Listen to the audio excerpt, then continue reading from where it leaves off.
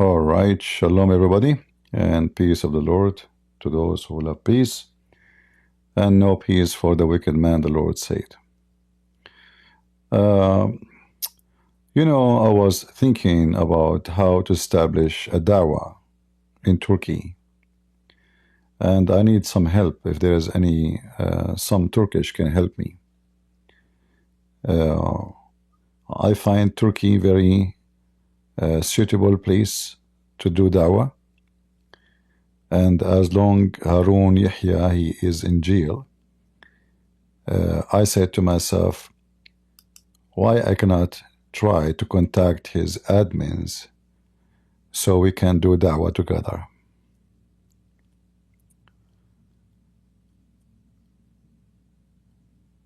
With such a team, we can accomplish a lot. Like, way better than the team I have, let us be honest. And we will have millions of people watching us and listening. Isn't it beautiful to have a team with short skirt? And then people will come from around the world to listen and learn about Allah. Dawah is to invite people to convert to Islam. It's an Arabic word, mean invitation actually.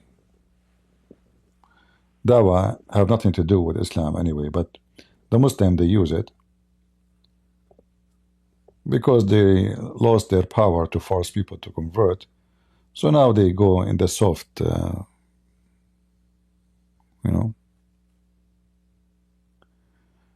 Noura, she prefer my admins. What's wrong with those admins? Let us be honest here. Harun Yahya became one of the most famous people who promote Islam around the world. Belly dancing, shake, shake, shake it, short skirt. Obviously, it worked. Now, I agree that those women, they have a lot of balloons injected inside them. Fake lips, fake eyes, fake butt, fake hips, fake breast, fake eyes. I mean, they look really like ghosts, But this is what Muslims like, what we can say, We have to look after the customers. Do we have any Muslim would like to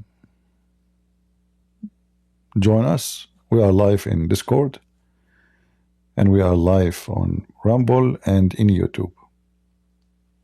Well, we can call like the organization the Silicon Dawah, or Potox Dawah. I mean, we can find many names. Don't make it much complicated. All right. Yeah. It looked like it worked. We have to be honest here. Look, this guy in his birthday, in his dinner, there's nobody except women. Man. There's only women there?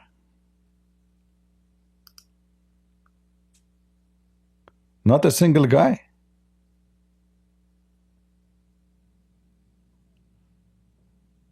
Oh boy. And look, the Muslim newspaper, they cover the breast of one of, like you see those breasts here, they are showing too much, so they blur the image. They are very conservative. Muslims are very conservative. They watch porn only, But they are very conservative people. Noman, Lubran, Yani, Asir. Which language is that? This HIV? What the heck? Hepatitis? What it says here? Who have HIV? Harun Yahya? No way. What the heck? Okay. I don't know what language this language is. I don't know. I'm not like Ali who speaks 70 million languages. You know the thing.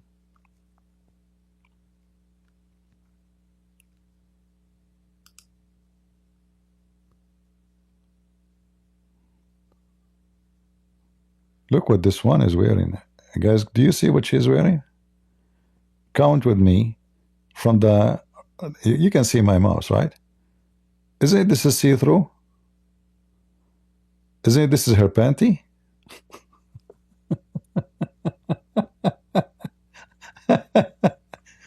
And you know, I remember the guy, his name, he called himself what?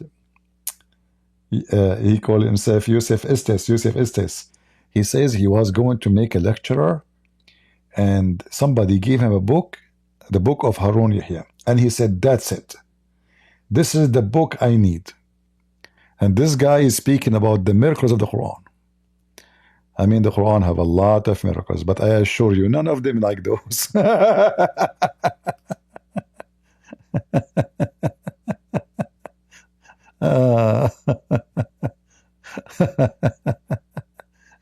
Is that a Dawah TV or lingerie TV? Oh boy. Okay.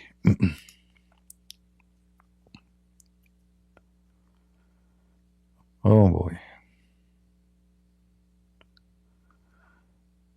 I'm thinking to move to Turkey. I'm not sure.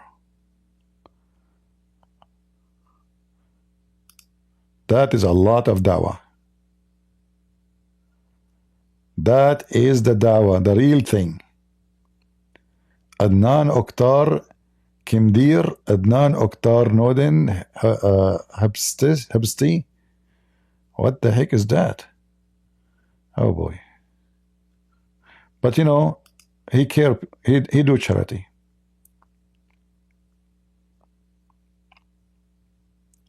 I mean, put yourself in his shoes. People need support. You guys are taking it wrongly.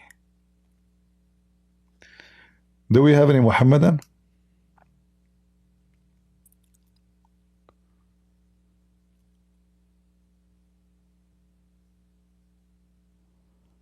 Any Muhammadan? I know that in Saturday usually not too many people, but I said we will give it a chance. We will see. Maybe we can get something. If not, you know, we can answer some questions and make it short.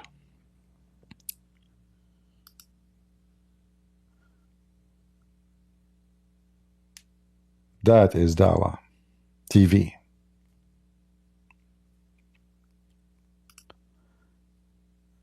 Do you miss where you came from? No, I don't miss where I came from. If I miss where I came from, I will never leave, trust me.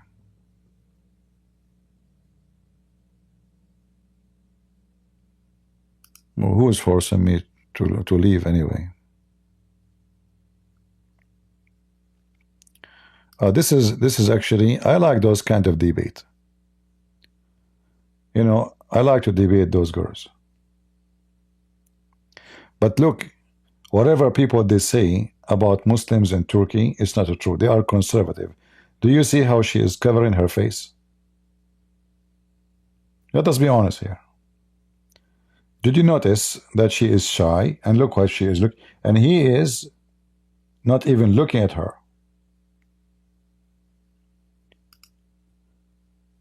Those kuffar, share the screen in Discord. Oh, okay, hold on. We will share the screen in Discord. All right, no problem.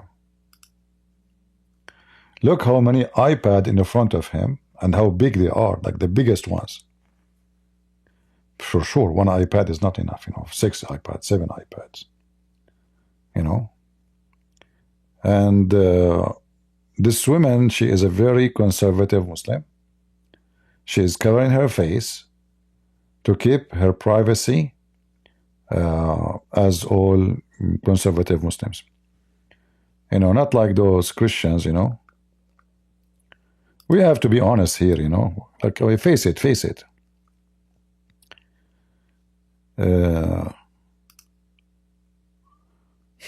Is that a striptease show?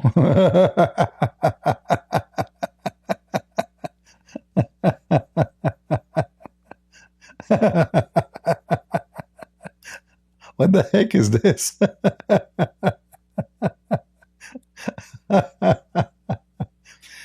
And the funny, the Muslims, they spread his books around the world and nobody complained about what he does.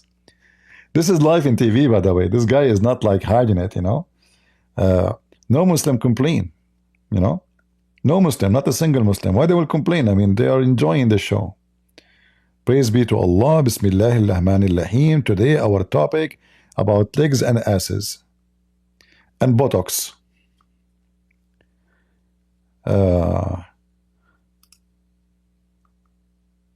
Shake it, shake it.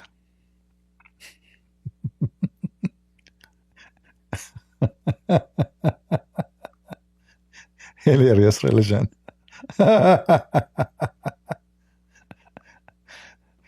And you know, let me see the video of Yusuf Estate.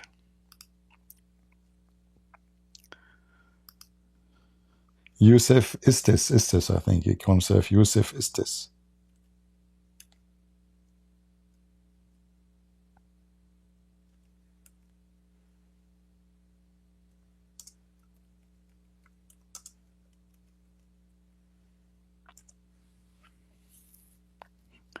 Yeah, look at Harun Yahya.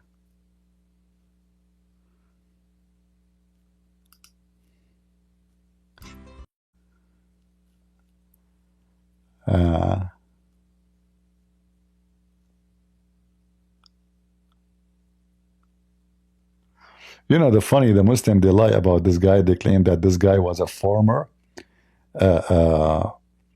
Catholic priest. This is, you know, this is how stupid they are. They don't know. Like the guy, he claimed that he was a youth pastor. The Muslims are confused. They think this will make him Catholic. This guy, he never been a Catholic for a second, and he, you know, obviously he's not Christian. He's a useless who have no job. He was looking for a place to be. But let me show you what he say about Harun Yahya.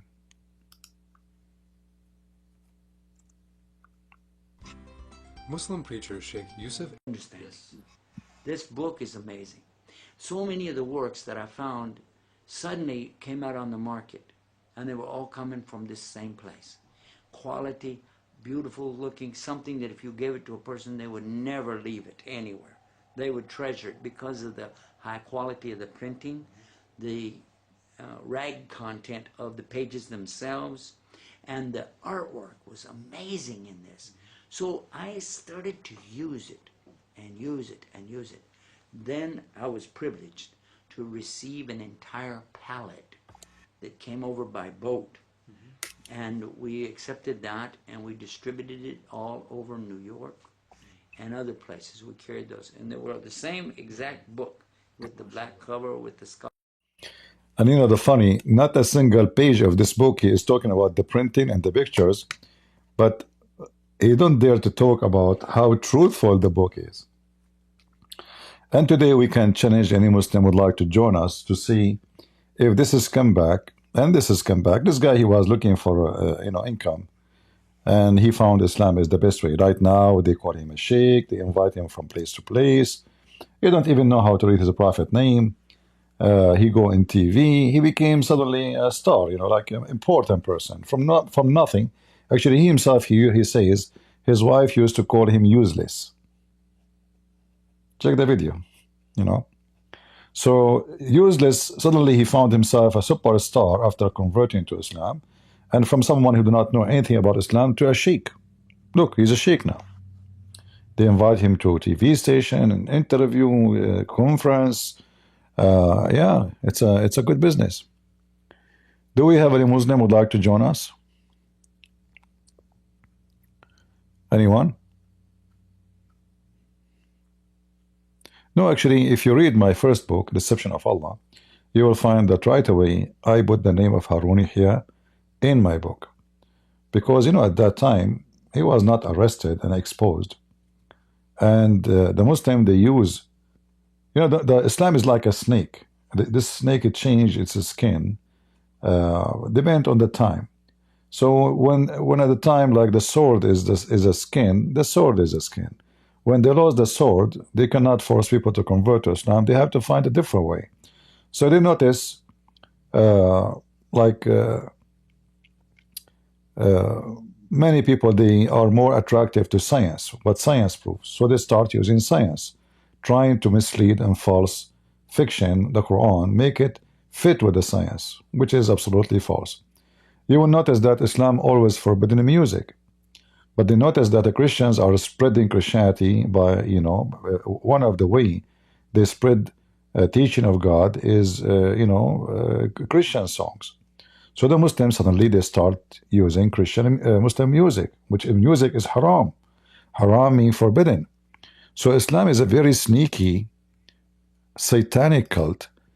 They are even willing to step at what is considered to be forbidden just for the sake of the agenda. Muhammad, he make it so clear.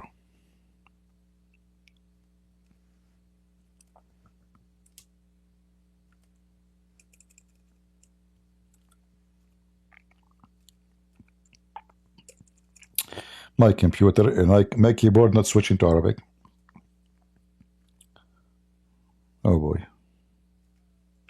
Finally. All right.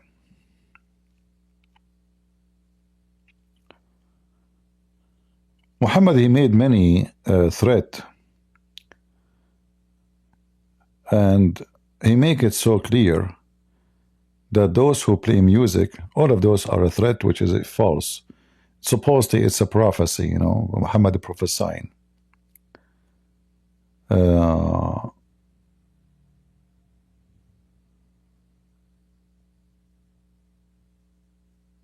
Let us see where we can find the hadith. Yeah, this is one of them. People among my nation will drink wine, call it by another name, and a musical instrument will be played for them, and singing girl will sing for them. Allah will cause the earth to swallow them up and will turn them into monkeys and pigs. Now here you see right away, you notice how laughable the threat of Muhammad, and right away he proved to us that he is a false prophet. A Muslim, he might say to you, this is in the day of judgment. False. Muhammad, he made it clear, he compared in different hadith that this is what Allah he did to the Jews when they did fishing in Saturday, which another fictional story Muhammad he adopt and he put it in the Quran. So according to Muhammad, if somebody play music, watch dancing girls, Muhammad is very conservative. He just rape women. See, he's against the music. The funny is Muhammad, he have a music in his house and he have dancing and singing girls for him. But he forbid the Muslims from having music in their houses.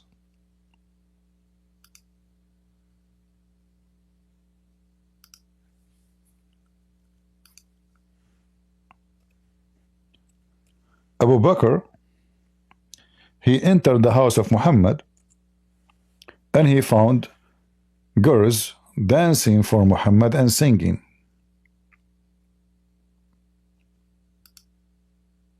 And those are slave girls.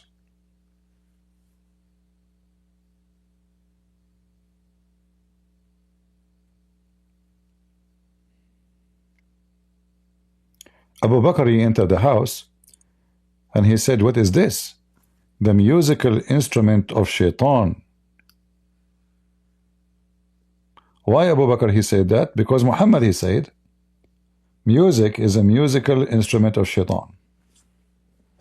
Any musical instrument is a musical instrument of Shaitan. So look at the hypocrite. He forbade Muslims from having girls performing for them and to play music or listen to music, but he himself in his house, we have girls singing for him, playing music. Do we have any Muhammadan would like to join us?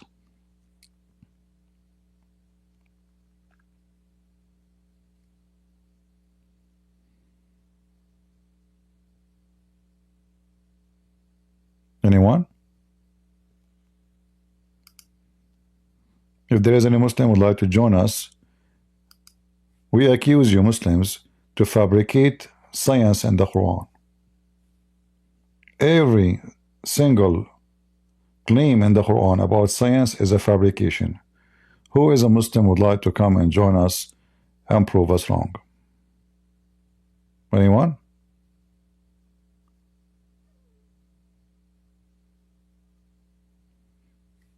If you are interested, and you can choose any so-called science in the Quran, anything. You are welcome. We will not even point our finger at something. You choose the science you claim exists in the Quran. Anyone?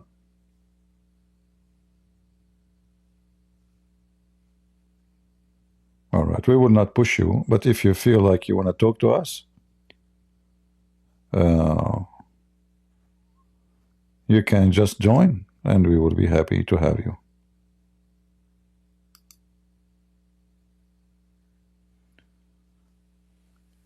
If we go to Harun Yahya, the website, this guy, the book he's talking about, and the funny Harun Yahya, he was free after all the sex crimes he does, according to the Turkish authority. But they never stopped him until he one day spoke against Erdogan. And then suddenly all the crimes he did, they dig for them. Human trafficking, sex with minors, blah, blah, blah, prostitution.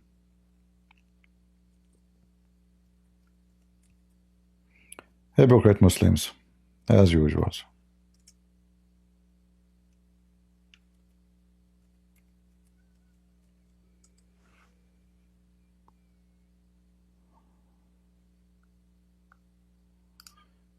This is his website. Harun Yahya.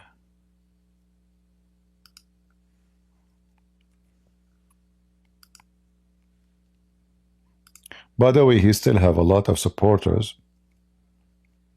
And he have at least in the bank a $500 million.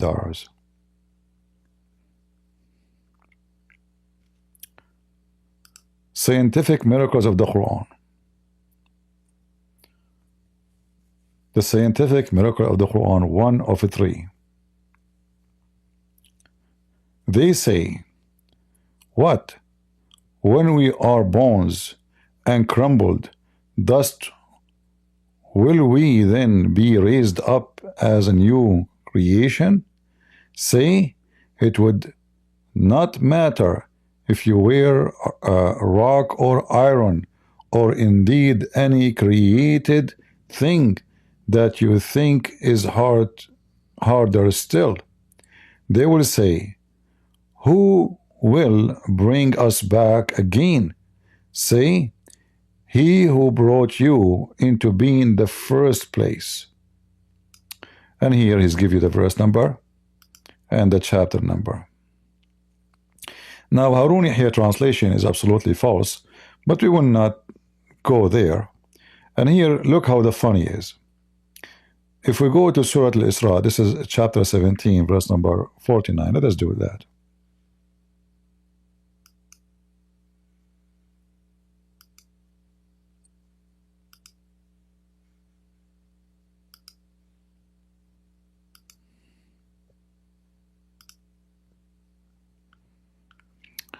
And then we go here.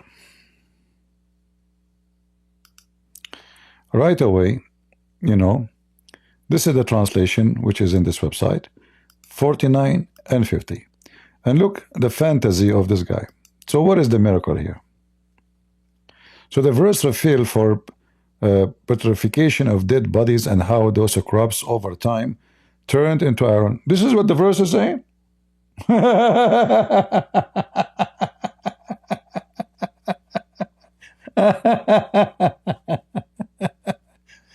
I mean, can you believe it?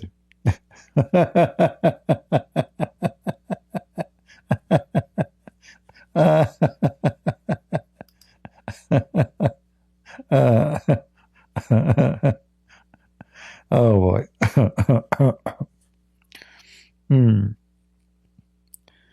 They say when we are reduced to bones and dust, who is going to like create us and put us as a new creation? Huh? Like, are we going to be really raised again? Say nay, be stone and iron. He is not saying you will be, he said, say nay. You, like Allah will punish them. Allah have a punishment. So, according to Harun Yahya, when a person he died, he became iron. Have you ever heard of somebody when he died, he became an iron? Anyone?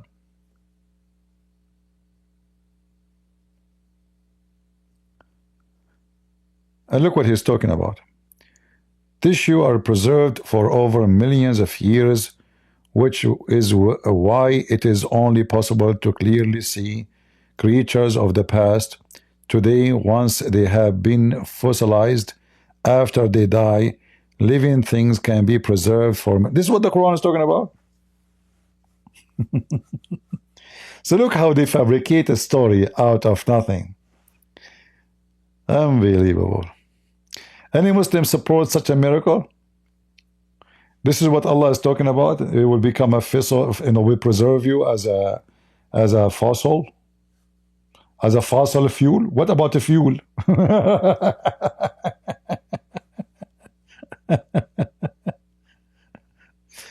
Iron is preserved and damaged in the body as body become fossilized. Human being need to consume. What do you mean human is preserved? You see the stupidity and the lies of those people. Where he got the idea that the Quran is talking about fossil? Where it says that? Any Muslim? We can open the interpretation and you will see the Quran never mentions such a thing and never meant such a thing. Do we have any Muslim want to join us? Okay, we have Central Dawah. Let's see Central Dawah. Maybe he can help us.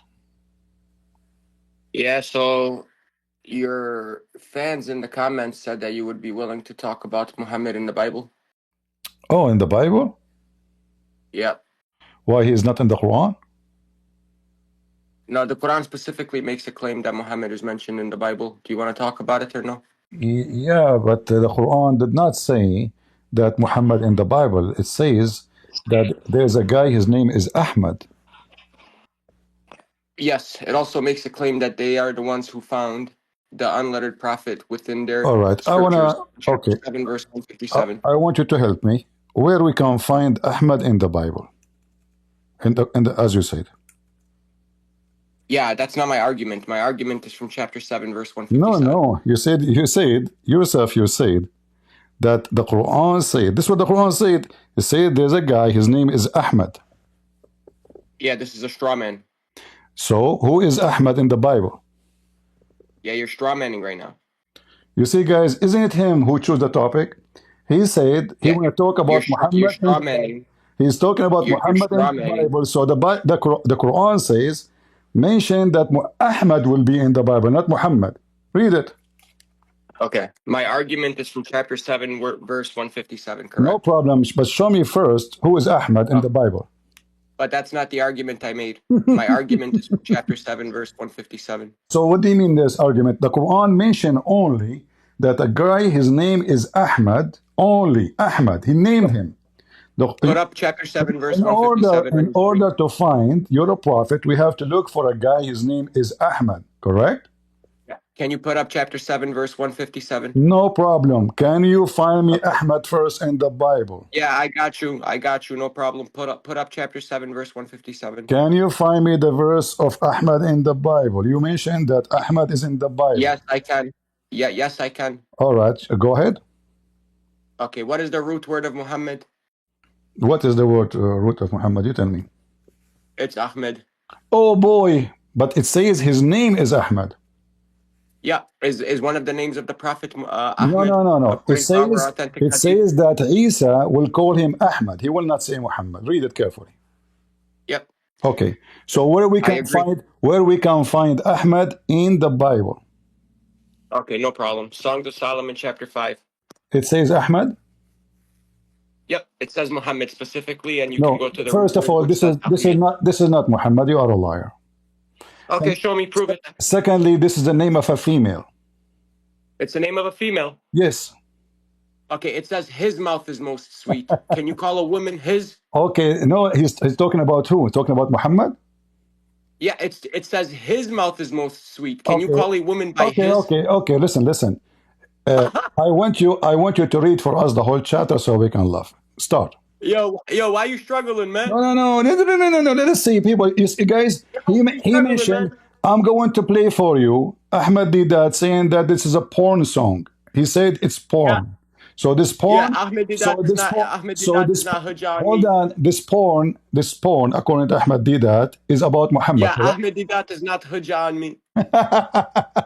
All right. So now I want you to read for me how you found out that this is about Muhammad. Read for me. Go ahead.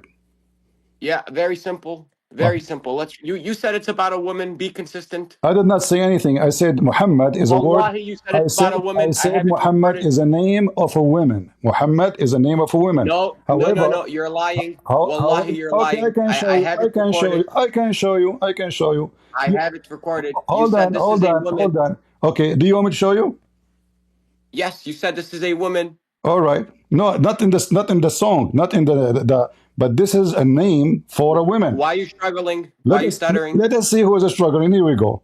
Guys, who is the name of the guy who debated Dr. Brown about the same topic?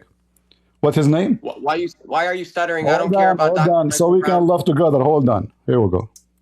I don't care about Michael Brown. No. It's not up to you. Okay, can you read the verse? Yes or no? Just wait. You said it's about a woman. You said this is not about a woman, right? Here we go. You said it's In about just a the woman. last 7 days, Yeah, it is about a woman. Here we go. 8,368 men Okay, clicked can you the call a link on woman one of our his? ads that you- All right. Let's see. It's a name of a wife of someone. You will be surprised. Okay, so can you call your wife Hold his? on. Yes. or him? This is a Hebrew word. This is not Yeah, I don't care about a random This debate is you're gonna shut show me. up. Shut up. Here we go. So Why are you panicking? This is long, guys. Can somebody find me where how you find transcript? Why are you And dude? you will see how Dude, you're you will see how you- you will see how the Muslim he made a poo-poo in his pant. How we can find the script? guys. Christian Prince is appealing to a YouTube debate as a reference. No, there's a reference in the Bible. I want to show you how stupid people like you they stumble in the front of Dr. Brown, which, by the way, I don't agree with him in everything he say. I have different way of debate. I agree with him in what he said, but not the way he I'm live. debate. I'm live on But TikTok. listen. So in the front of everybody, does it say Yeah, in the I'm live on does TikTok. it say in the Bible? Do you agree with me? I want you to say in the front of everybody that this is about Muhammad. The Song of Songs is about Muhammad. Yes, I central. Look, I'm looking at All camera too. right, Making it all right. Songs of Songs. Read for us the Song of Songs, and we will. Guys, find me the video where you speak about the name of the women in the video, if you can. Go ahead. I don't care about a Read for debate. us. Read for us. He speak Hebrew. I don't speak Hebrew. You're appealing He to speak a Hebrew. YouTube video as your reference. Listen, Potato. He speak Hebrew. I don't speak Hebrew. This is why we are using him. So now I want you to read for me the Bible about Muhammad. Go ahead. Okay, I'll read it. No problem. Next time, don't appeal to a YouTube video. It's you Muslims. It's you Muslim who use YouTube to prove your. I'm reading your Holy Bible. I'm Let me reading your ask Holy you. Bible. First time, be honest with me. First time you learn about Muhammad in the Bible, you learn it from who? Is it from YouTube? You coward. I'm reading your Bible. No. I'm asking you. Where the first time you learn about Muhammad in the Bible? Be honest. I'm reading it myself. Shut up. Where you learned first time about Muhammad in the Bible? Where you learned that first time? Didn't you learn it yourself from YouTube? Nope, I learned it myself. It says my beloved is radiant and Rudy. All chief right. among So who 10,000. is the one who is in love with Muhammad? Give me his name. Yeah, do you know what symbolic is? Do No, you no, know what no, that no. word Give means? me the name of the one is talking and who is in love with Muhammad. Yeah, the person talking is Jerusalem. Jerusalem is talking. Yes, the people of Jerusalem, yes. Jerusalem is talking. The one who made this song is Jerusalem. No, this is God speaking to Jerusalem. This is God speaking to Jerusalem. Are you sure? Yes. You want me All to bring right. your church fathers that say that? Listen, guys. God is speaking. What is the name of the person who made the song? There is no name of the person who made the song. Who is the one who speak the song? No. It doesn't tell you a name. It's called a bride and the bridegroom. Hold on. Okay, listen. You are reading from which book? From your Bible, Songs of Solomon. All right. It's called Songs of Solomon, your donkey. And you are saying to me there's no name? Okay, you're saying Solomon wrote this? Who is the one is talking? Did Solomon write this? It says Song of Solomon. Doesn't matter. It is a song. Muhammad, he never wrote the hadith. Are you saying to me Muhammad did not say the hadith? Okay, Solomon is the author, no problem. Now, No problem. are you saying to Read us? verse. No Are you problem. saying? Relax. Stop Are you panicking. saying to Stop us? Stop Are panicking. you Stop saying? panicking. Are you saying to us that Solomon is in love with Muhammad and he loved his mouth? Don't panic. I don't Listen. believe Solomon wrote this because of verse 1. It's called. It says, I came to my guard. It It's says, I called came. the song Relax. of. It's Relax. called this. You told me. I did not say anything. Relax. You said it's called the Song of Solomon. Did you say that? Yeah, that could be the name of it. For example, you have Psalms that are Okay. attributed Hold to on. What is the name of the book of Solomon in the Quran? the Quran. Oh, you're so slow. The Quran doesn't have a book named after Solomon. No. Stop diverting. Stop diverting. All right. Stop diverting. Wallahi, you're cooked right now. If Solomon wrote this, why is he calling his sister his wife? You said, you mentioned to me my church father. My church father, they say, what they say about this song? Yeah, they say that it's Jesus talking about the church, and then All Jews right. say that it's God talking to Jerusalem. Okay. And how you came to Yeah. Muhammad? How you came to Muhammad? So who is the I got you because both of them are incorrect. Who is the I'll one tell you why. Who is the one is singing this song? Yeah, I already gave you my position. You saying it's Solomon. You're telling me that Solomon married his sister. You have to prove to me what you say is true. Do you have reference? I'm trying to, but you keep speaking over me. No, I am not. I asked you this song from the beginning. It's called the Song of what? You give me. You said to me, again, it have no name. I said to you, who is the one? Who is the one is saying it? You said the people of Jerusalem. You're a liar. Okay, if I'm lying, you want me to quote church fathers? Okay, go quote. Okay, no problem. By the way, you're saying this is about Solomon. Is Solomon marrying his sister in verse 1? It says, I came to my garden, my sister, my bride. Okay, listen.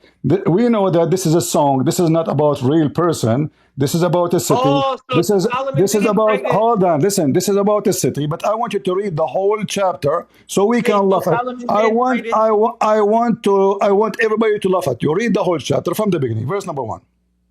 Wait. So Solomon didn't write it? Read from verse number 1 and let us laugh. Wait, is Solomon the author? Yes or no? From chapter number 5, from verse number 1, and continue. Okay, I'll read it while you pull up your Sam Shamoon notes. Okay? All right. Yeah, I know it's funny, bro. You can't defend this. Yeah, go ahead. Okay, let's pull it up. By the way, St. Jerome says it's Jerusalem speaking. Say hello to Sam Jerome. Okay, Sam Jerome. I can show you what Ibn Kathir say about it, so we can laugh. Sam Jerome. My friend, are you throwing St. Jerome under the bus? So listen, Potato, read for me. Let us laugh. Okay, yalla, let's read. Read. My beloved is radiant and ruddy, distinguished among 10,000. Start from verse number 1.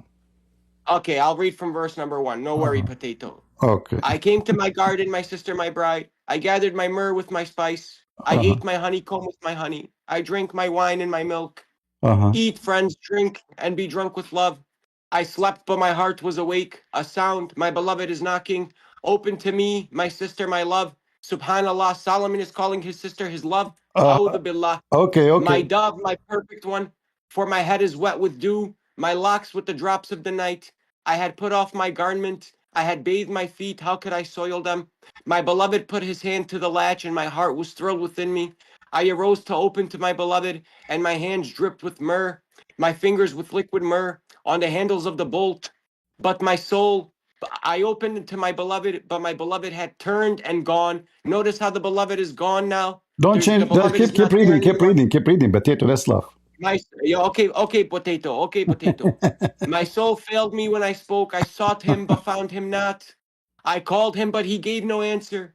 The watchmen found me as they went about in the city. They beat me, they bruised me. Imagine King Solomon's wife getting beaten up by his own Don't people. add comment. Read like a dog, and we will make a comment after you finish. Yeah. Read Go like to a your dog, and we will make the comment after you finish. All right. He's insulting. He's All right. getting cooked. He's getting cooked. All right. All right. They took my veil. They All took away my veil. Those watchmen of the walls, I adjure you, O daughters of Jerusalem. If you find my beloved, tell him that I am sick with love. What is your beloved more than another beloved? O most beautiful among women. What is your beloved more than another beloved? That you thus adjure us. My beloved is radiant and ruddy, chief among 10,000. His head is the finest gold. His locks are wavy, black as a raven. His eyes are like doves beside streams of water, bathed in milk, sitting beside a full pool. His cheeks are like beds of spices, mounds of sweet smelling herbs. His lips are lilies, dripping liquid myrrh. His arms are rods of gold, set with jewels. His body is polished ivory, bedecked with sapphires. His legs are alabaster columns, set on bases of gold. His appearance is like Lebanon. Cedars. Tell me about the legs of Muhammad. His mouth is most sweet. Tell me about the legs of Muhammad. The legs of Muhammad made of marble. Yeah, this is metaphorical, talking about the appearance of the Hold individual. on. No. The legs of Muhammad. You said to me, the people are praising Muhammad, speaking about his legs, and they are made of marble. You never said that. Don't put words in my mouth. Listen. No, you said it. Says you said this whole song is about Muhammad. You said that yourself. I never said that. Wallahi, you're a kadab liar. You said the whole song about. You said the whole song. Wallahi, I never said the whole song is about one person. The whole is about one person, according to you. You're a liar. Listen. I want to know who is the one who he looked like a raven. I thought in Islam a raven is the enemy of Allah. Is that true? Yeah, do you know that the Hebrew word used for raven in the Hebrew is actually similar to the Do you speak Hebrew? No, do you? No, I don't. So don't talk about. Okay, do you know the word Hebrew? So shut up. Don't talk about. So now, is your prophet? Is your prophet? Let us analyze. Let us analyze. So is your prophet a raven? Yes or no? Yes. If you go to the Hebrew, it's Harab, which is the Arabic word for Arab. Arab is raven? Yes, go to the Hebrew for the word. Okay. So the Arab are raven, but according to Islam, the raven are the enemy of Allah. That's completely fine. Again, this is just metaphorical. Did your prophet command you to kill the raven? Yes or no? Yeah, this is just metaphorical. No. Is this metaphorical or this is real? Yeah, it's metaphorical. All right. As long it's a metaphorical, where is the man? So if the person is speaking here, it says, "Oh, daughter of Jerusalem, is your prophet located in Jerusalem?" No, but he freed the people of Jerusalem. No, he did not. He is a person, he never actually captured Jerusalem. Really? Umar bin Khattab didn't capture Jerusalem? He was dead already. Muhammad was dead. Wait, did Umar bin Khattab radiallahu anhu the lovely one, he have a lovely legs, and his legs is made of marble. And then his head is made of gold. Is your prophet is blonde? Blonde? Actually, my friend, it says in the Hebrew, his hair is black as a raven. And we have authentic hadith where the prophet's hair is set to remain dark. Listen, his head is as most fine gold. Is that description of your prophet? Yes, it is. How? Is he blonde? It doesn't say gold. It says ruddy. It says gold. Verse number 11. It says ruddy. It says gold. Verse number 11. Okay, let's look at verse 11. I'm looking at it here. His locks are bushy. What is locks? What locks mean? Yeah, just talking about his hair. His hair is bushy. Yes. All Meaning right. it's not thin. So how his head is gold and his hair is bushy? It doesn't say that his hair is gold, you potato. His head is gold. His head is gold. His hair is bushy, according to you, right? No, if you go to the Greek, no, read. His head is as the most fine gold. Does it say that? It's just referring to his head being fine gold. Okay, beautiful. What does that mean? What does that mean? How Muhammad head is fine gold? How Muhammad that mean Muhammad head is smashed. Fine gold is dust. No, the Hebrew word uses kethem. Don't tell me Hebrew word, Abdul. You don't speak Hebrew. You don't speak Hebrew, do you? You said no. So don't tell me what word means. Listen. So listen. So now based on this, hold on. Used metaphorically to describe something of great worth and beauty. So Wallahi, it says it right here in the listen. His mouth is most sweet. This is the word Muhammad, correct? Yes, the word altogether lovely. Altogether lovely. Okay, hold on. This is my beloved who is talking again. I already answered the question 10 times. No, you told me the people of Jerusalem saying that. Yes. All right, but this is speaking about one person speaking. Yes, it's talking about one person. No, there's one person is speaking. Okay, who's the person speaking? Doesn't say this is our beloved. It says this is my beloved. Do you know English? Yeah, that's why it can't be one person. So who is the one saying this is my beloved? According to Saint Jerome, it's Jerusalem. No, Jerusalem cannot talk. It's a city. Yeah, it's the collective people of Jerusalem. No, it is not collective. There is someone is speaking here. This is my beloved. Who is the one who's talking? One person talking. Yeah, it's the collective people of Jerusalem. Listen, Abdul. So now you are saying to us, nowhere it says Muhammad. Everybody is laughing at you. And in the same time, are you saying that the people of Jerusalem, they are enjoying the legs of Muhammad? No, but they are getting a description of his appearance when he arrives. They know what to look for. Can you give me a reference that Muhammad legs like marbles in Muslim books? Yes, I can. Yes, I can. Go ahead. By the way, that's a verbatim fallacy. No, don't. Give me the reference. Give me the reference about Muhammad legs as marbles. Yeah, let me speak. It's when it says that his legs are like marbles, it's literally metaphorical for his legs being thick and strong, okay? Now you want the reference? I'll give it thick and... I'll give it to you. Wallahi, you're about to get cooked. Here, I'll give you the reference. All right, okay, here. Guys. So the legs as marble, that means the legs of Muhammad. So put up on the screen, Musnad Ahmed 946. So the person, Musnad Ahmed. Okay, I want to ask you. I want to ask you. Do you agree with Musnad Ahmed? Yes, I do. Don't worry about it. All right. Put it up on the screen. All right. Musnad Ahmed 946. Okay. Musnad Ahmed, guys. He said he agree with Musnad Ahmed. Can you repeat that a third time? Yes, I agree with Musnad Ahmed. Put it up on the screen. Musnad Ahmed. All right, here we go. Let us see the one whose legs is like marble. Yep, which means that they are thick and strong. Meaning exactly. The Prophet had strong legs. They are thick and strong. This is to the point they were riding him all day night. He is a gay. Is that correct? What? You said you agree with Musnad Ahmed. Everybody heard you. If you have strong legs, does that mean you're gay? No, there is a bunch of men. Then shut your mouth. A bunch of men. Shut your mouth. There's a bunch of listen. There's a bunch of men. They were riding your prophet all day long. Is that true? Why are you strawmanning? Deal with the hadith I just brought. You mentioned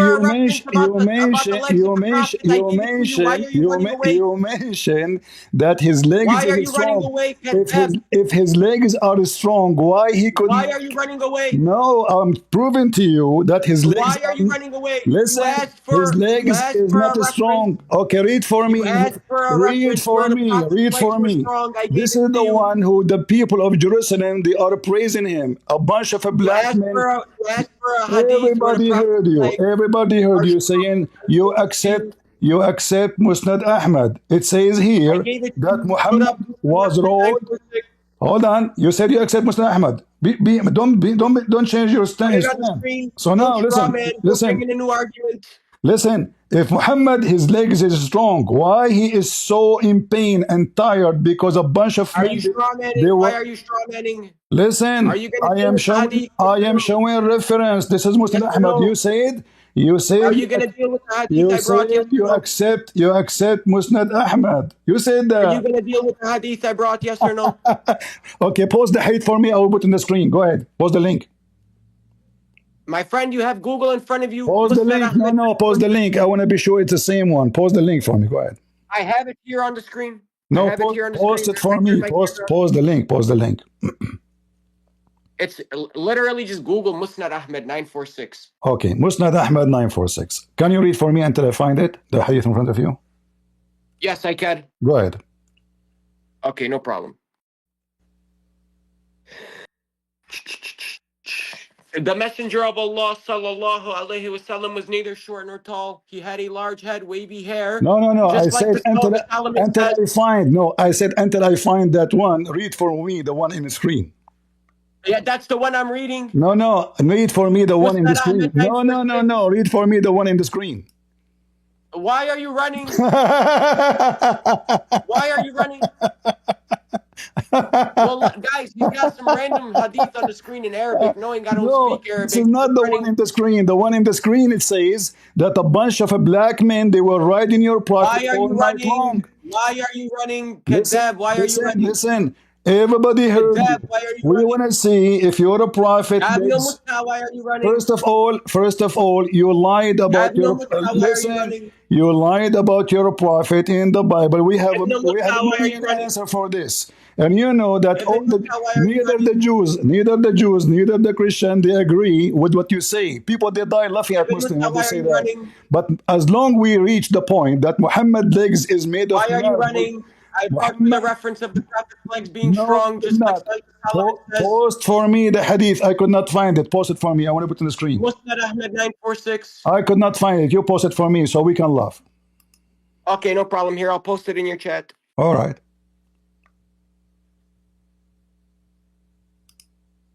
He's running, by the way, guys. Post it.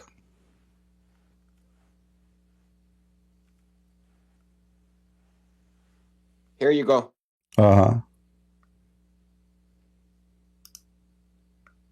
Where it is? Here. Right here. Go ahead. Where? Yalla, Iqra. All right. Here we go. Read it for us. Go ahead. I just read it. All right. You're running away. Okay. Hold on, guys. Guys, let us see how the Muslim they found the legs of Muhammad in the Bible. It's not Muhammad in the Bible, it's his legs. Let us read together. Yeah, it's a description which is going to include No. It's a description. It's a description or real description. Is it a false description? Is it metaphorical or real? Yeah, it's a literal description. All right. Read for me how Muhammad looked like. Go ahead. Beautiful. The Prophet of Allah, the Messenger of Allah, was neither short nor tall. He had a large head, wavy hair, just like it says in Songs of Solomon, a big beard, and a reddish complexion, just like it says in Songs of Solomon. Okay. There was a long line of hair running from his chest to his navel. He had large joints and large hands and feet. And? Does it talk about his legs? Where is the legs? Is your foot not a part of your leg? Muhammad's legs is like marble. Yes. Where? That means that they're strong. Yes. It says when he walked, that means they are strong. No, like marble, that means they are beautiful. No, that's not what it means. They are sexy. No, you potato. That's not what it means. I'll bring you commentary if you want, potato. Wallahi, you're getting cooked in front of your fans. All right. Wallahi, you're getting so listen. As long you accept Musnad Ahmad, And the Bible is Why are you ready to deal with it? As long you Deal with accept the argument. you accept Muslim Ahmad, Musnad Ahmad, and everybody heard you, it's recorded. In Musnad Ahmad here in front of me, it says your prophet was being effed by a bunch of Deal black with people. the argument. Listen, Deal with the argument. listen, this You're is the not gonna deal argument. with This is the argument. Everybody, because Are you if going to deal with it, yes or do no? you think the people of Jerusalem they will Are you going think? to deal with it, yes or no? Do you think the Bible No? Okay. will sing? Guys, Will I sing? just No, looked- nowhere it I says just looked about through Lord and Muhammad. Savior. Nowhere. I just looked Okay, through Lord and Savior. listen, I Batita. just obliterated your Lord and Savior, Stop. Oh, Christopher. listen. Wallahi, I just Stop shouting. obliterated your Stop Lord shouting. and Savior. Listen. Okay, I wanna Have a ask. good day. This Hold guy's on. funny. He's trying. Listen. What? This Who? is going to be on YouTube, by the way. I Listen. obliterated Deal with it, Pakistan, you filthy, filthy. All right. It says here that this beloved person, the women are waiting for him in the Song of Songs, correct? Hello? So guys, Muhammad in Musnad Ahmad is a gay. A bunch of men, they rode him. And suddenly, the Song of Songs is about Muhammad. When we say to him, go and watch the debate of Dr. Brown, because it's funny, the guy, he speaks Hebrew, and he will show you that Muhammad have nothing to do with the name. It's a word, it have a meaning, and it have nothing to do with Muhammad. And you can tell right away when you read it, that this is speaking about Jerusalem. They are in the city of Jerusalem. The one who is they are talking about is in Jerusalem. And this is cannot be about Muhammad. Why? Because first of all, Jews are not allowed to take a foreigner king. Number one, they cannot. Number two, they cannot take a king. He is not a Jew. Any king, he will try to rule them, he is the enemy. So you have to be a Jew, and you have to be from the children of Israel. And Muhammad is not any of them. And here you will see is describing in a very simple way, someone cannot be Muhammad. I feel sorry for the Muslims. You know, we have tons of interpretation for those verses. But I find it the most funny that the Muslims are so desperate, and he ran away, this coward, because he accepted Musnad Ahmad, where it says that he been raped by a bunch of black men. They rode him all day and night. And if he have a strong legs from marble, why he was so much in pain? Because they rode him. And it says here that those black men, they were totally naked. Totally naked. Even the Muslim, they claim that they are genie. They are what? Genie. And this is Musnad Ahmad. The hadith here he mentioned to us.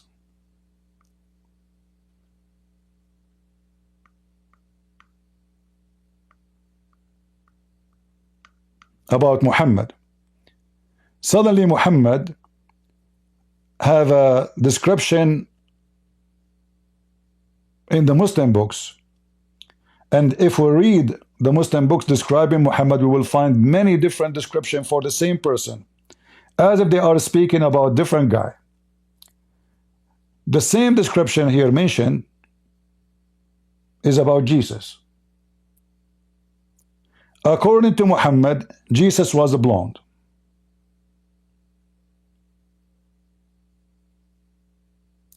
According to the hadith here, he have a big head with reddish complexion. If you read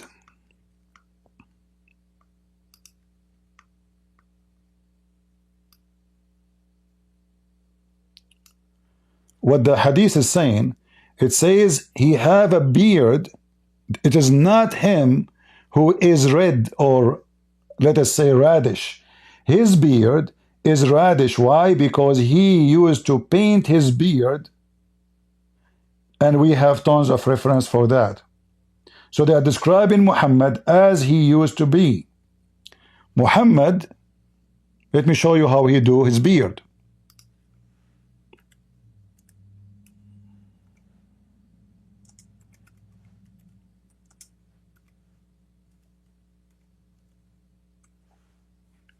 The coward, he run. Let me show you where this color they are talking about is coming from.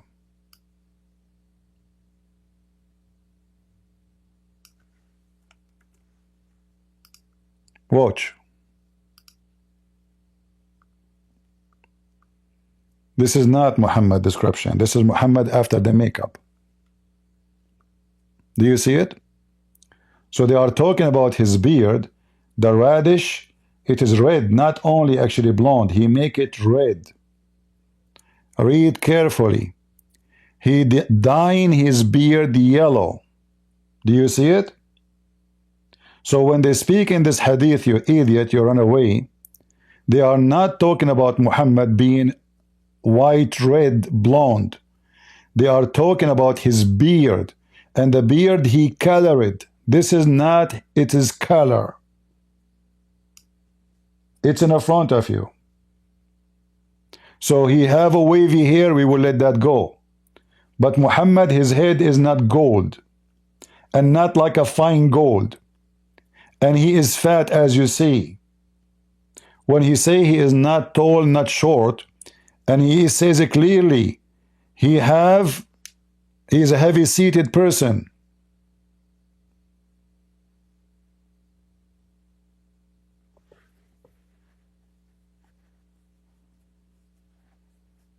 He ran away, the coward.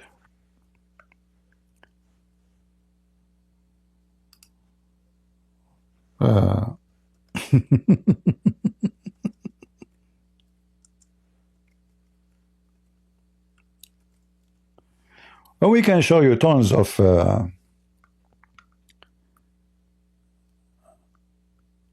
reference of Muhammad, how he looked like.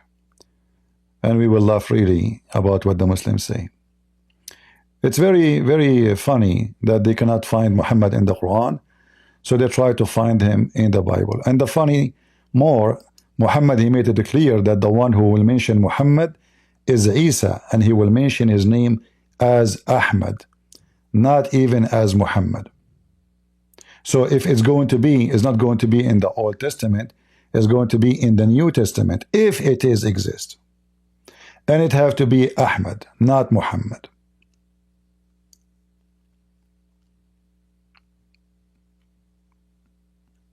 Any Abdul?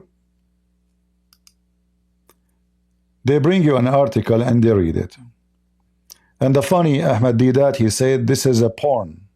This is porn.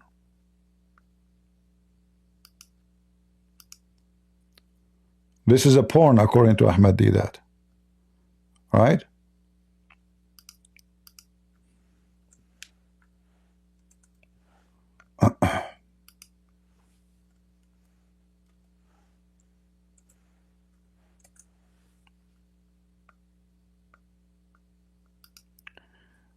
And you know, if we continue reading the chapters, you will find that it's a very easy way to notice that this cannot be about anyone from what the Muslims they claim. Read why the Muslim they go only for one verse. They don't read the whole chapter and the chapter after it and the chapter after it and the chapter after it. Then we will find that this is a holy story. It happened in Jerusalem. It's about Jerusalem. And this has nothing to do with someone like Muhammad.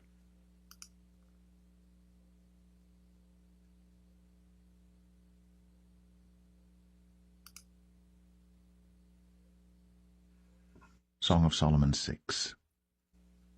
Whither is thy beloved gone, O thou fairest among women? Whither is thy beloved turned aside, that we may seek him with thee? My beloved is gone down into his garden, to the beds of spices, to feed in the gardens, and to gather lilies. I am my beloved's, and my beloved is mine. He feedeth among the lilies. Thou art beautiful, O my love, as Tirzah, comely as Jerusalem, terrible as an army with banners. Turn away thine eyes from me, for they have overcome me. Thy hair is as a flock of goats that appear from Gilead. Thy teeth or as a flock of sheep which go up from the washing, whereof every one beareth twins, and there is not one barren among them. As a piece of a pomegranate are thy temples within thy locks. There are 80 queens, and 80 concubines, and virgins without number. My dove, my undefiled, is but one. She is the only one of her mother. She is the choice one of her that bare her. The daughters saw her, and blessed her, yea, the queens and the concubines, and they praised her. Who is she that looketh forth as the morning, fair as the moon, clear as the sun, and terrible as an army with banners? I went down into the garden of nuts to see the fruits of the valley, and to see whether the vine flourished, and the pomegranates budded. Or ever I was aware, my soul made me like the chariots of Aminadib. Return, return, O Shulamite, return, return, that we may look upon thee. What will ye see in the Shulamite? As it were the company of 2 armies. It's obvious it is about Muhammad, isn't it? Song of Solomon 7. How beautiful are thy feet with shoes, O prince's daughter! The joints of thy thighs are like jewels, the work of the hands of a cunning workman. Thy navel is like a round goblet, which wanteth not liquor. Thy belly is like an heap of wheat set about with lilies. Thy 2 breasts are like 2 young roes that are twins. Thy neck is as a tower of ivory, thine eyes like the fish pools in Heshbon, by the gate of Bath Rabbim. Thy nose is as the tower of Lebanon which looketh toward Damascus. Thine head upon thee is like Carmel, and the... So it's talking about the breast of Muhammad, obviously, you know, it's clear, you know, your breast. Too bad he left, you know. I never thought he would run right away. You know, they are afraid to stay because we are trying to keep them like on the stage for some time so we can have good entertainment. But, you know, the idea is let us hit and run before he get us busted.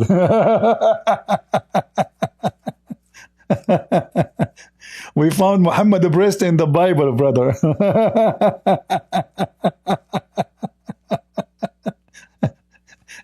They 2 breasts are like 2 young roes that are twins. The neck is a tower of ivory, thin eyes like fish poles. This is Muhammad.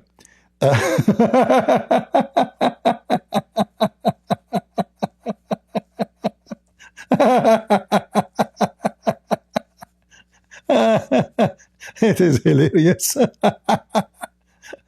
Do we have any Muslim who would like to join us?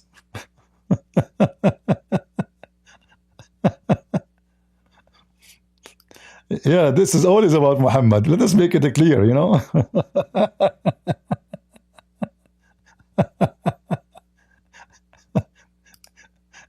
Thine head upon thee is like a camel, and the hair of thin head like a purple. The king is held in the galleries.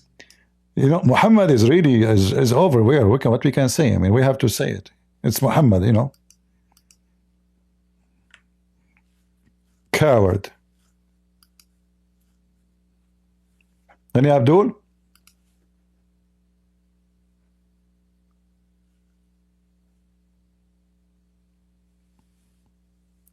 Any Abdul would like to join us?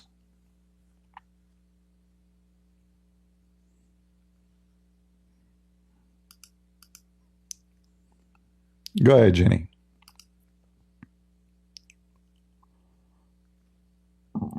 Excuse me. Go, Jenny.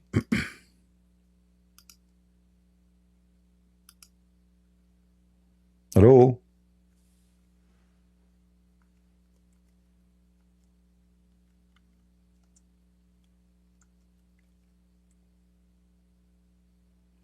Are you there?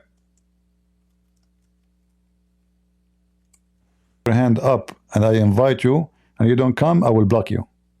Go ahead. Yo, Christian Prince. You son of Muta. Last time you called my mother bad words. Get out of here, son of Muta. I just invited you to give you the shower, you filthy son of Muta.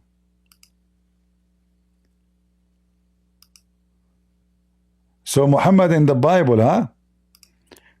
They cannot find Muhammad in the Quran. They are trying to find Muhammad in the Bible.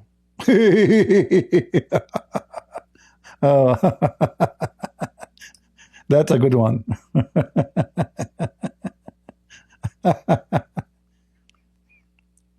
Too bad I tried to keep him for longer, but you know, he ran.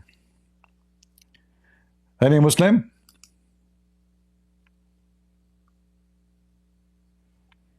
Who is a Muslim here?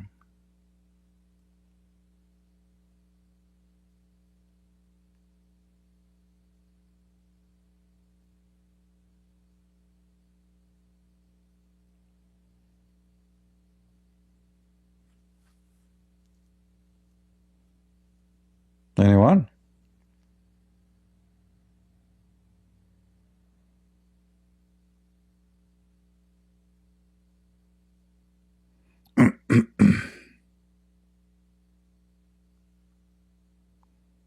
All right, Jenny, I will invite you one more time.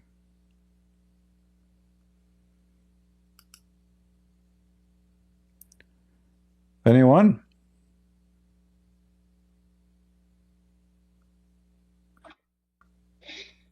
All right, thank you so much. All right, Jenny, what do you want to say? I just want to say that you modes, they're blocking me. They don't allow me to talk. Okay, I am a newborn Christian right now. I believe in Jesus right now, and I just want to say that one thing that you guys, I know you guys don't like when we talk about it, but I just want to say that the Israel is the literally Israel right now, they have nothing to do with the Church of Christ right now. You know, Okay. the body, the Church of, even though hold on. Who are you to tell us who is have to do with the Church of Christ or is not? Like, do you have a biblical verses saying that those Jews, they have nothing to do with the Church of Christ?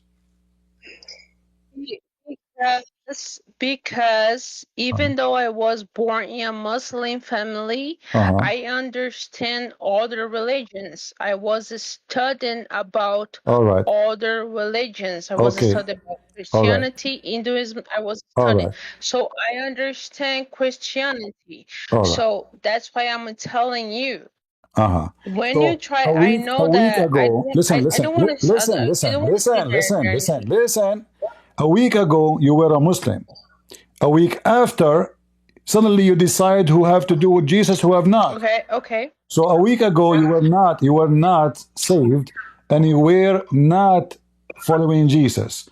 So now, how you become the one who decide who follow Jesus suddenly, and who don't? In 1 week, you became the scholar of Christianity? Huh? Because I was studying Christianity, and I told you that I had my doubts. I had my doubts about so that's what I'm telling you, that because I know some things about Christianity. I just want to say that Israel today, they have nothing to do with the church, with the body, with the Church of Christ. They have nothing to do with it. Why you focus only in Israel? Why you focus only in Israel? What about the rest of the world? Why only Israel is your problem?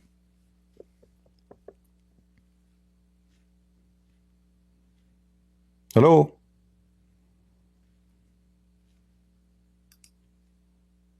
Are you there? We lost your voice. Guys, do you hear me?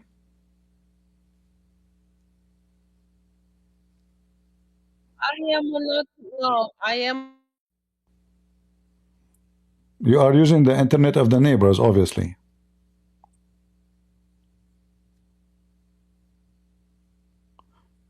Listen, Jeannie, I'm not going to waste my time with you. You have an obsession with Israel. The Bible says clearly that Israel will be saved. So Israel will be saved. And this is a prophecy about Israel. And a lot of Jews convert to Christianity every day. And nobody have the right. The same as a week ago, you were not Christian and you become Christian. Nobody have the right to say to you, you cannot become a Christian. Same that goes to you. You have no right to say to the Jews, you are not going to be having anything to do with Jesus. Because anyone, it doesn't matter which country he is from. Man, Jews. Listen. Yeah, listen to me. You have hatred to Israel. You are Jews. They don't believe in Jesus. And you don't believe in Jesus a week ago. You are no better. Listen, and you cursed Jesus a week ago. Jesus, they curse us. They No, curse. they don't. Jesus Listen. none of your business. You are a hypocrite. The whole world is against Jesus. Why you focus only in Israel? I'm not the fucking only on Israel. This is the subject. This is the topic right now. You are mentally ill. You keep saying the F word. Israel saved you, you idiot. If not the Israeli, you will not know about Jesus. How we know about Jesus? And this is the Bible. And you are no Christian. You are still a very hatred person, a Muslim in your heart. Mentally ill. Jesus in the cross, he says, forgive them, Father, they do not know what they are doing. Peter, after the cross, he converted 3,000 Jews in a speech of 15 minutes after Jesus was crucified. And this is the Bible prophesying about Israel. So if there is people in Israel, they don't believe in Jesus, whoever don't believe in Jesus will go to hell, including you. Because until now, you don't believe in Jesus. You keep saying the F word. You cannot speak 2 words without saying the F word. So you claim you left Islam, but you're still a Muslim. You are like a jar full of shit inside. You claim that you became a Christian, but you are not.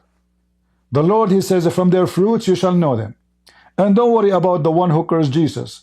It doesn't matter what nation it is, he will pay. He is a Jew, he is a Hindu, he is a Muslim, he is a Christian. Anyone he insult the Lord, he will pay. Don't stand up here just to hate Israel and say, do you have nothing to do with the church, as if you are part of the church.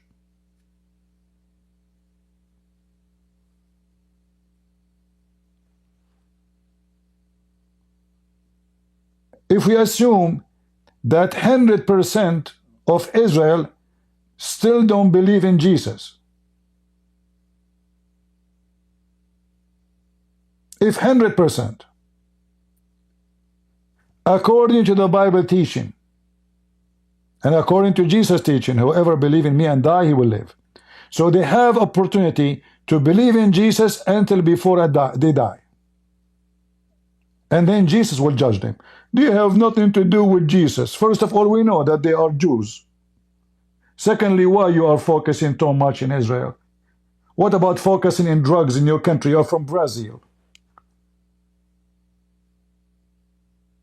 You're worried about the Jews. They are not even the size of a street in Brazil.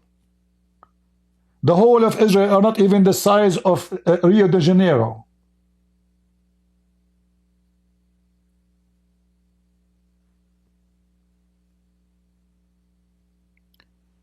They have hatred to Israel.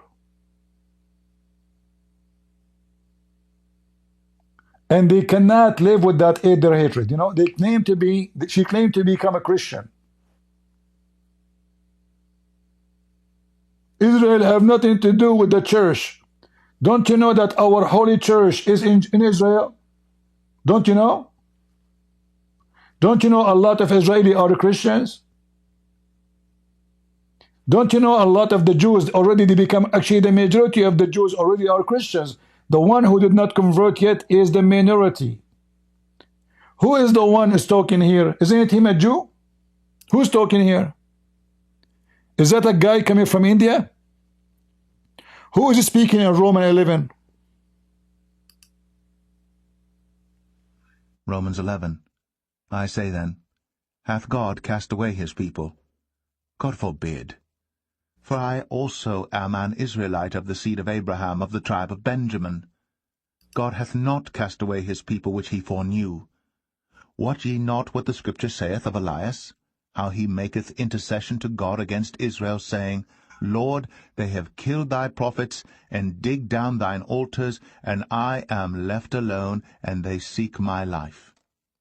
But what saith the answer of God unto him? I have reserved to myself 7,000 men, who have not bowed the knee to the image of Baal. Even so then, at this present time also, there is a remnant, according to the election of grace. And if by grace, then is it no more of works. Otherwise, grace is no more grace. But if it be of works, then is it no more grace. Otherwise, work is no more work. What then? Israel hath not obtained that which he seeketh for, but the election hath obtained it, and the rest were blinded. According as it is written, God hath given them the spirit of slumber, eyes that they should not see, and ears that they should not hear, unto this day. And David saith, Let their table be made a snare, and a trap, and a stumbling block, and a recompense unto them. Let their eyes be darkened, that they may not see, and bow down their back always. I say then, have they stumbled that they should fall? God forbid. But rather through their fall salvation is come unto the Gentiles, for to provoke them to jealousy. Now if the fall of them be the riches of the world, and the diminishing of them the riches of the Gentiles, how much more their fullness? For I speak to you Gentiles, inasmuch as I am the apostle of the Gentiles, I magnify mine office. If by any means I may provoke to emulation them which are my flesh, and might save some of them. For if the casting away of them be the reconciling of the world, what shall the receiving of them be, but life from the dead? For if the first fruit be holy, the lump is also holy, and if the root be holy, so are the branches. And if some of the branches be broken off, and thou, being a wild olive tree, wert grafted in among them, and with them partakest of the root and fatness of the olive tree, boast not against the branches. But if thou boast, thou bearest not the root, but the root thee. Thou wilt say then, The branches were broken off, that I might be grafted in. Well, because of unbelief they were broken off, and thou standest by faith. Be not high-minded, but fear.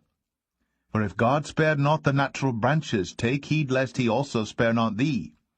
Behold, therefore, the goodness and severity of God. On them which fell, severity, but toward thee goodness, if thou continue in his goodness. Otherwise thou also shalt be cut off. And they also, if they abide not still in unbelief, shall be grafted in. For God is able to graft them in again. For if thou wert cut out of the olive tree which is wild by nature, and wert grafted contrary to nature into a good olive tree, how much more shall these, which be the natural branches, be grafted into their own olive tree? For I would not, brethren, that ye should be ignorant of this mystery, lest ye should be wise in your own conceits, that blindness in part is happened to Israel, until the fullness of the Gentiles be come in. And so all Israel shall be saved, as it is written, There shall come out of Zion the deliverer, and shall turn away ungodliness from Jacob. For this is my covenant unto them, when I shall take away their sins. As concerning the gospel they are enemies for your sakes, but as touching the election they are beloved for the Father's sakes. For the gifts and calling of God are without repentance. For as ye in times past have not believed God, yet have now obtained mercy through their unbelief, even so have these also now not believed, that through your mercy they also may obtain mercy. For God hath concluded them all in unbelief, that he might have mercy upon all. Oh, the depth of the riches both of the wisdom and knowledge of God. How unsearchable are his judgments, and his ways past finding out. For who hath known the mind of the Lord, or who hath been his counsellor? Or who hath first given to him, and it shall be recompensed unto him again? For of him, and through him, and to him are all things, to whom be glory for ever. Amen. Amen. So, you know, those who they have hatred to Israel, obviously this hatred have a background. Romans 12. You know? I beseech you, therefore, brethren, by the mercies of God. This hatred have a background, and they try, you know, because the Jews, there's billions of people don't believe in Jesus still. But they are worried about 7 million Jews. They are not even 7 millions. I mean, in Israel. There's 2 millions are not Jews. Israel is the most hated land by those wicked people. They forgot the whole earth. How many Christians in China? 150 millions? How many non-Christians? Nobody is angry from China. Chinese have nothing to do with the church. They don't talk, they don't say that. What about India? Hindu, they are burning churches, chasing Christians. Islam is the same. In Israel, you can have your church, you can preach the gospel in the street. They focus on Israel for a very simple reason. They have hatred to the Jews. There's a lot of hatred and jealousy. If the Jews accepted Jesus or not, we debate them, we refute them, we prove them wrong, the same as we do with everybody, but we will not hate them.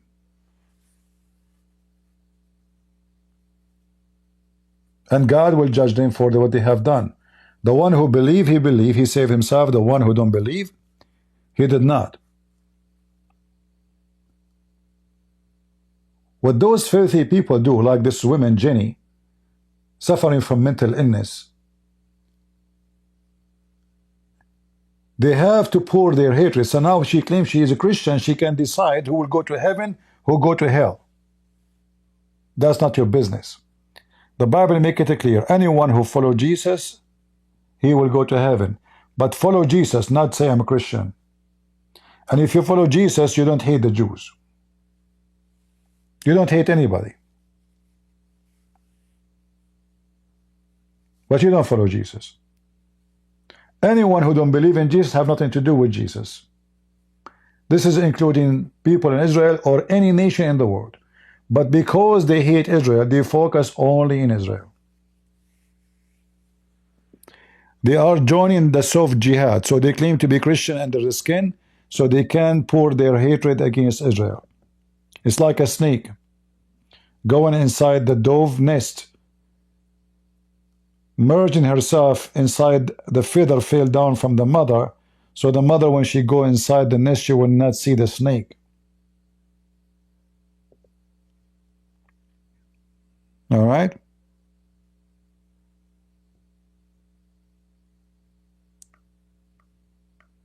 The same as anyone in this earth. If they believe, they will be saved. If they will not, they will not be saved. Why you are putting all your hatred on them? Because you are sick. As simple as that.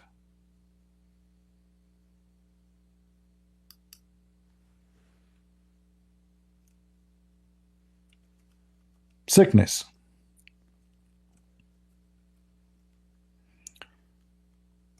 You and Muslim, you share the same sickness. And you're still Muslim.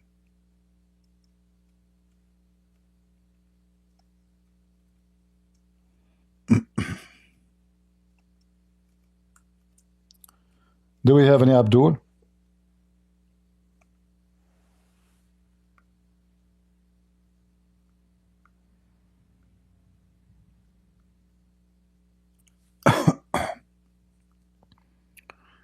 Who is a Muhammadan would like to come and tell us about Muhammad in the Bible? The first one did not work. Anything else?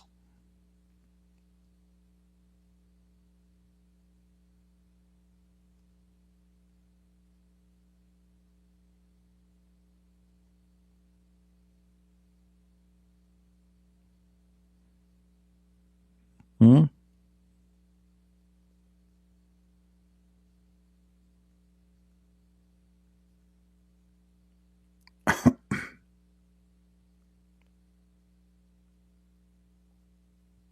Anyone?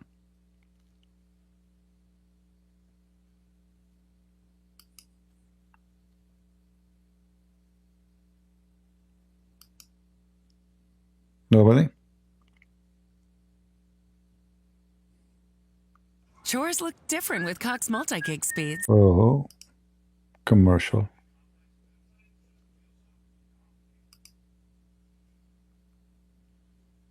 Any Muhammadan?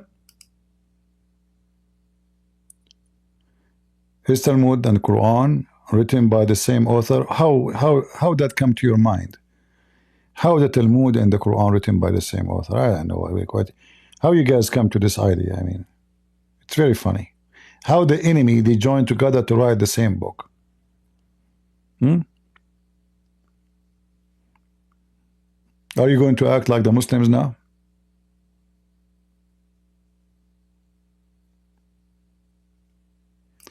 Muhammad, he stole from the Talmud. Which one is older? I mean, if we say the Talmud written by the Quran, are you assuming that the Quran and the Talmud written in the same time? Hey, Jenny, I don't want to talk to you. Just get out of here. You can leave. I have no time for stupidity.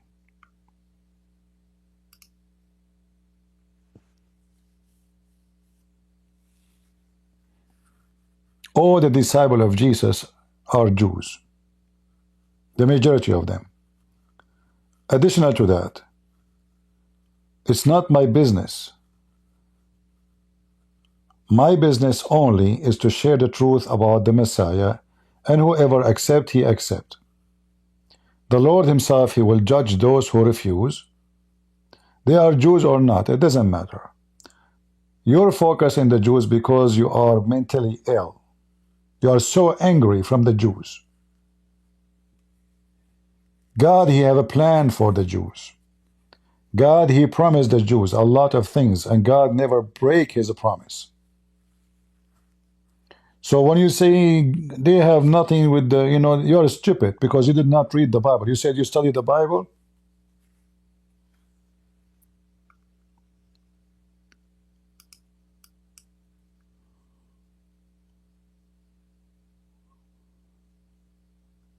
Go ahead, real. Can you hear me? I hear Yo, you. yo. Are you a Hi, Muslim? Christian Prince, you gonna debate me? You are a Muslim? Yes, I'm a Muslim.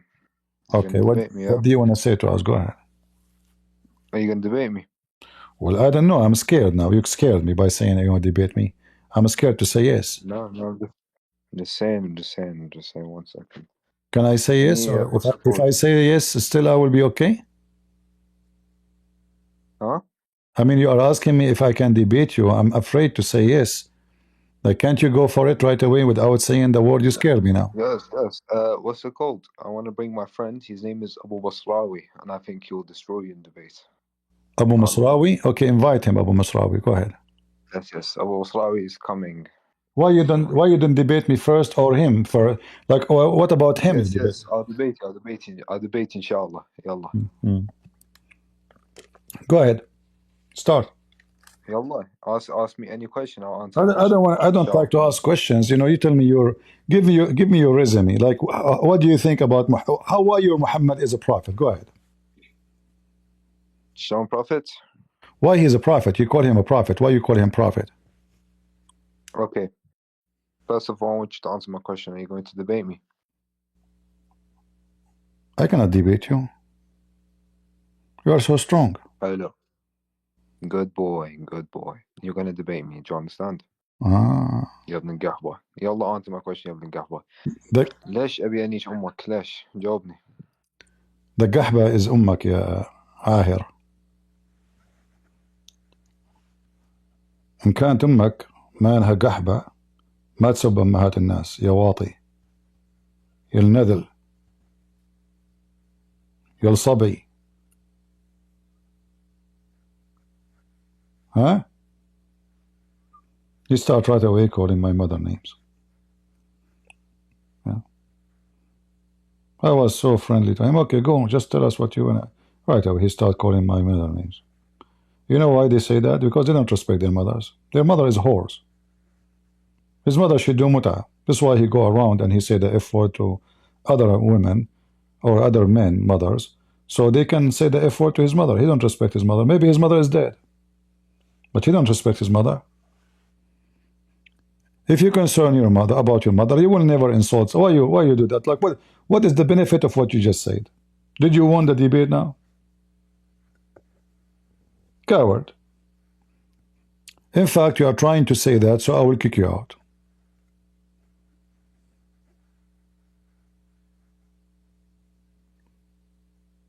Do we have any Muslim? You talk about Gahba. The one who do muta is Gahba. Who do muta? This is your religion.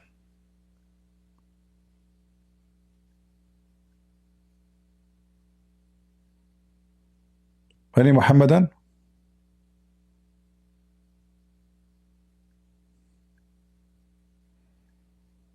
I did not fight evil with evil. I told him your mother is Gahba. Is that evil? His mother, if she is not a whore, she will not have a son like this. What Jesus says, bad fruit give bad tree, give bad fruit, corrupt fruits.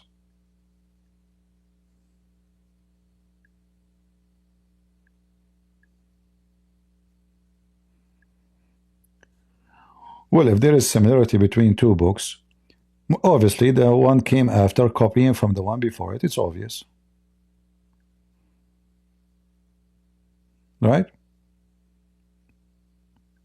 So if there is a book written thousands of years or hundreds of years before the second one, who is the one copying whom? We know. It's very simple.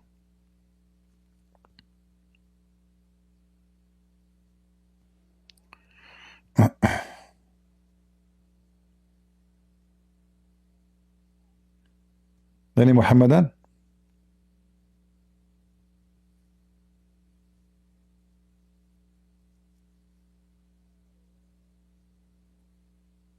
Nobody? You see, I try my best actually to be friendly to them, but as you see, they are mentally ill and they are so bankrupt. So Muhammad in the Bible, but you know, Ahmad did that. First time he mentioned the Song of Songs, he said this is porn. He said, are you going to read this book to your children? This is porn. Then somebody told him that Muhammadim, suddenly the book which is porn become about Muhammad. This is how much hypocrite they are. If you remember here, this debate, you know, those Muslims are so funny and so dummy. They are desperate to find Muhammad in the Bible. The first person, in speaking order, of course, is my that Jesus Christ was foretold in the Tanakh, or what the Christians call the Old Testament. The reason I would like to give a few examples from the New Testament is to show the standards Christians have with regards to so-called fulfillment of prophecies, especially since Dr. Brown often boasts and takes pride in these so-called prophecies. Guys, I mean, look at this stupid debate. He is reading a paper he printed 2 months ago. All right, let us listen to Dr. Brown. By the way, I don't like the way he debate Muslims, but anyway, I mean, every one of us, he have his own way to debate.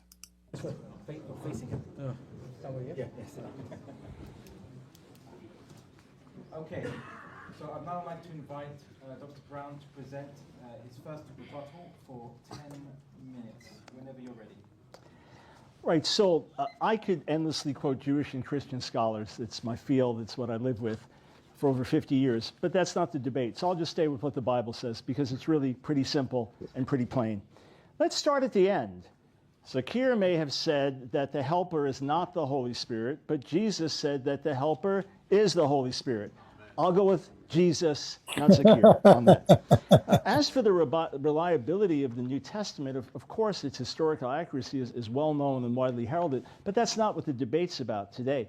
Josephus is one ancient Jewish historian, Matthew is another, and with Matthew records about Herod's ruthlessness is very typical of who the man is, and Matthew wrote it for people who lived back then. He was not creating things out of the blue that anyone would know weren't true. I'm not here to tell you that Barack Obama is the Prime Minister of England and hope you don't catch the error.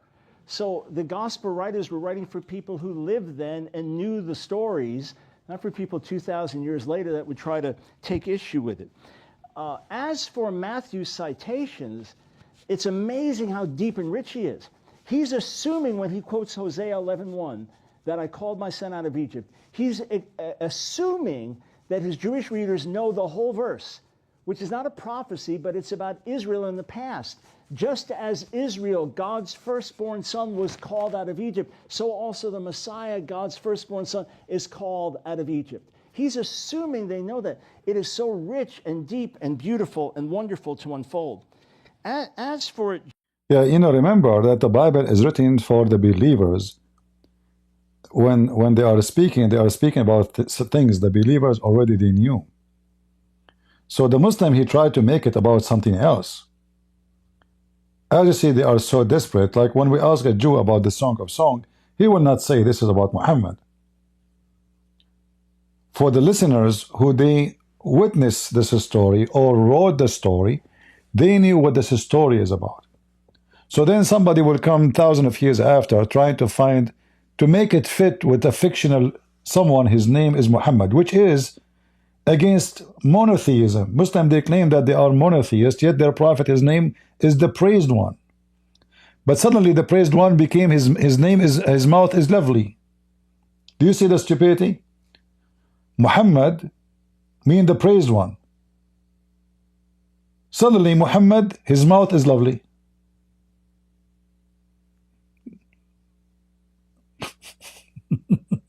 So obviously this is not the same word if it is the same. Jesus coming before the year 70, of course I'm very happy to defend that. Daniel 9 makes clear that everlasting righteousness has to be brought in and atonement has to be made before the second temple is destroyed. Haggai 2 says the glory of the second temple will be greater than the glory of the first temple. And how does that happen when the second temple didn't have the Shekinah, the presence of God, the holy fire, any of those things? It's because the Messiah came and sent his spirit there. And then Malachi 3, which we've heard quoted several times, says, Ha'adon, the Lord, speaking about God, that he will visit that temple and bring purging and purifying to the people of God. That is a prophecy about what will happen with the second temple. If the Messiah doesn't come and fulfill these before the second temple is destroyed, there can be no Messiah. As for the promise of the land, the Torah is explicit in verse after verse after verse after verse after verse after verse that it is according. There's an idiot in the chat. He is saying the Jews, they have dirt on Trump, the PDF file. You are an idiot. We are the one who voted Trump, not the Jews. The Jews in USA are a small, tiny number. They cannot make anyone a president. As you see in the time of Joe Biden. So who is the one who put Biden in the office? The Jews too, right? I mean, this is stupidity. They hate the Jews. So they blame the Jews for anything. So the one who put Joe Biden in the office, who? As long they are the one who put Trump in the office, why they did not protect Trump to stay in the office?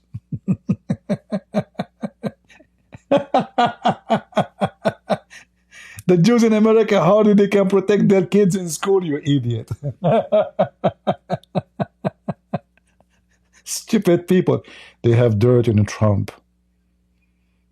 Is that compost or manure? Idiot. Continue, Doctor. Sorry, guys. Somebody was talking about Trump. According to the promises made to Abraham, Isaac, and Jacob. Not Abraham, Ishmael, and others, but Abraham, Isaac, and Jacob. I will not get into the Islamic debate as to whether Muhammad, in fact, is a descendant of Ishmael. I'm not even going to get into that because I'm not debating Islam. We'll just stay with what Torah says. Read through it hundreds of times, thousands of times. It tells you who the land is given. And then when you get to Joshua and Judges, the general promises of giving them the land are fulfilled, but it says there was still more land to be taken. Guys, listen to the debate here. The Abdul, he have article printed 6 months ago. The Christian is not reading a single word.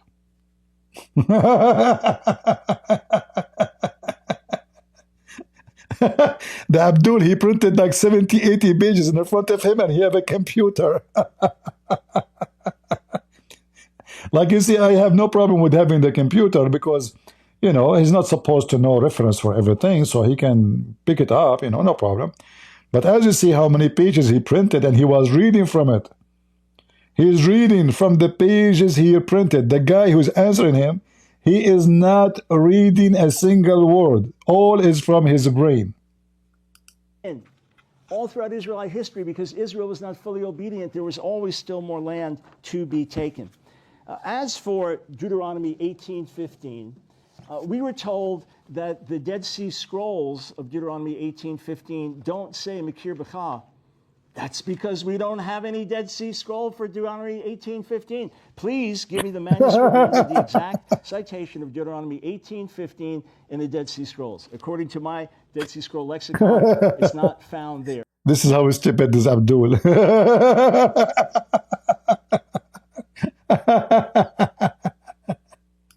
If you find something contrary, please bring it to our attention. But do you want the list of where Mikir B'cha from your own midst, where every single time it means from Israel? Deuteronomy 4:3, Deuteronomy 13:6, Deuteronomy 13:14, Deuteronomy 17:7, 19:19, 21:9, 21:21, 22:21, 22:24, and 24:7. Look them up. You'll see without fail. And it's fascinating. We're told that the Masoretic text added these words in to say he had to be an Israelite, only to be told that they don't mean he had to be an Israelite. You can't have it both ways. Also, did we note in Deuteronomy 18, at the end of the chapter, that this prophet, like Moses, will do what? Speak in Yahweh's name. Yahweh, and however you want to pronounce the Tetragrammaton, Yud He Vav He, is not found in the Quran. And Muhammad did not come and say, Ko Amar Yahweh, this is what the Lord says, Ne'um Yahweh, utterance of the Lord, Kipi Diber, the mouth of the Lord, Kipi Yahweh Diber, that the mouth of the Lord has spoken. He didn't speak of Yahweh. The Quran doesn't mention Yahweh by name. Yet the prophet, like Moses, had to speak in his name. Also, where does the Torah say that when Moses said, like me, a prophet like me, that he was speaking of being a lawgiver? Of course, Yeshua gives the Sermon on the Mount, stands on the Mount, and gives God's new and better covenant to Israel. But the Torah itself tells you what like me means. The Torah is explicit. I prefer letting the Bible interpret itself rather than have someone who doesn't even believe the Bible is God's word twist it and make it mean something else. It tells us he will be a prophet like Moses, meaning massive signs and wonders. Jesus often healed all that were sick. Jesus raised the dead. Jesus opened blind eyes. And Jesus himself rose from the dead, which is even more than Moses did, and sent his Spirit so that to this day miracles are done in Jesus' name around the world by the multiplied millions and documented and written about. I would say that qualifies. I would say that that is just as good as anything that happened through Moses. As for the ongoing communion back and forth like a man speaks with his friend, Numbers, the 12th chapter, tells us this was the pattern with Moses and God. You can't just say one time this happened with Muhammad here. No, this was the pattern. It was not the pattern with Muhammad. Let's not try to make him someone who wasn't.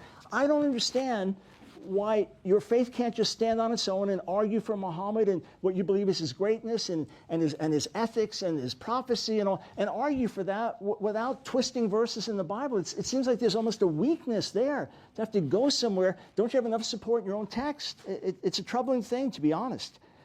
And as for the definition of from your brothers, here, let's take a look. It's a technical phrase, me'achecha, from your brothers, or me'acha, from among your brothers.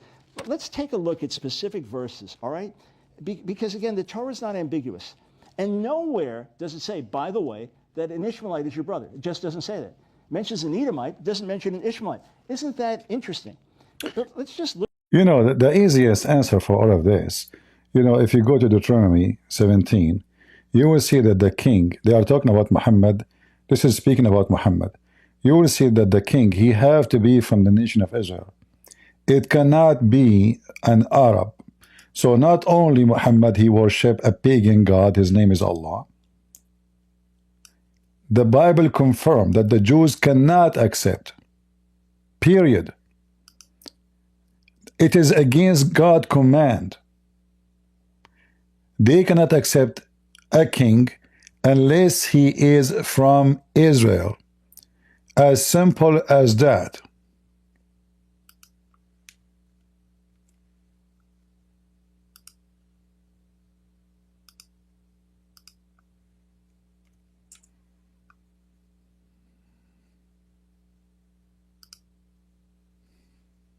Deuteronomy 17. Thou shalt not sacrifice unto the Lord thy God any bullock or sheep wherein is blemish, or any evil favoredness, for that is an abomination unto the Lord thy God. If there be found among you within any of thy gates, which the Lord thy God giveth thee, man or woman, that hath wrought wickedness in the sight of the Lord thy God, in transgressing his covenant, and hath gone and served other gods, and worshipped them, either the sun or moon, or any of the host of heaven, which I have not commanded, and it be told thee, and thou hast heard of it, and inquired diligently, and behold, it be true, and the thing certain that such abomination is wrought in Israel, then shalt thou bring forth that man or that woman, which have committed that wicked thing, unto thy gates, even that man or that woman, and shalt stone them with stones till they die. So Muhammad, according to the Bible, must be stoned, must be killed, for he is a wicked man, worshipping pagan god. This is the Bible. At the mouth of 2 witnesses or 3 witnesses shall he that is worthy of death be put to death. But at the mouth of 1 witness he shall not be put to death. The hands of the witnesses shall be first upon him to put him to death, and afterward the hands of all the people. So thou shalt put the evil away from among you. If there arise a matter too hard for thee in judgment, between blood and blood, between plea and plea, and between stroke and stroke, being matters of controversy within thy gates, then shalt thou arise, and get thee up into the place which the Lord thy God shall choose. And thou shalt come unto the priests, the Levites, and unto the judge that shall be in those days, and inquire, and they shall show thee the sentence of judgment. And thou shalt do according to the sentence which they of that place which the Lord shall choose shall show thee. And thou shalt observe to do according to all that they inform thee, according to the sentence of the law which they shall teach thee, and according to the judgment which they shall tell thee, thou shalt do. Thou shalt not decline from the sentence which they shall show thee, to the right hand nor to the left. And the man that will do presumptuously, and will not hearken unto the priest that standeth to minister there before the Lord thy God, or unto the judge, even that man shall die. And thou shalt put away the evil from Israel. And all the people shall hear and fear, and do no more presumptuously. When thou art come unto the land which the Lord thy God giveth thee, and shalt possess it, and shalt dwell therein, and shalt say, I will set a king over me, like as all the nations that are about me. Thou shalt in any wise set him king over thee. Whom the Lord thy God shall choose, one from among thy brethren shalt thou set king over thee. Did you hear it? Thou mayest not set a stranger over thee. Did you hear it, guys? So when the Muslims, they speak of the Deuteronomy about Muhammad or a Song of Songs, the Bible is so clear that it's forbidden for the Jews, period, to speak of any king. He is not one of them. So when it says brothers, the Muslims, they say, oh, this is, we are a brother to the Jews. You are not, and you have nothing to do with the Jews.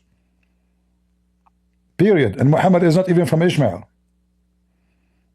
We know that in Genesis 21:21, the mother of Ishmael, she married him to an Egyptian woman, not an Arab woman.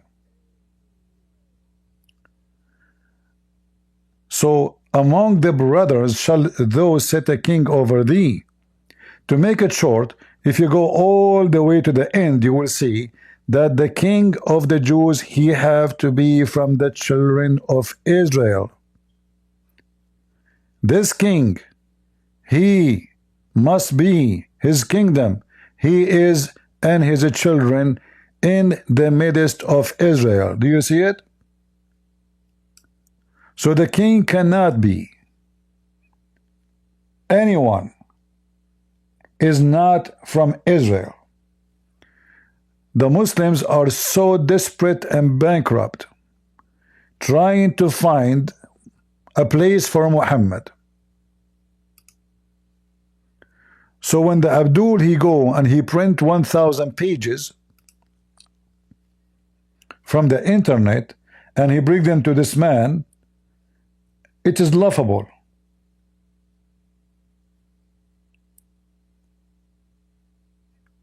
And I bet you the Abdul in the computer, he have his app, he is receiving messages and answers from the Muslims to help him. Still, he failed miserably.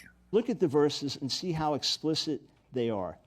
Deuteronomy chapter 24, as it's speaking and making very, very clear. Deuteronomy chapter 24, and it's telling you that if there is, do not deprive the foreigner or the fatherless of justice, take the cloak, the widows of pledge. Remember you were slaves in Egypt. It keeps going through these various texts. Do not take advantage of a hired worker who is poor and needy, whether that worker is from your brothers or a foreigner. The contrast is so clear. The same about the king. He had to be from your midst, from your brothers, a fellow Israelite. And what was the role of this prophet? The role of this prophet was to lead the nation of Israel. That was the prophet's role. Where to go? I mean, there's honestly, I've run out of things to rebut. Well, let's take another moment on Song of Solomon. It's not a prophecy. Jews traditionally understand it as a love song about God and Israel, looking back at Israel's history. Okay, Christians read it as speaking about Jesus and the church, but when traditional Jews read it, they're looking at it as history. Read the Targum, the expansive Targum, which is a love song of God and Israel. So even if you want to try to apply it there, it goes back. It goes back, not forward. The other thing is, it's remarkable that when Jews and Christians unanimously recognize that the Bible does not speak about Muhammad, that we're told to listen to Jews and Christians about everything but that. Listen to Jewish scholars and Christian scholars who will tell you everything, but now when they tell you, but it's not about Muhammad, don't listen to them about that. You can't have it both ways. You can't cite them to support you when you know that they actually reject your positions.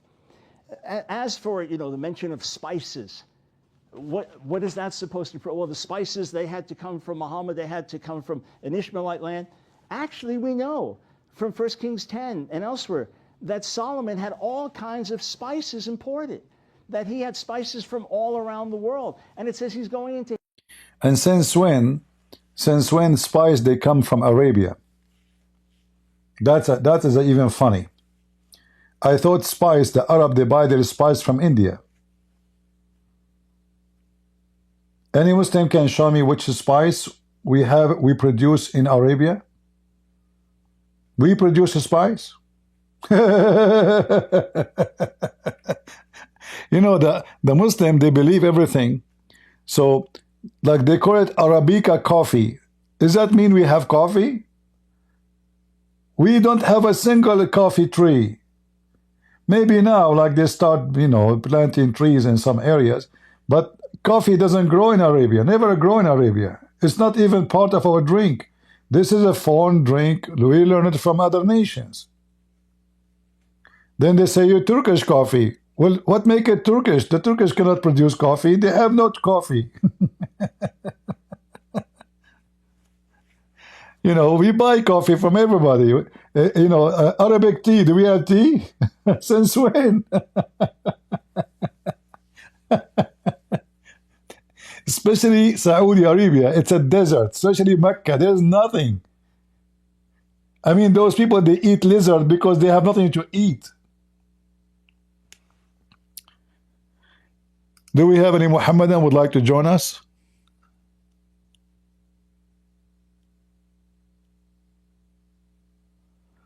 Anyone?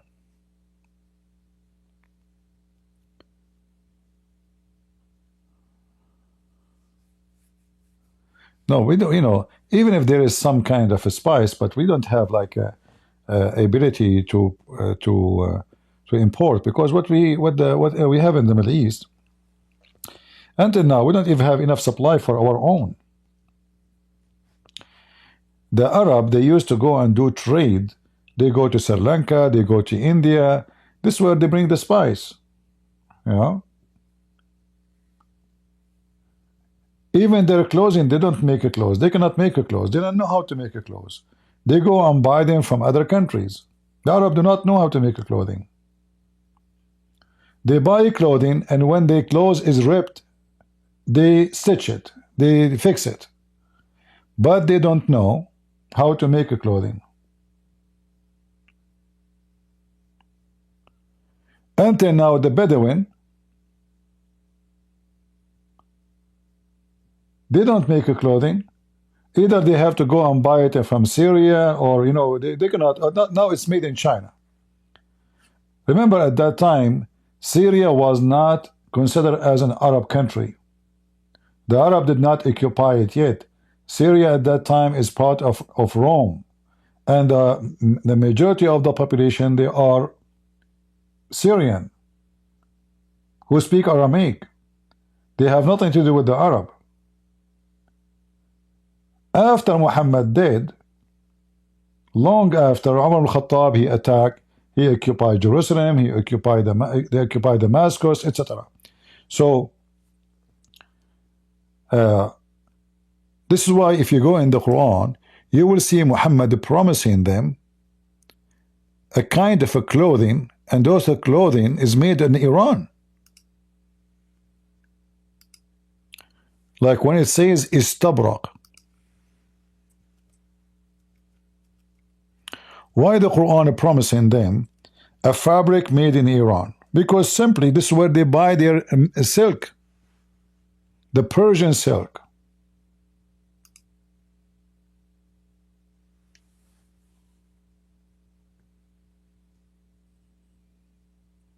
And Muhammad is promising them to have couches and silk and etc. because they don't have it. They don't know how to make it. They don't have wood for it. The only wood they have palm tree, and they don't have skills. They don't even have tools.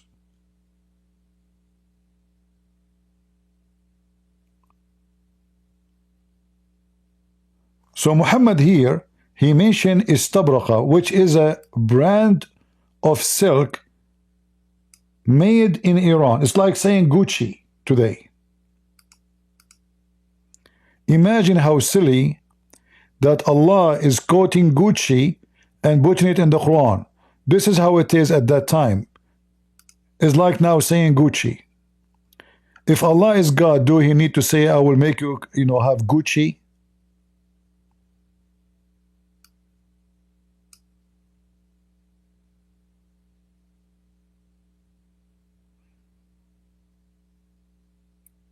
Any Muhammadan?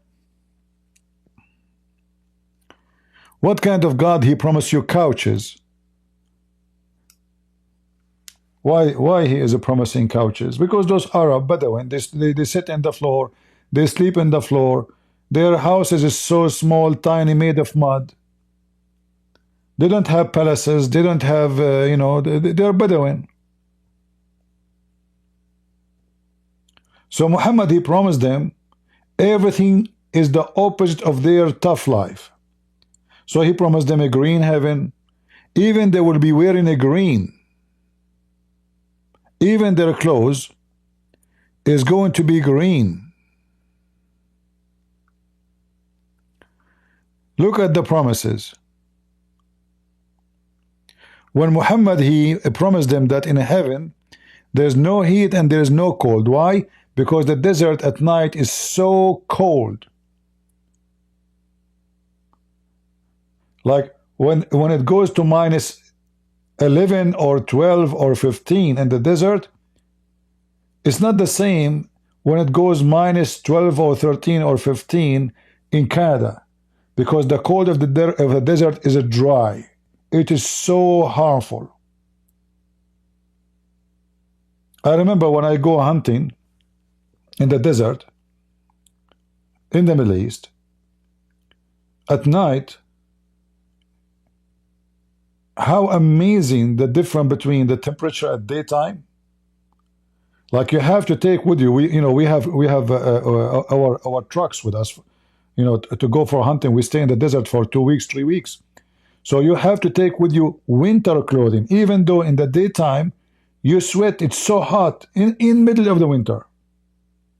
But at night time, it is so freaking cold.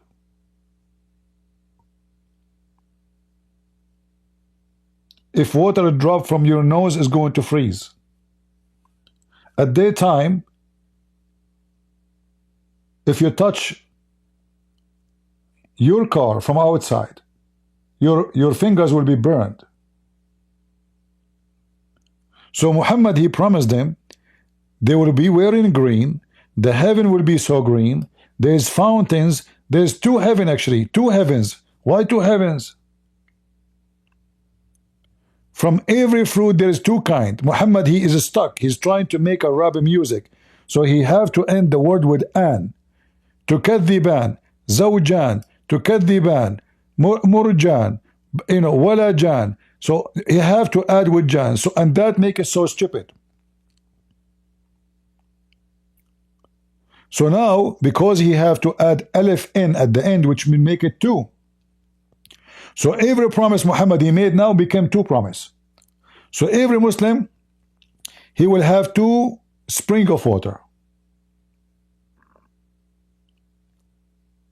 From every fruit, there's 2 pair of fruit.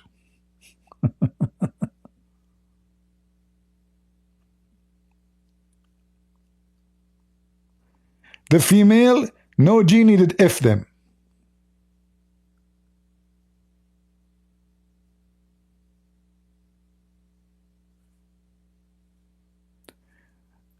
Have you ever heard of God, he promised pomegranate in heaven? Even banana. The women, the Huris, they will be jailed in their tent for sex.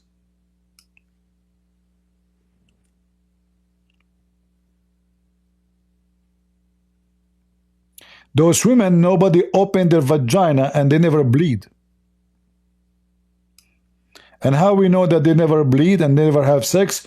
You put them in the shower top, you put some shampoo. If there's any bubbles came out, that means they are being used. No bubbles, they are virgins. Look how stupid. And not only that, when the Muslim he sleep with this virgin, Allah, he will put his finger in her vagina and he will make her virgin again.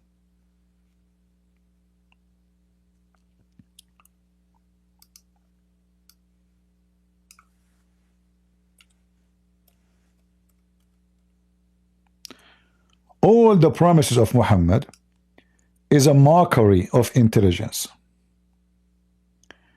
In the heaven, you will be reclining on your thrones. In fact, it doesn't say really throne, like couches and cushions. They will see neither excessive heat of the sun nor excessive bitter of the cold. Why he is saying that? Because those are people of the desert. And because the Arab are very well known to be lazy, the most lazy people in the world are the Arab.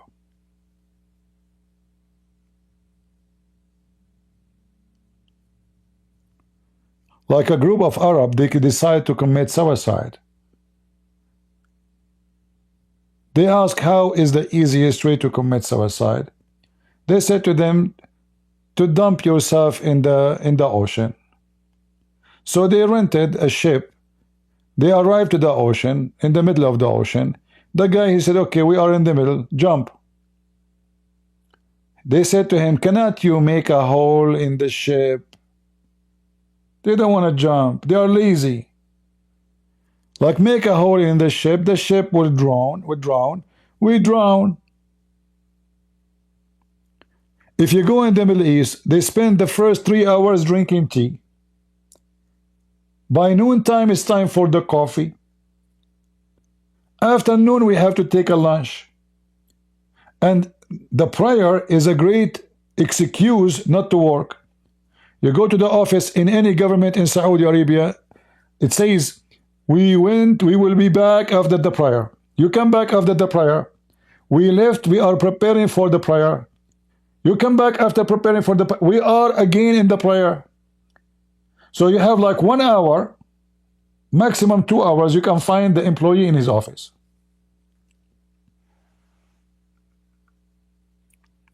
And because they are lazy, he promised them, you don't move.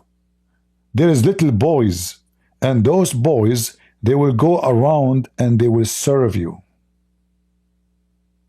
Muhammad, he knew what he's talking about. And because they love what they saw in the houses of the Roman, cups made of silver, cups colored by gold or made of gold.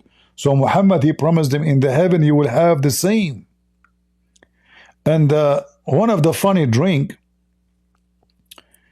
that you will have, according to Muslims, a cup, and this cup is full of wine, even though it doesn't say wine, by the way, and it's mixed with ginger. Have you ever tried to mix ginger with wine? Why Muhammad he mentioned that? Because the Arab, you know, the Arab, they don't have tea. They don't have coffee. They have what they have in the desert, ginger. So they make a drink from ginger. So he knew that they are used to it, they are addicted to it, so he promised them he will have ginger. And then there's a spring of water in heaven, it's called Salsabil. What is this Salsabil is about? Each time you drink from it, you will stay in the same age, you will stay young forever. In other way, the fountain of youth. If you go and search in the hadith, you will see the fountain of youth story according to Muhammad.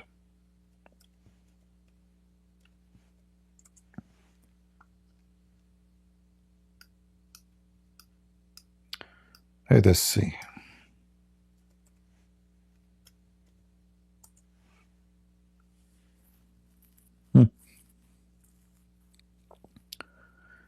Let us see where we can find the fountain of youth. By the way, all those hadith are very funny and hilarious.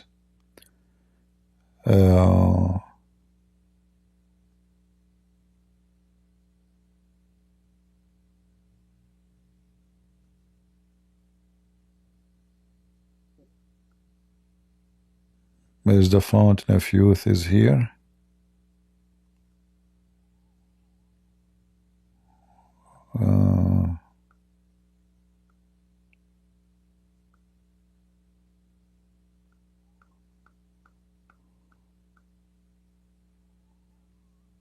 All right, let's see.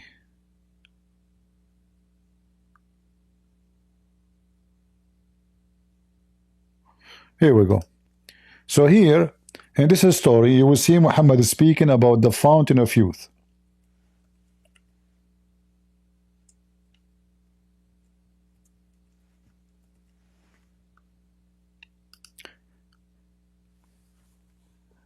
According to Muhammad, Allah told Moses to go and learn wisdom from a guy, his name Al-Khadr, which means Mr. Green.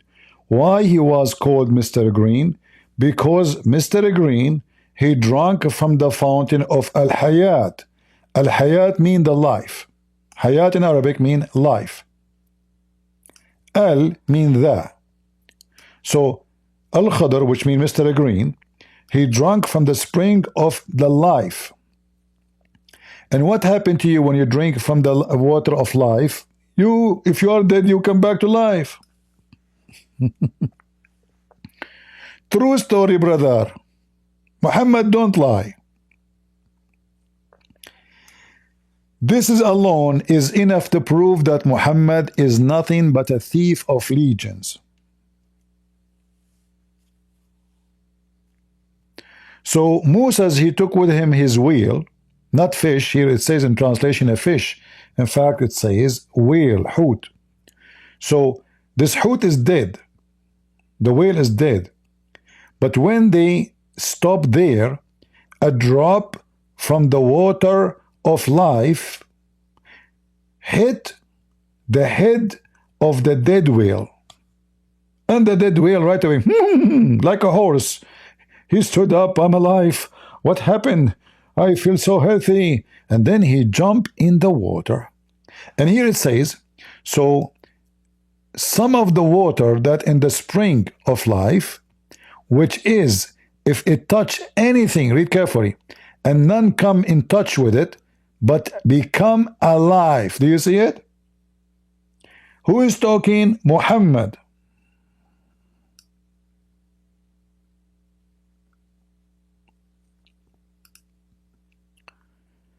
Do we have any Abdul who drank the fountain from the fountain of life?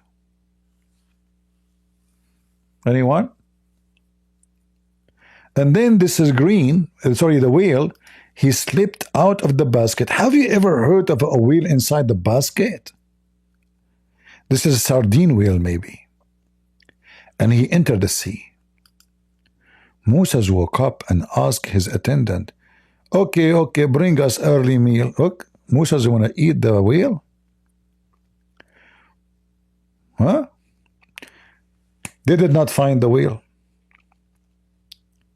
And the attendant of Moses, his name is Yeshua bin Nun, which means the son of the whale. Look, the story about the whale, the guy's name is Whale. Do you remember what happened? When we betook our slave to the rock, they are going back on. What happened? Where is the whale? The whale is gone. Then so they went back, retracting their steps, and they found in the sea the way of the fish. Have you ever heard that there is a whale go in the sea and leave a way?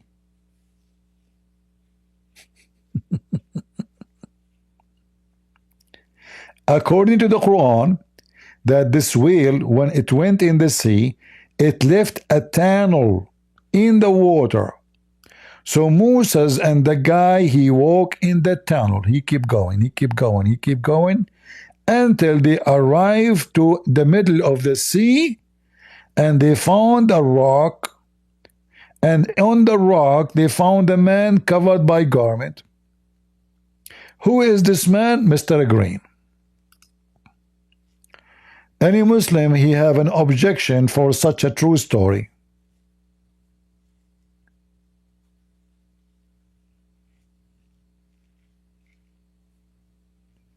Huh? Any Muslim? Is this a true story, Muslims? Seriously. Is this a story, true story?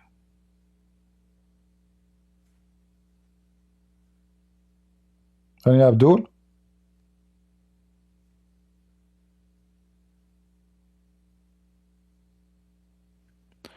And the Muslim, they found Muhammad's name in the Song of Songs. We did not continue the debate of Dr. Brown. His spice garden, they're in Jerusalem. So again, I mean no disdain, I mean no ridicule. I know Zakir is prepared for this moment for years, but the text is flatly against every single point, almost embarrassingly so. Listen to the clear sense of the text. And as for Isaiah 42, 49, 50, and then 52:13 to 53:12, in point of fact, they speak of one and the same servant. The servant of 49 is rejected by his own people, yet becomes a light to his nation. That is the servant who is beaten by his own people in 50, who dies for his own people in 53, and rises from the dead. And who is that? Muhammad? No. Jesus, the Lord. Thank you. Suddenly Isaiah is speaking about Muhammad. I mean, they are so bankrupt. Any Muhammadan?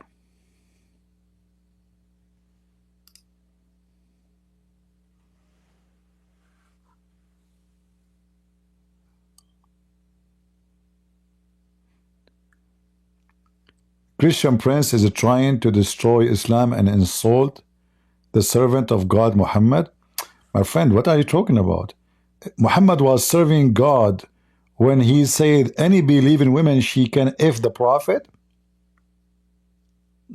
Are you there, my friend? You just said, I'm trying to destroy the servant of God. Okay, I will go with you. When Muhammad he made verses in the Quran saying, any believing woman, she offer her vagina to the Prophet to if her. Is that how to serve God? What does this have to do with serving God? I will be waiting for you to give me the answer. Anyone who have brain or little brain, he should know that any cult leader, they share always the same thing. They want your money and your vagina. And Muhammad, he proved both in the Quran. The fifth of the booty, and any believing woman, she offer her vagina to the Prophet to if her. Now, if you can tell me how the servant of God is serving God by making verses saying any believing woman, she offer herself to the Prophet to if her, that will help God. I want to know.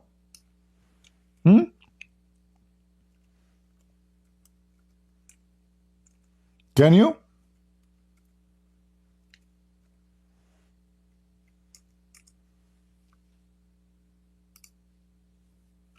All those women, they can sleep in bed with Muhammad. What does this have to do with God? And it's not enough, all those women. No. And any believing women, she offer herself to the Prophet. Take me, baby. The Prophet is doing a charity. Allah said that this is not him being a pervert. How that is serving God? And then when old women, they start offering themselves for the bed. And why women they are offering themselves? Because if they sleep with Muhammad, they will get free food and free retirement for lifetime. That's it, they became his women. So they start offering themselves. And who is offering themselves? Old women. So Muhammad now, he had to find a solution. After he made the verse, he opened his house door. He found long line of women. None of them is looking good. So he come with a solution. He told him, Allah told me this. Listen. Allah told me, you can postpone or turn off whom you will of those women.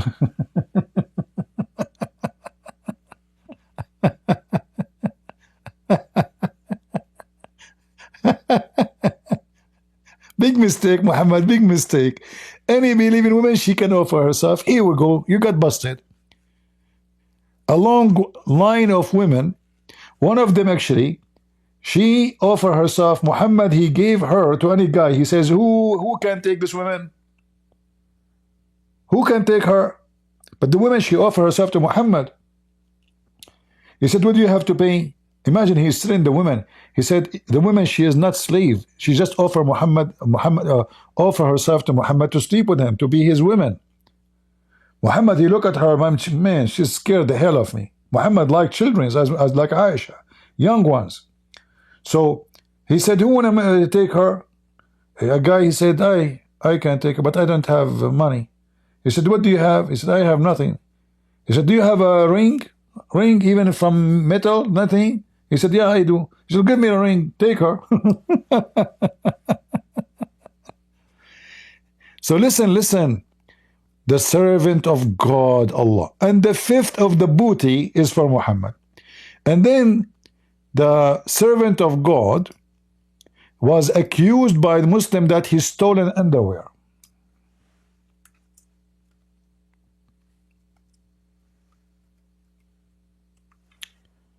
So you can imagine what kind of companion Muhammad and his friends are. If the companion, and look at the translation, it is not for any prophet to take illegally. Illegally, it's a theft. And this was a thief fighting over the theft.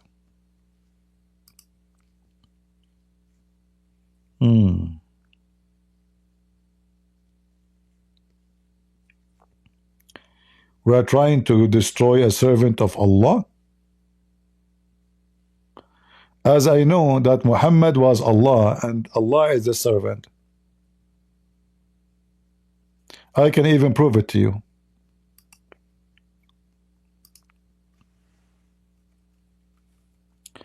According to the hadith of Muhammad,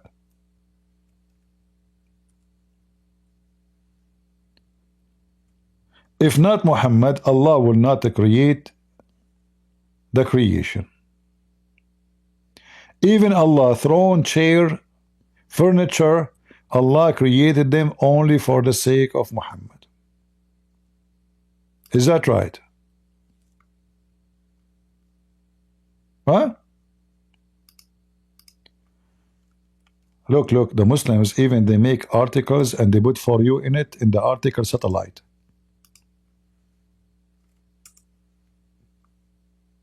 Look at the universe. Prophet, creation, and spiritual status. Okay. Hadith لولاك ما خلقت الأفلاك.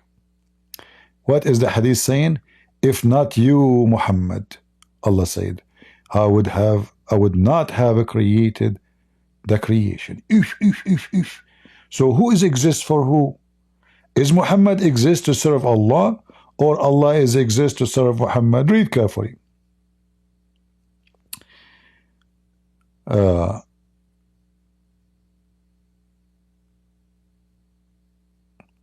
There's numbers of hadith that mention this wording from Allah, which is personally, I believe, have more symbolic, significant, blah, blah, blah. This guy is making his own article. Let us go to the hadith. Hold on. Symbolic, huh? Potato? Symbolic.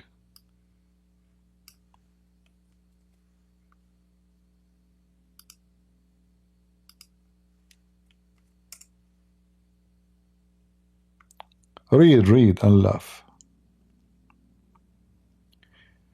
So the question is it true that this hadith, if not you, Muhammad, I have not created the creation? The answer, indeed, the Prophet of Allah, sallallahu alayhi was. They can't even say no. You see, Jesus for us is God, and we say Jesus.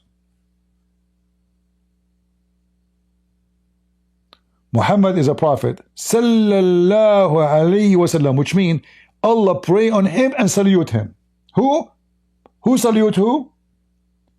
God, he salute Muhammad. Not Muhammad salute Allah.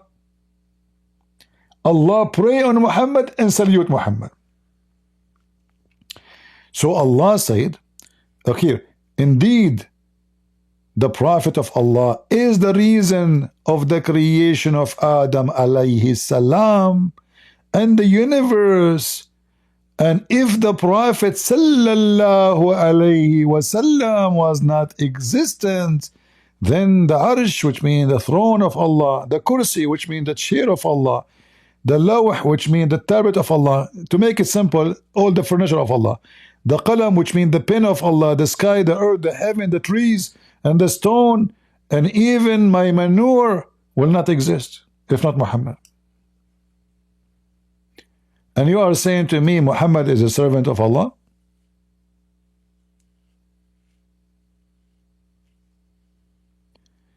How non-Muslims ask me question? Go ahead. Why you don't ask me question? I just saw your text. You can ask it.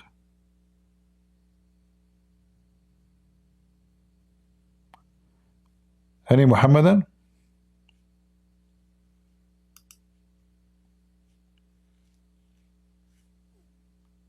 I have a cat that comes almost every day. I mean, I don't know what to do with this cat. That's it. I have to feed her every day. She go and she lay down in front of me and she stretch her body and like she's doing like gymnastic. You know, like I mean, what a deceiving. I turn my face. I make myself. I did not see her. She go and lay down in front of me. Like what the heck? What I did to myself?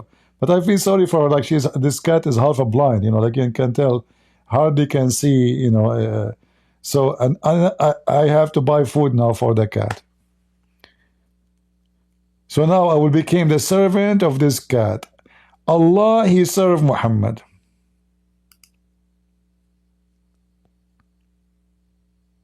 Are you Muhammadan?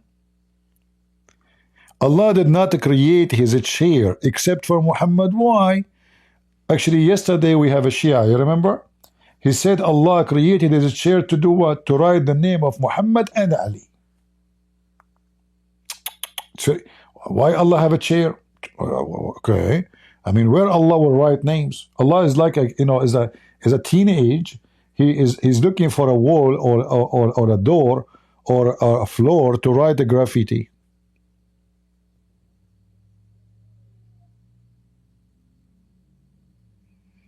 Honestly, those cats are really something. You know, I fed her like a couple of times, but now it's, you know, this cat is something, you know, like she's trying to make me feel guilty. You know what I mean? Honestly. Like I'm working, like, and she go and she lay down and she like open her, like she wave her head to me. I go, so I turn my head. She move and she lay down in front again of me. Unbelievable. So I did that on purpose, actually, to see, is she really doing this in purpose? Or just it happened? It turned to be she's doing it. So I move my head, I walk in the other direction. She walked next to me, and then she passed me, and then she lay down in the ground again. Unbelievable how tricky, you know. And I felt guilty. You know, so I went inside. I opened, like, you know, like canned meat, and I did feed her. Yeah. Today I saw her, so I run inside the door. I close the door.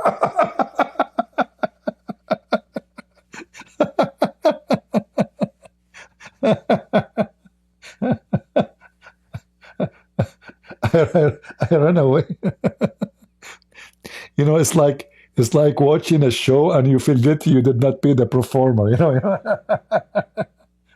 So she is trying to do like, okay, come on, I'm doing performing for you. You know, you have to pay me. Oh boy. Do we have any Muhammadan? Even Isa, even the Messiah, according to Muslims, he was not created except for Muhammad. I'm telling you. If you don't believe me, I can read it in front of you. Prophet of Allah, sallallahu alayhi wasallam, said, when Adam, he made a mistake, he asked Allah, I ask you for the sake of Muhammad to forgive me. Adam, he know Muhammad. Allah, he was astonished, like, what the heck? How Adam knew Muhammad? So Allah said to Adam, what? What? Hold on. Oh, Adam, how do you recognize Muhammad when I have not yet created him, huh? Adam said, oh, brother sister, Allah is stupid. So he said, Adam, he says, oh Allah, when you created me and blew into me the spirit, I lifted my head up and I saw written on the throne, your throne, La ilaha illallah Muhammadun balalaha Rasulul Balaha. So look like Adam, he learned how to read Arabic. Muhammad do not know how to read. But Adam, he is just made by Allah. He can read Arabic, even though Arabic does not exist. So Allah, he wrote in his throne, there's no God but Allah, and Muhammad Masazal Allah. So Adam, he says, so I got to know that you would only join your name with him who is the most beloved to you. Allah was astonished. What? Allah said, oh Aman Rabbi Aman, oh Adam, you have spoken the truth. Allah is dreaming about Muhammad. Allah created Adam, but all his mind is about Muhammad. Allah made his throne not to sit on a throne. He don't, you know, he wanna write the name of Muhammad, so the name of Muhammad will be touching his butt. The first thing Adam he saw when he lifted his head up, not the butt of Allah, he saw the name of Muhammad written on the butt of Allah. Tattoo. Allah making tattoo. And then Allah told Adam, you told the truth, Aman Rabbi Aman. Indeed, Muhammadan is the most beloved man to me than anything And when you ask me for his sake, I pardon you. Look, what the heck? And if Muhammad was not in existence, I would not have created you. Look, what the heck? If Muhammad not created yet, what do you mean existence? Who is created first? And the sick Muhammad, he claimed that Allah created him. He was a messenger.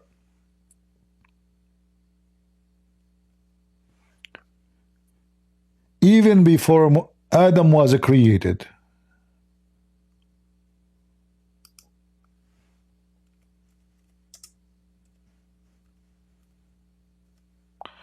Oh boy, we are typing in English.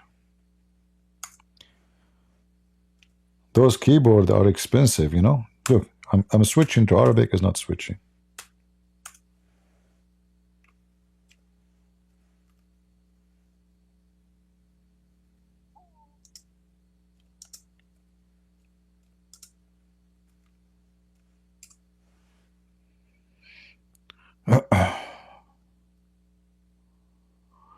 Let us see. Give me a second.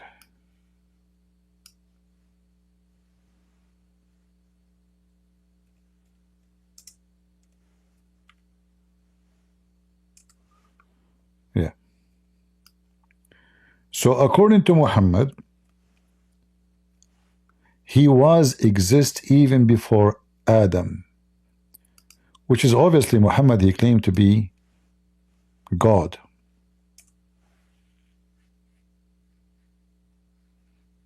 Read carefully.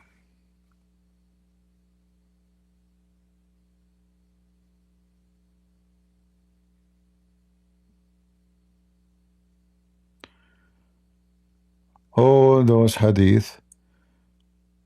Let us see the first one. But this is not the hadith I want. Muhammad, he claimed that he was a prophet and Adam was still not yet had his spirit joined to his body.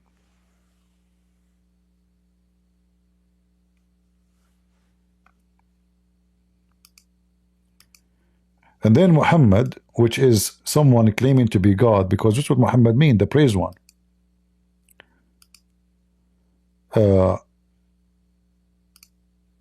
He claimed that even the Messiah himself,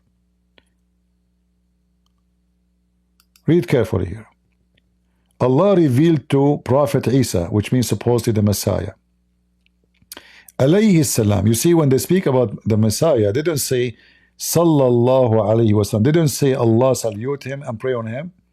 They say peace on him only. They don't respect Jesus. Isa, he said, Allah said to Isa, have faith in Muhammad. You have to believe in Muhammad and order your ummah, which means your people, to do the same. If Muhammad was not in existence, I would have not created Adam, nor I would have made the heaven or hell. In different hadith it says, I have not created you too.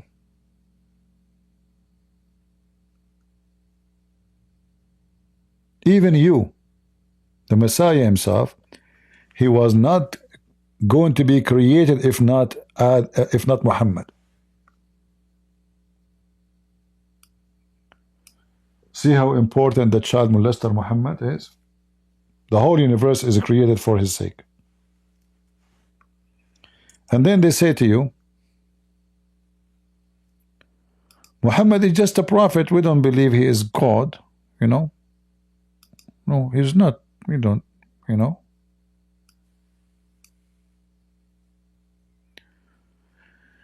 Do we have any Abdul?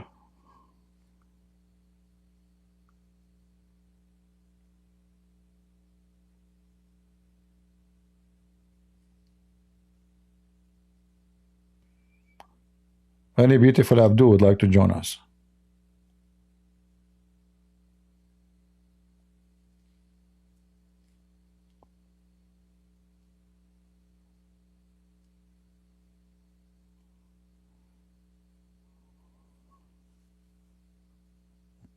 Hmm.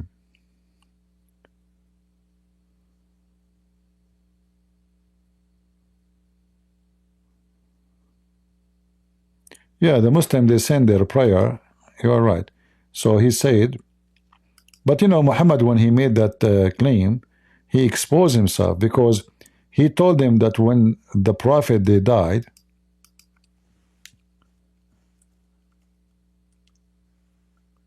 your prayer, like when you pray on me, your prayer will be sent to me.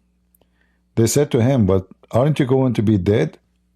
So he said, we prophets, body does not consume our, the earth will not consume our body. But what does this have to do with this question anyway? I mean, this is how stupid he is. They are asking you if you will be dead or not. If your body will be consumed or not, that will not answer the question. How our prayer will be sent to you if you are dead? He said our body will not be consumed. But you are still dead. However, Muhammad, he exposed himself because after Muhammad he died. Because he said this, that the earth will not consume our body. So they did not bury him for a few days. Because he told them the earth will not, our body will not decay. It's in front of you. So what they said to themselves, okay, as long he said his body will not decay, then why we have to bury him? And you know, Mecca and Medina are in the heart of the desert, so it's very hot. So Muhammad, he died. They did not bury him for a few days. Some they say 2 nights, some they say 1 night, some they say 3 nights.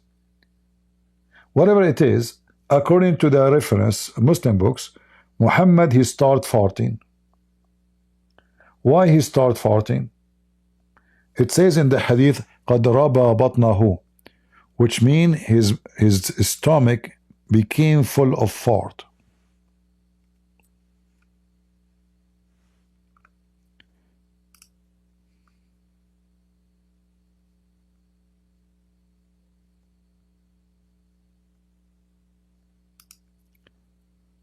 And here, this is the reference.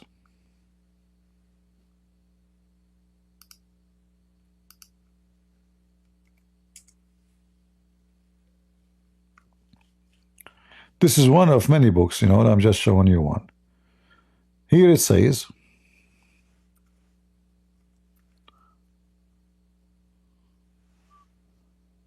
قَدْ رَبَى بَطْنَهُ. Where is the...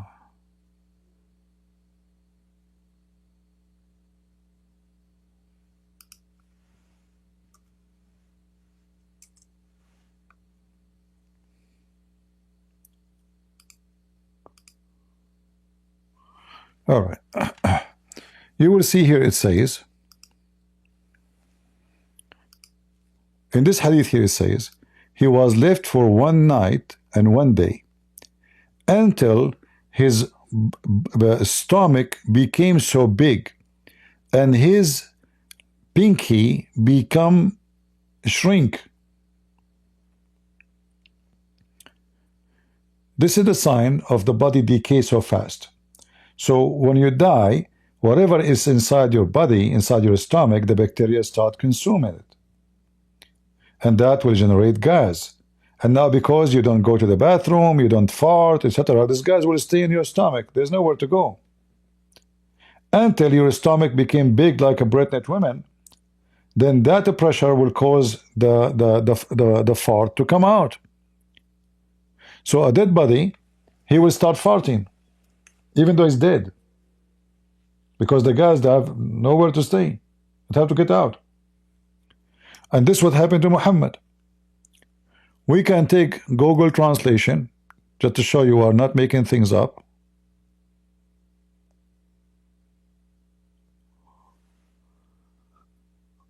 Google.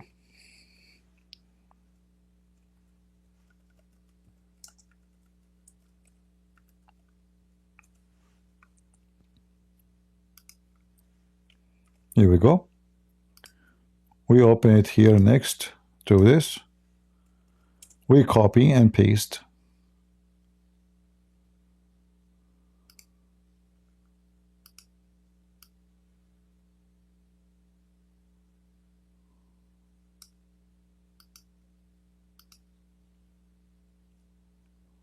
All right, we go to Google. They left him for a day and a night until his stomach grow and his little finger become pinned. Other hadith says that the Prophet, he stink.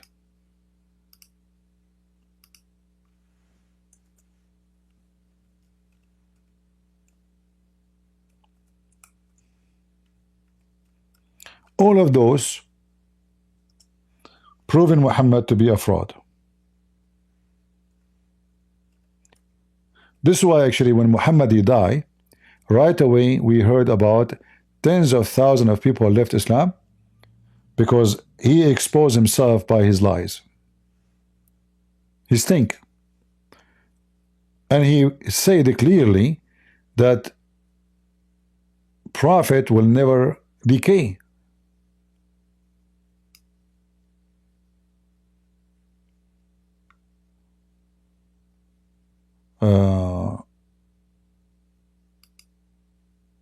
Let us see.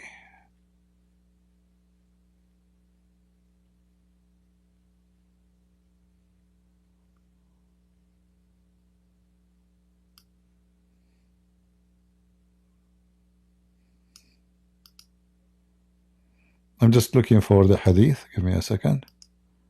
I have the hadith, but I'm trying to find an official website with the reference.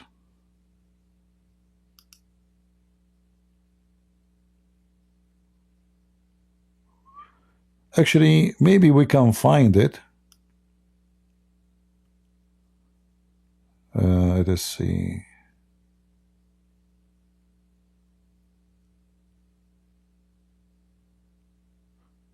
Yeah, maybe we can find it in the English. Hold on. Like directly in English. Let us see.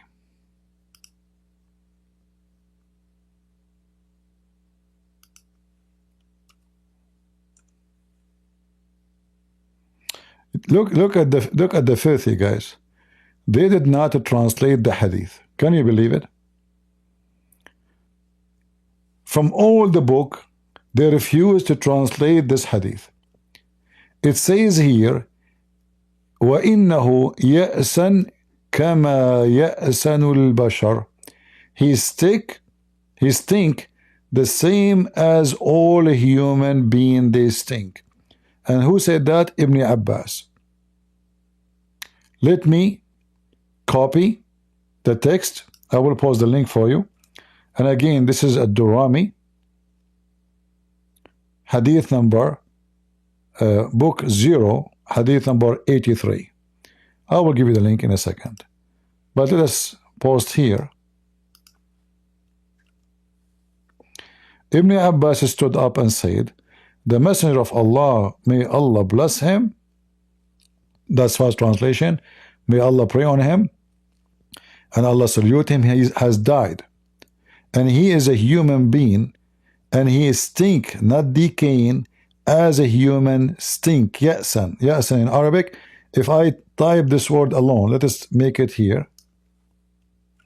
Only this word alone. Now, first translation. Ya'san mean he's getting stinky, or like ma'un asin is a stinky water. So Muhammad, he stink. And this is the hadith. I will post it for you in Rumble, in YouTube, in Discord. So you can use Google Translation if you wish, or any translation in your phone, whatever your choice is.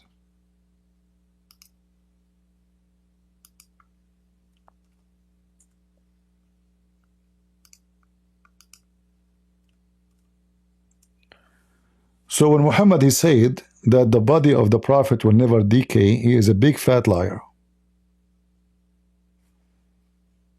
You see how easy to prove he's a false prophet? So they did not bury him. He stink. And this is a Sahih hadith. And then you need to ask the Muslims, why you did not translate the hadith? How come the whole website is a translation of the hadith except this one? Why did not translate it? Because they don't want the Muslim to read. The one who know Arabic, they cannot do anything about it, but we don't translate it, so those who do not know Arabic will not find out that Muhammad he stink.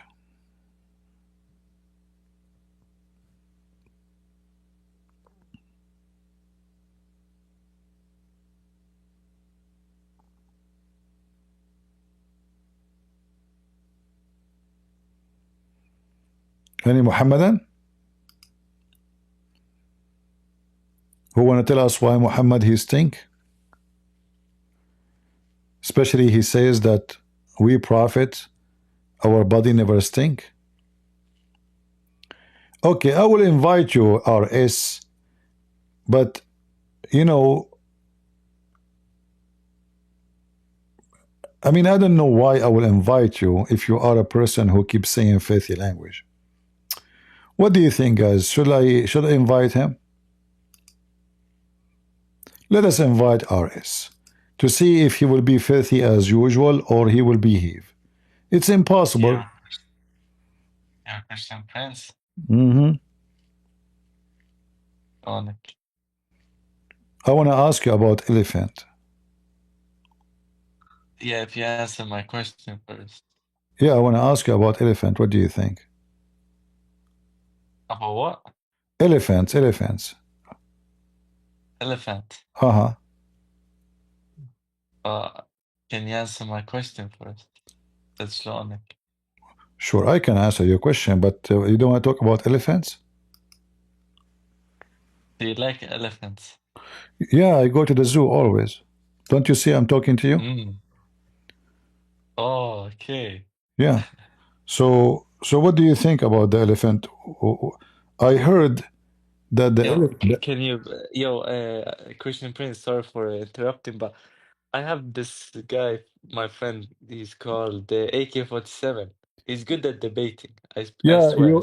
You bring him always, he never talk, right? Is that the same guy you asked me to invite? He will talk this time. He will talk this time. Okay, let him. He's gonna speak this time. Okay, let him come to the. What his name? What his number is? AK-47. AK-47. AK-47. This guy always you bring him here. He never say anything, and then both of you, and the end you say the bad word to my mother. We know you. Trashy. Oh, he doesn't want to come. Yeah, trashy. I want to ask you about the elephant. Listen carefully. Is it true that Allah, he made the elephant because he was a king, he used to fornicate? Huh? Never heard that one. What do you mean? Aren't you a Shia? I am. Okay, how come you are a Shia and you never heard of it? Read it with me. Go ahead. Read. No, you can read it. No, you have to read it. You are the elephant, not me. No, I cannot read. Yeah, no problem. Still, I will make you, I command you to read. No problem. Still, you will read now. Go ahead. Try. No, I cannot read, actually. Uh-huh. Look at this. Look. It says here that the elephant, he was like Allah, he punished him because he was a fornicated person. He was a man, he's a king. But he fornicated and Allah made him an elephant. Do you agree with that? No. So tired. Huh? I agree with what? What Muhammad and Ali, they said. What did they say? They said that this guy was a king and he fornicated and he become an elephant. Allah punish him, make him an elephant because he fornicated.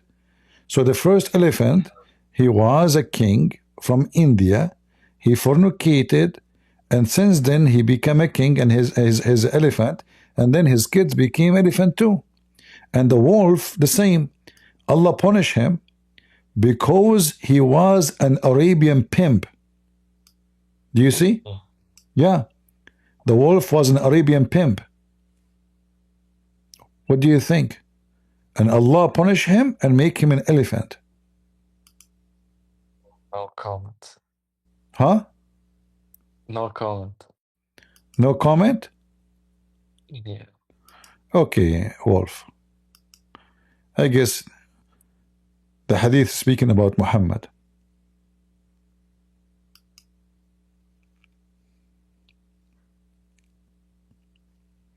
Any Muslim beside no comment wanna say anything? Anyone? I mean, all of you Muslims are fornicators, especially those Shia. They do mut'ah. He was an Arabian pimp. Unbelievable.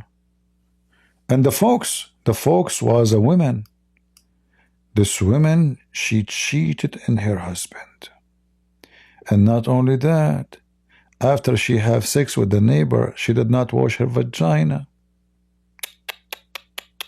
So Allah, he punished her and she become a fox.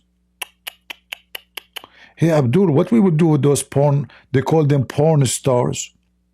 I mean, Andrew Tate, is he now an elephant? I mean, this guy is a pimp.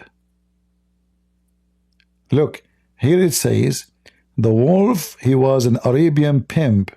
Allah punish him, make him a wolf. So why Andrew Tate is not a wolf, not even a cat yet? You see, your Shia stories must be truly from God. I mean, it's true, it's clear. So, and the fox was a female woman who cheated her husband, and not only that, she did not wash her vagina. Disgusting. So the first guy put his penis there, the second guy, the third guy, and no washing. Like Muhammad. Muhammad used to have sex with all the women with one wash. And this is why she have menses too. What about the Batman? Oh no. He stole the people date.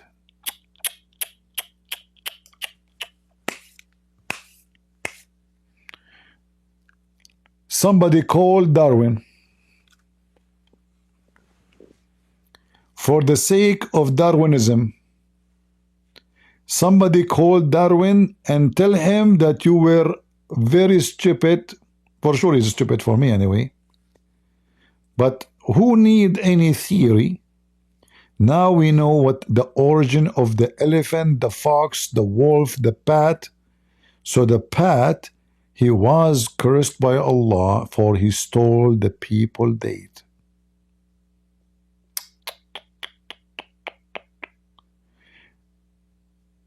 The apes and the pigs. Where they're coming from?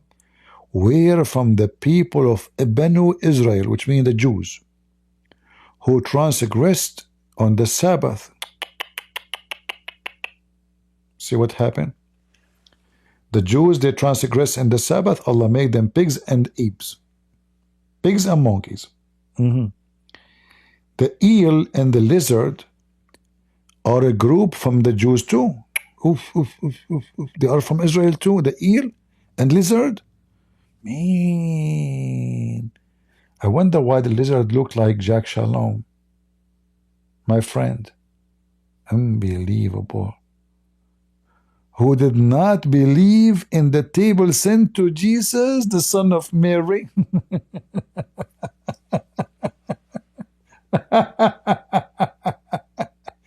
So if somebody don't believe in the miracle of Jesus, and by the way, the miracle of the table, in case you do not know, according to Muhammad, the disciple of Jesus told him, we show us that your God can bring you food, okay? We want food right now. So Jesus talked to Allah, and Allah sent him 7 whales. Peter alone ate 2 whales. Peter can eat a lot. He sent them 7 whales, each whale in 1 sandwich. And Peter like he ate unbelievable, and he can't even move. He said, too much food. Hey Peter, what happened? I ate 2 whales. 2 whales and a half actually, and 5 grams. So those Jews did not believe in that 7 whales miracle Allah sent down to Jesus. So Allah made them lizard and eel. Now we know why they are called Israel. And here it says, they strayed. One group fell in the sea, and the other group remained in the land. So one group of the Jews fell in the sea. That is the eel. And one group stay in the land. That is the lizard. Makes sense. Guys, come on. I mean, why in the world you are not being smart? Everything is perfectly written with super intelligence. Eel is from Israel. Eel. I mean, come on. Can't you tell? Eel. Hello? I mean, I know that you guys are slow. It says eel. He must be from Israel. What about the rat? The rat, he was cursed. Why? It was an incident to women. What? I did not understand the translation. What do you mean incident to women? Hold on. What the heck is that?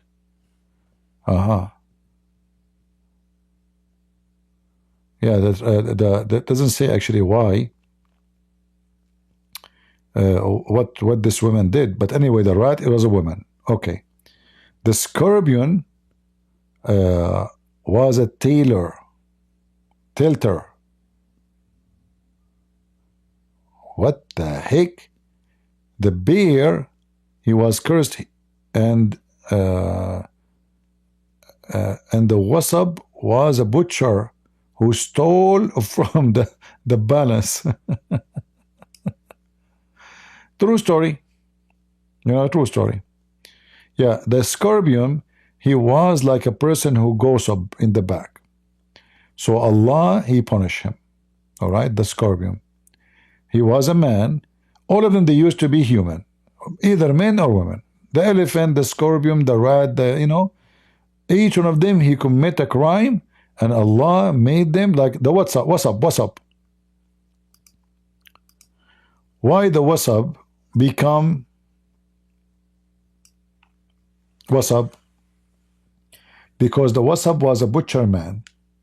He stole from the balance when he sell meat.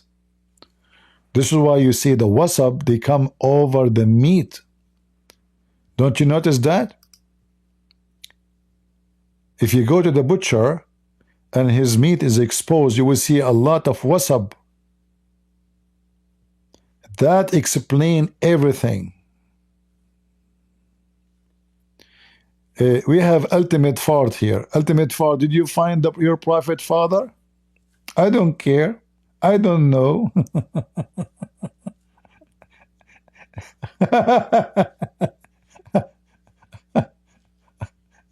Prove to me Muhammad is a prophet. Number 19.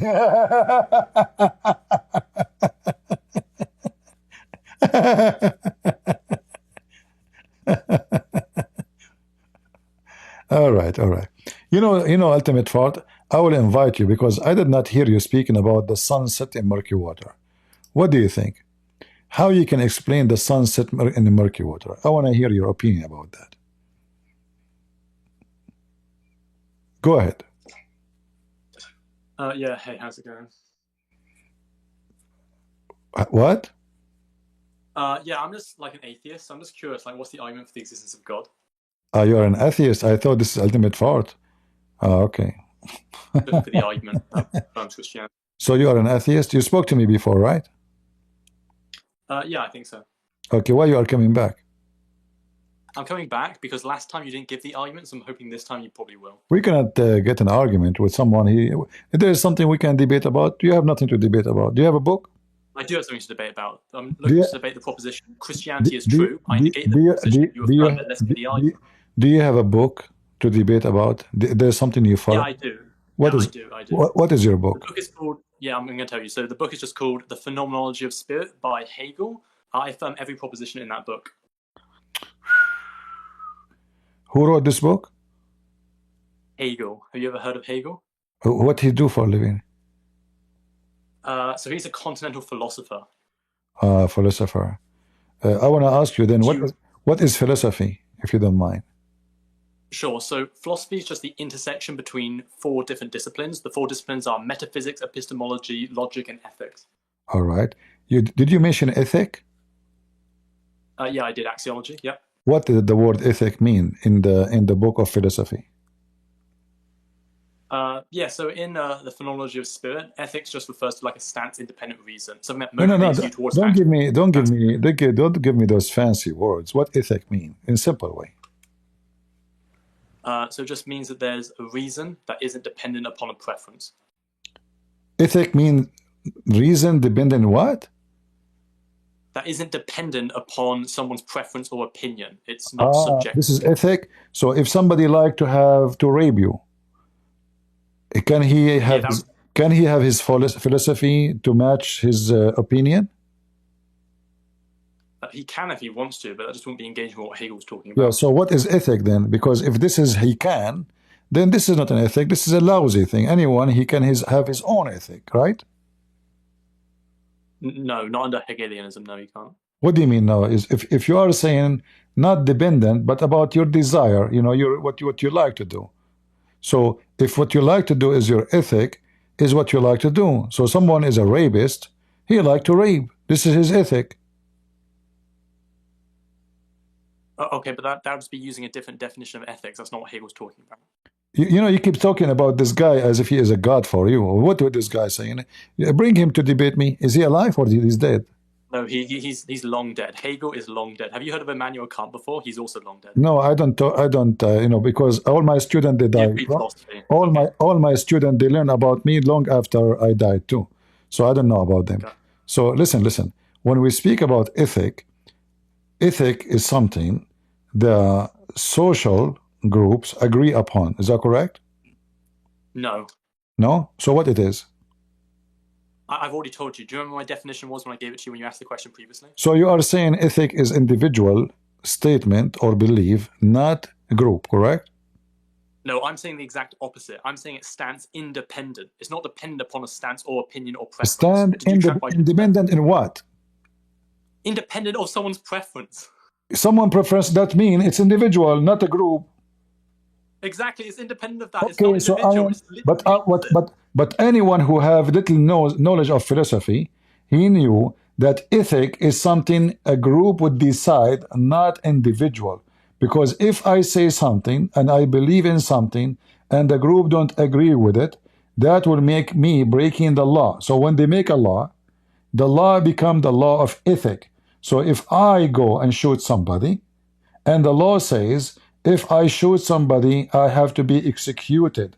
And my ethic as individual, according to you, I am not guilty, and they are wrong.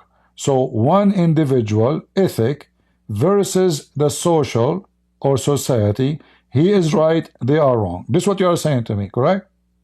No, absolutely not. So you're caught on a semantic dispute. You're just using ethics in a different way that I'm using ethics. No, it's not. It's you say to me, it's not, it's okay. If you as a human being, your ethic is coming from where? Is it coming from a social group? You said no. It's coming from your own preference, correct? No, literally, again, the opposite. Nothing to do with preferences. It's independent of preferences. Independent of preference of who? Of all preferences, the subset of all preferences is independent of all of that. Is it for a person? Is that for a person or for a group? Neither. It's independent of any one of stances. It cannot be neither, because this idea have to come from a human being. No, and again, you haven't read Hegel. He's literally talking about exactly the opposite. He has a different theory. It cannot. It have to come from a human being. Are we talking about ethic of a human being or ethic of concrete? We're talking about neither. What do you mean neither? I can explain to you if you let me speak. No, I do not need to explain to me. Listen, I can't speak. A human being. Who is the one who wrote this philosophy book? Is he a human being or is a concrete? Yeah, he's a human being. All right. So the one who gave you idea of the ethic you are talking about is a human being. So this must be an ethic of a human being, not neither. Do we agree? If you're just saying that like they created it, therefore it's an ethic of a human being, it's like saying gravity. You speak so fast, I don't understand what you are saying. Don't speak so fast, you know? You remind me of there's a guy, his name is Destiny, the one who support Democrat. I wipe the floor with him. You speak like him. So fast you say nothing. So listen carefully. Okay, no. I asked you last time, if you remember, do you sleep with your mother? You said no. I said to you, why? Can you remind me again what you said? You said no. Why? I think during that debate, I was laughing at some evolutionary stuff. I don't understand your accent. Either you speak clear or I'm going to hang up on you. So I'm asking you again. You said you will not sleep with your mother. Can you remind me? You said no. Why? You said no, as I remember. Why? Why no? The reason was because I have an evolutionary preference against it. Was that too quick?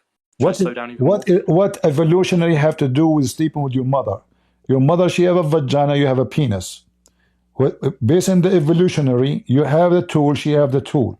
What does have to do with anything? Why you will not have sex with your mother? Okay, so the reason I won't have sex with my mother is the reason I just gave. And then the explanation for that being a reason is that there are high evolutionary priors to be against things like incest. For example, fucked offspring. Even if you don't have, like, wear a condom, or even if you don't have children, it's still ingrained in the human psyche that incest is yucky, therefore you don't engage with it. Yeah, get out of here. You will notice that this guy is a copy-paste machine. He repeats words, but those words are totally empty. They have a vacuum inside them. He repeats the same garbage. Copy, paste, each time I talk to him. So if you speak to them for 10, 20 years, you will not even understand what they are talking about. What is ethic? Nobody knows. They give you a collection of words, they put them together. Okay, is that for society? No. Is it for a human being? No, neither. So what it is? A picture in the museum?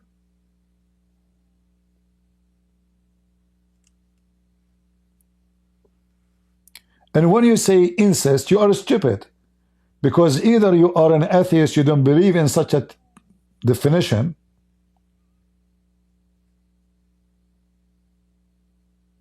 Atheist, he believes he's an animal. And all animals, they do incest. So either you are an animal or you are not. What incest? I never heard. Have you ever heard of a goat believe this is incest? So he speaks so fast, he repeats the same words, and you got nothing but is a person who is confused about what he is giving definition. And you notice here, he have a book of a guy. He wrote a book, and this guy, he told him everything. So whatever this guy said, he agree with. Can you type the name for me of this guy?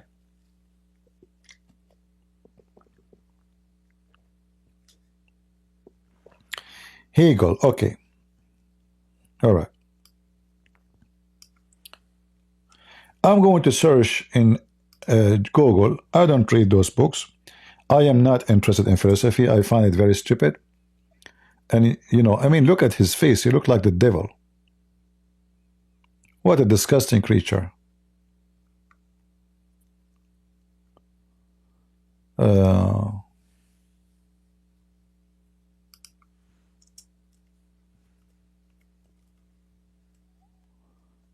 Let us see.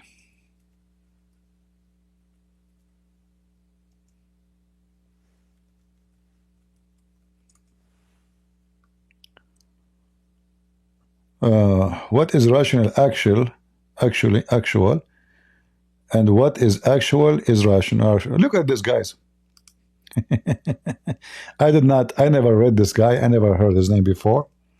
I am not interested. I just searched for some quotation.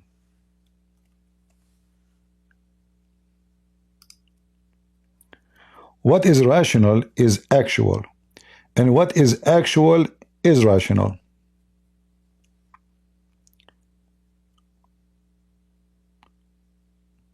An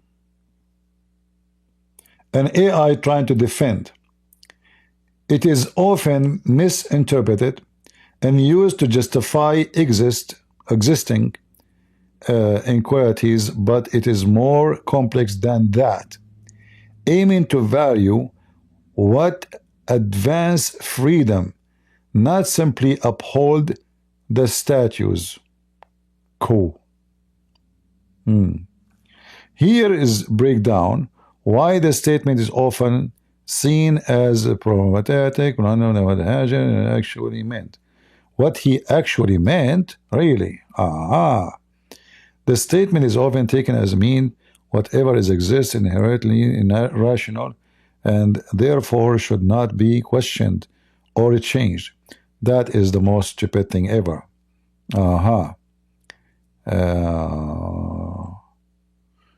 What he meant actually. Let us see what he meant actually. Statement is not justification for a status, but rather to call value that what is effective is advancing freedom and reason. You see here you see how philosophy or so-called philosophy is just such a joke and play of words, because advancing freedom and reason and freedom, they don't go together, and I will tell you why. If a freedom is something absolute,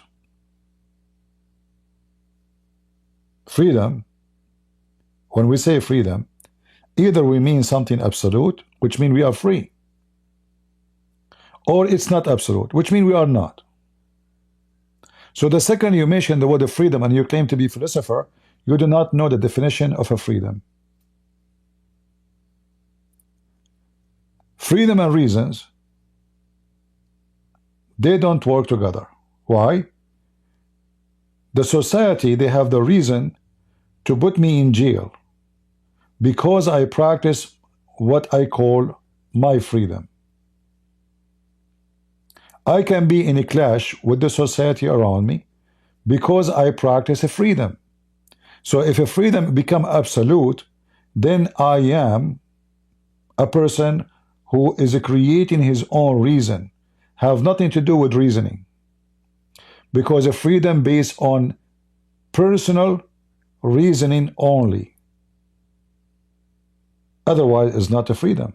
So if I believe there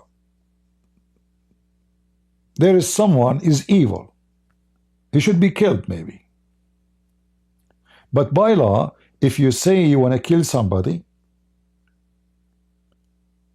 you will be taken to jail. You break the law, even though you did not kill him. So, do I have the freedom which is connected to the reason? He was interested in what is actually advanced freedom. Advanced freedom means there's no advanced freedom, not advanced freedom. This is stupid, because freedom is a freedom. There's no advanced and not advanced. Is that a technology? And not in a blindly accepting the present as it is. So if you want to become a revolutionary against what exists right now, then you are out of the reason. Why? Because you fight all the reasons of others and you go with your own reasons. So which reason we are talking about? Is it the reason of individual or social? We asked this guy, Destiny. He said neither. He said it's independent. Independent in who? Somebody have to make decision. Either you or them. Again, a stupid answer. Important of actual versus effective. The German word wirklich, translated as actual, can also be interpreted as effective or real. in the sense of something that is actively working to bring out a freedom. I mean, what is this? This is just as stupid. It's like talking about water, how we can make water water. Look at this. Effective or real?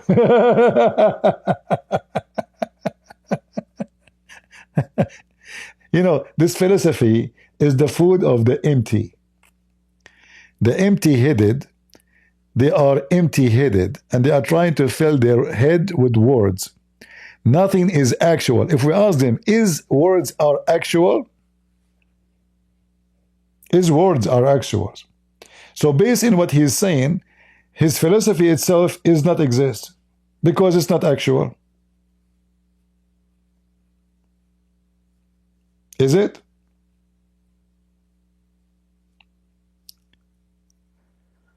Oh boy.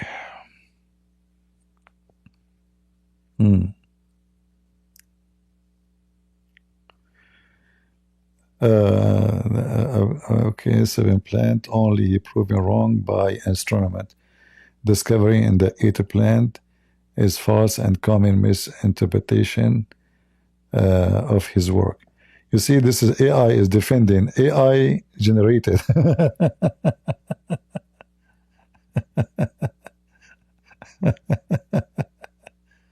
I never heard of this guy, but reading 2 words of his, make me laugh. The Bible speaks about philosophy and how they use philosophy as an empty statement, like I can use some certain fancy words just to bring confusion to the mind of a human being. But after I speak for 10 hours, I said nothing to the human being. That's why this guy, when we ask him about why he don't want to have sex with his mother, he speak about evolution, incest. But there's nothing in philosophy can all the philosophers actually, they have a very lousy sexual life. Because simply they have their own reasons for anything they do. And speaking of a freedom is just a joke. There's no human being have a freedom. And never have and never will be. The only freedom you can have if it is not actual freedom, which is a spiritual. Actual freedom never exists. Can I go walk naked in the street now? I will be arrested. Did I hurt anybody? Yeah. According to me, if you ask me, yeah. People get scared and get disgusted. However, let us say I'm a hippie. Can I do what is actual for me is my freedom? Let us call it actual. Advanced freedom. Freedom never exists and will never exist. Because as long you are captured inside a human body, you have needs, you don't have a freedoms. You are free, and the freedom advance, as you call it, only when you are out of your needs. Which means you do not need to sleep, you do not need to eat, you do not need to sit, you do not need to stand, you do not need anything. You are totally independent. In fact, he himself, he used that word when I spoke to him. But a human being cannot be independent. He is always dependent. You depend on water. Can you live without water? You cannot. Food, heat, air condition. All life substance is not yours. You own nothing of it. Your body doesn't work by solar system. Even those who have body of solar system like plants, they are not independent. The second you cut the water from them, they die. The sun from them, they die. So freedom is an illusion, the one that comes in your philosophy. Freedom in belief and faith is exist. This is why the Bible says, don't worry about the one who destroyed the body, the flesh, but about the one who destroyed the soul. So you are free as long your soul is not owned by someone else. He can own your body. He can capture you. He can torture you. He can kill you. He can cut you pieces. But he have no power over your soul. So the only time freedom exists is when you are a believer. And that freedom is not a physical freedom and will never be unless we are in heaven. For then our freedom is a holy freedom, which means it is... Why you always invite me on stage, man? What do you want? Nobody is inviting you. Someone of your moderators is inviting me, so clearly... Get out of here. Stop crying, Mr. Lizard. If somebody invites you, don't accept. Instead of crying, why you are inviting me? Why you keep inviting me here, huh? I'm going to tell my mom. I feel victim. Why you take me to your private room? Don't come if somebody invite you. And why you are here? Do you want me to invite you? Let me know. If you want me to come invite you, I will invite you. But don't cry. Huh? Okay.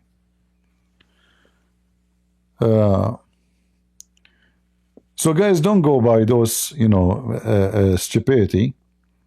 Anyone who speak about the freedom, like, we say freedom of speech. Is it really exist? Never exist. Freedom we talk about is comparative to other countries. So we say in USA there's a freedom of speech, but there is a limit. The second you pass a limit, you go to jail. In America. If you say you want to kill somebody, you go to jail. If you say you want to kill somebody is a famous president, minister, you will go to jail right away. They will arrest you. If you say you want to attack a school, you want to attack a church, you want to attack right away they will come to you. There's no freedom. What freedom? If you go walk naked in the beach, even it's a beach, you'll be arrested. You hurt nobody, but you broke the rules. So freedom is something we compare between two systems, or three, or four, or five. However, none of them is absolute freedom. Absolute freedom never exists and will never exist, unless you are a person who live in the middle of nowhere, and even there, your freedom is partial. Why? Because you are captured by your needs. So, if I live, let's say I decide to go and move and live in the middle of the desert of Arizona, and there's nobody, no homes, no houses, no city, no rules. Still, I am captured. I need to survive. My freedom is not real. I am captured physically by the ground I am in. I cannot escape it. If I try, it's going to take me for a long, long time. I am captured by my need for shelter, food, water, survival. Freedom is never exists for a human being and will never exist, except when he have faith in the Lord, and that freedom will be still, even after accepting, freedom of the spirit, not a freedom of physics.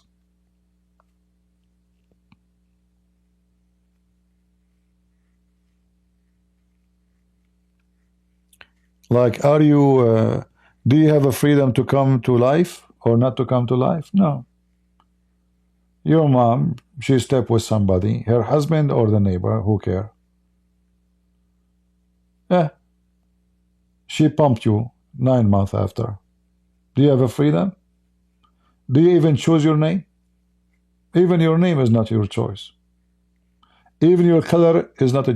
Did you choose to be blonde or blue eyes or black or African or Asian? No. What a freedom? What actual? What this guy is talking about? Many people don't like how they look like me. You know. What a freedom. You talk about a freedom when you can reach the point of your desire and there's no limit for it. And that means you must become God.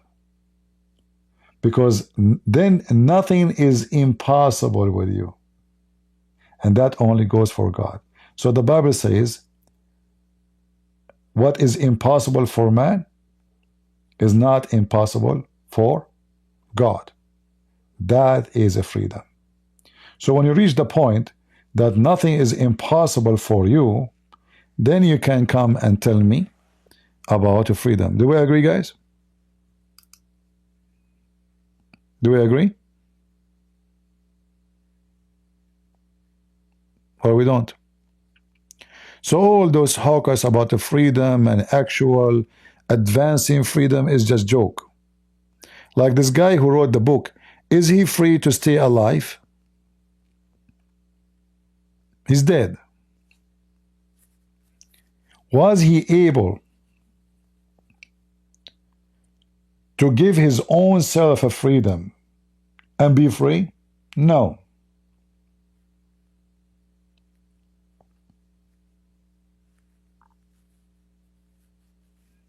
Empty words.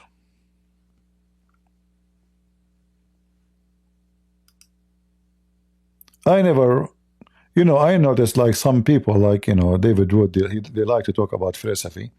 Some people, maybe they find it fascinating. I find it fis and nitin, which mean fart in Arabic. Philosophy is so stupid and so empty. It never feeds you anything. It's just empty words. Philosophy.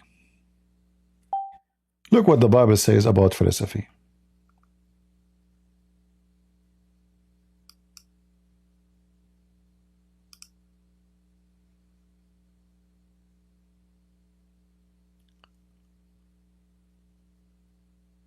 Who in the world want to accept such a garbage? And the Bible told us really the truth about philosophy.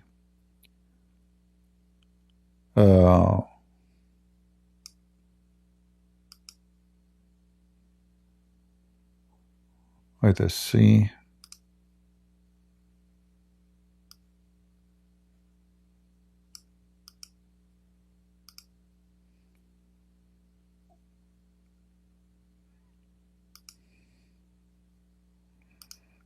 Look how beautiful this is statement in the Bible about philosophy. Perfectly describe what Colossians 2. For I would that ye knew what great conflict I have for you, and for them at Laodicea, and for as many as have not seen my face in the flesh, that their hearts might be comforted, being knit together in love, and unto all riches of the full assurance of understanding, to the acknowledgement of the mystery of God, and of the Father, and of Christ, in whom are hid all the treasures of wisdom and knowledge. And this I say, lest any man should beguile you with enticing words. For though I be absent in the flesh, yet am I with you in the Spirit, joying, and beholding your order, and the steadfastness of your faith in Christ. As ye have therefore received Christ Jesus the Lord, so walk ye in him, rooted and built up in him, and stablished in the faith, as ye have been taught, abounding therein with thanksgiving. Beware lest any man spoil you through philosophy and vain deceit, after the tradition of men, after the rudiments of the world, and not after Christ. For in him dwelleth all the fullness of the Godhead bodily. And ye are complete in him, which is the head of all principality and power, in whom also ye are circumcised with the circumcision made without hands, in putting off the body of the sins of the flesh by the circumcision of Christ, buried with him in baptism, wherein also ye are risen with him through the faith of the operation of God, who hath raised him from the dead. And you, being dead in your sins, and the uncircumcision of your flesh, hath he quickened together with him, having forgiven you all trespasses, blotting out the handwriting of ordinances that was against us, which was contrary to us, and took it out of the way, nailing it to his cross. And having spoiled principalities and powers, he made a show of them openly, triumphing over them in it. Let no man therefore judge you in meat, or in drink, or in respect of an holy day, or of the new moon, or of the Sabbath days, which are a shadow of things to come, but the body is of Christ. Let no man beguile you of your reward in a voluntary humility and worshipping of angels, intruding into those things which he hath not seen, vainly puffed up by his fleshly mind, and not holding the head, from which all the body by joints and bands, having nourishment ministered, and knit together, increaseth with the increase of God. Wherefore, if ye be dead with Christ from the rudiments of the world, why, as though living in the world, are ye subject to ordinances, touch not, taste not, handle not, which all are to perish with the using, after the commandments and doctrines of men, which things have indeed a show of wisdom in will worship and humility and neglecting of the body, not in any honor to the satisfying of the flesh. Amen. All right. So you see, the philosophy is nothing but empty words, and those empty words can be an old tradition or even a new tradition of man. So if somebody listened to me and I said something, they call it philosophy and they like it, and then that will become a tradition for the fools, because those fools, they are empty, and they were able to accept what I said because they think it's wise. So the foolish man, he say a statement. If someone he is more foolish than the foolish, he will think that the foolish, first foolish, he said something so wise. So he take it as a philosophy. And then he take it as a tradition, which means something to follow.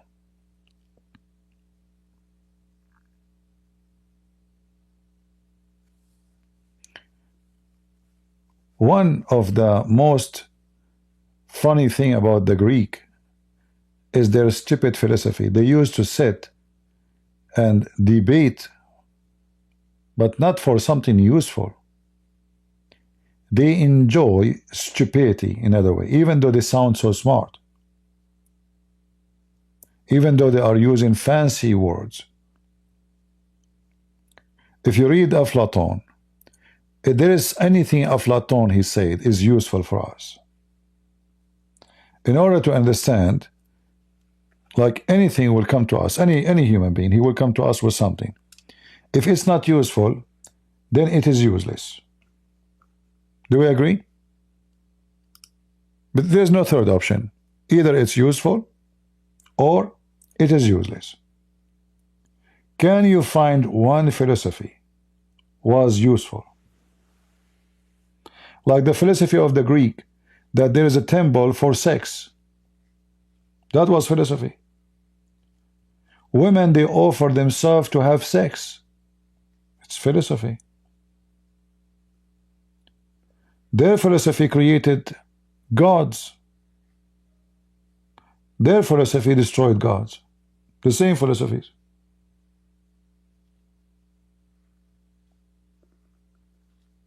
You know, they made the temple of sex actually the biggest temple, like the highest.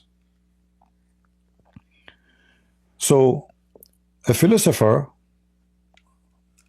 is someone, I believe, is very confused, and he is very easy to manipulate. Not only he can manipulate, he himself is manipulated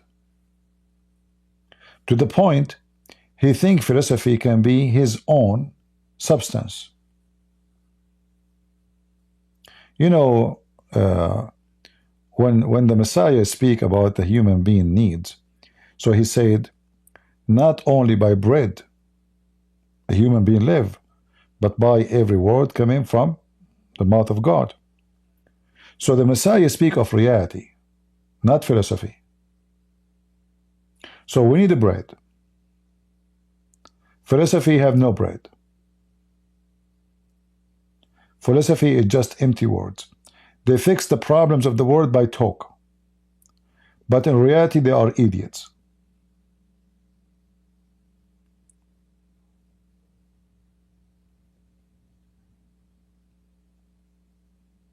You know what I mean? And you know, philosophy is something everybody understand as he wish and as he based on your background. It's not even real. You know, I told you before a joke about an Arab man. He went to the school to learn about logic. He asked the teacher, what is logic? He said, to learn about something from something else. Like you have some information, from it you can, this information can lead you to other information. My cousin, he did not understand. He said, like what? He said, okay, let me ask you, do you have in your house a chain? He said, yeah, I have a chain. He said, okay, you have a chain, that means you have a dog.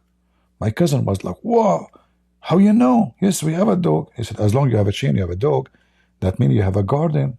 Because big dog, it must be a big dog too, because you put it in a chain. Must be a strong dog. Whoa, how you know that? As long as you have a chain, you have a dog, you have a big dog, it have to have a guardian. Amazing. As long as you have a guardian, that means you have a big house. Wow. As long as you have a big house, you have a dog, you have a chain, you have etc. That means somebody have to take care of this house, and that is your mother. Yes, my mother. As long as you have a dog, you have a chain, a big dog, a garden, a big house, and your mother taking care of it, that means your mother is a good woman.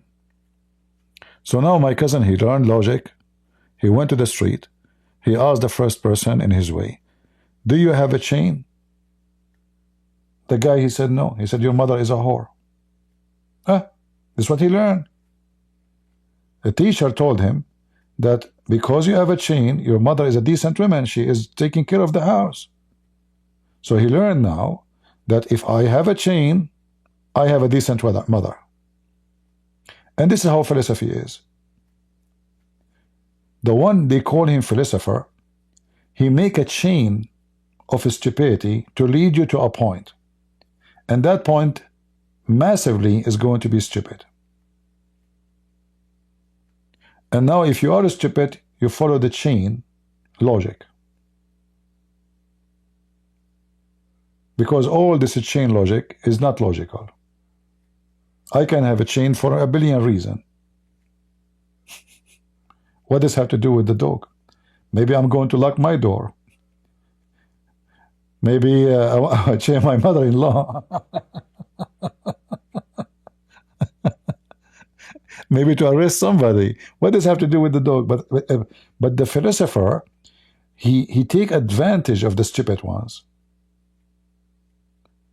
And he convinced them that he is smart. So now they are under his control. So they will be astonished by fancy words he's saying, which they don't understand what he's saying. But as long as they are in their mind, he is so smart, that means whatever he's saying, it must be good.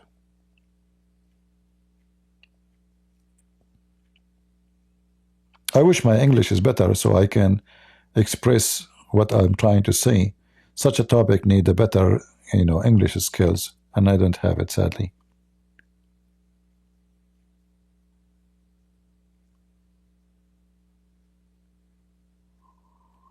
Right?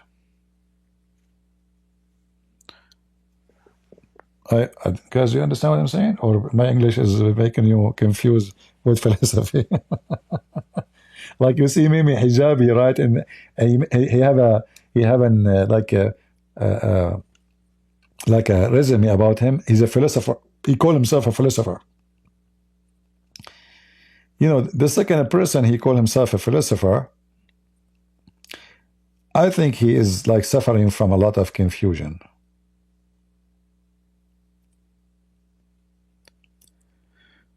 Because all philosophy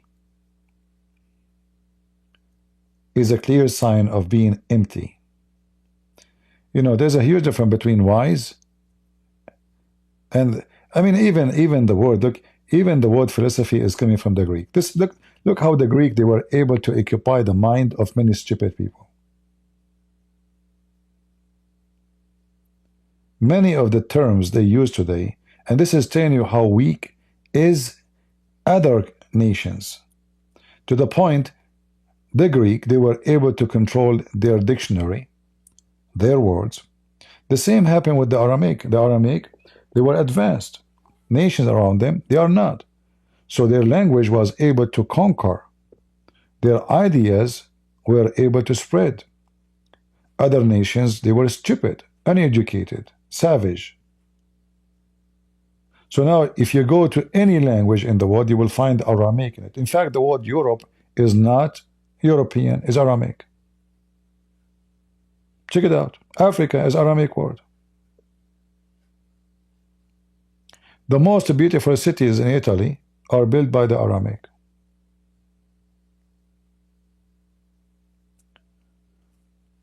When you pray, you say Amin. This is Aramaic.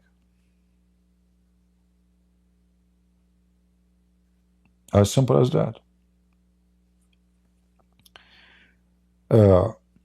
So the influence of nations can happen only if you are coming from advanced.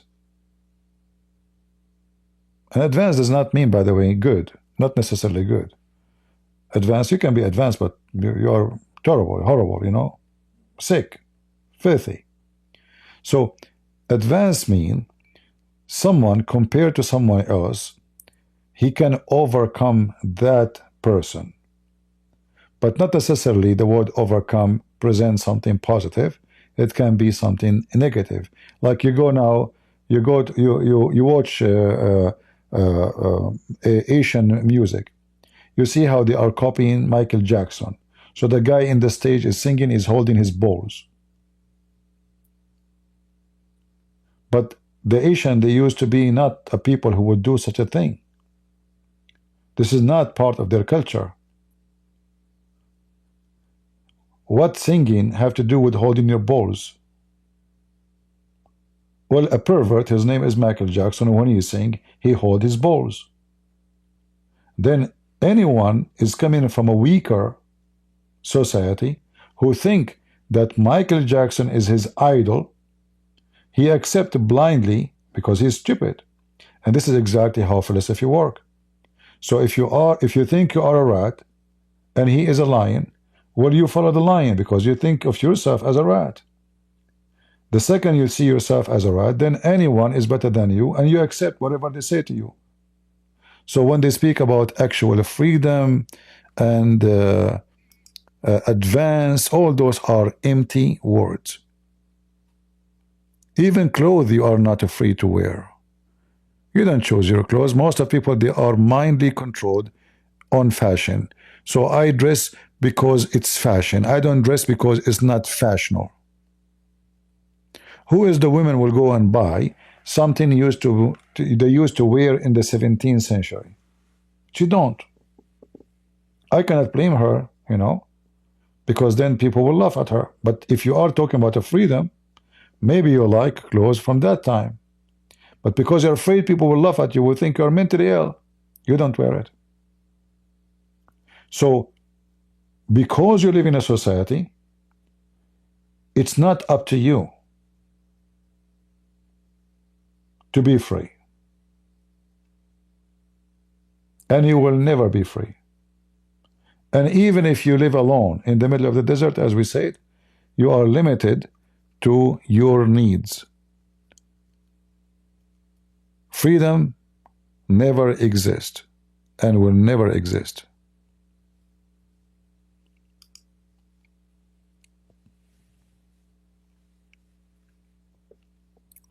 Any Abdul? Am I free not to die?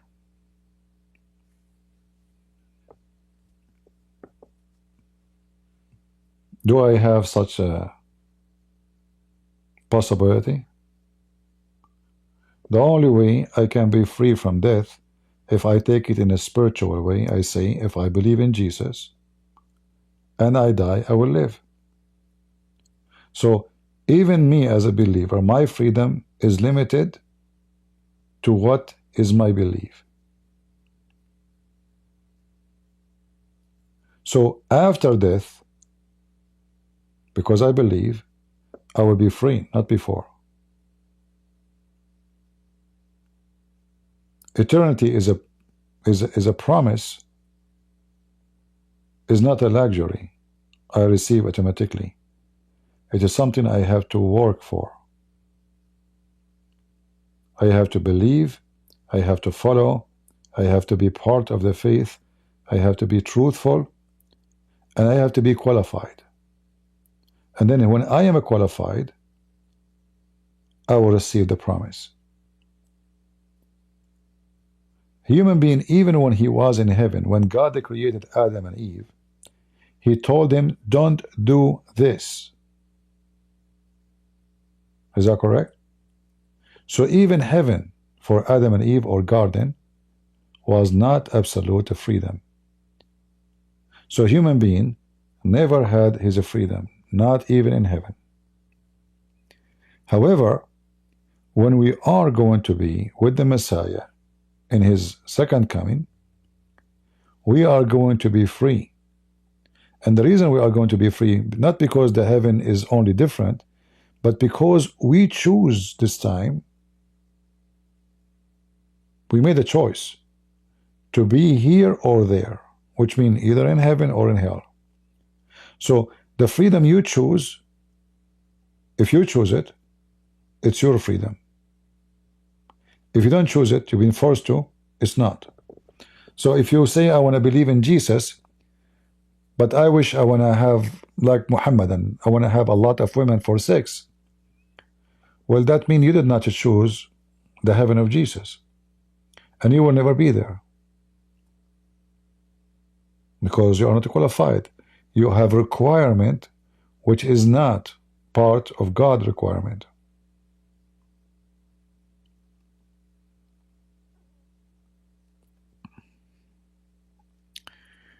CP, you can say that as a preference for everyone to be happy, but I am afraid no one have the freedom to live forever.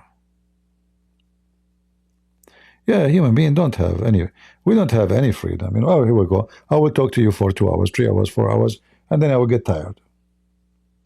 I wish I can speak to you forever, maybe.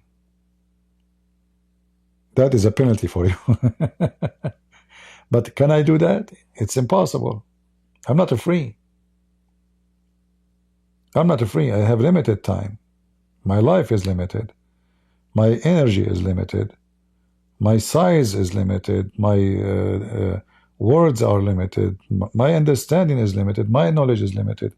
Every single thing about me is limited. So where is the freedom? If everything I have is limited, can I have absolute freedom when I am limited? As again, the only time you can be free if you are God, because you have no limit of possibility.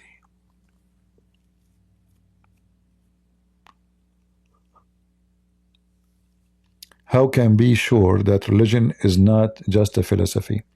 That is a good question. The philosophy, it doesn't fill your heart. Philosophy, it is to fill your brain.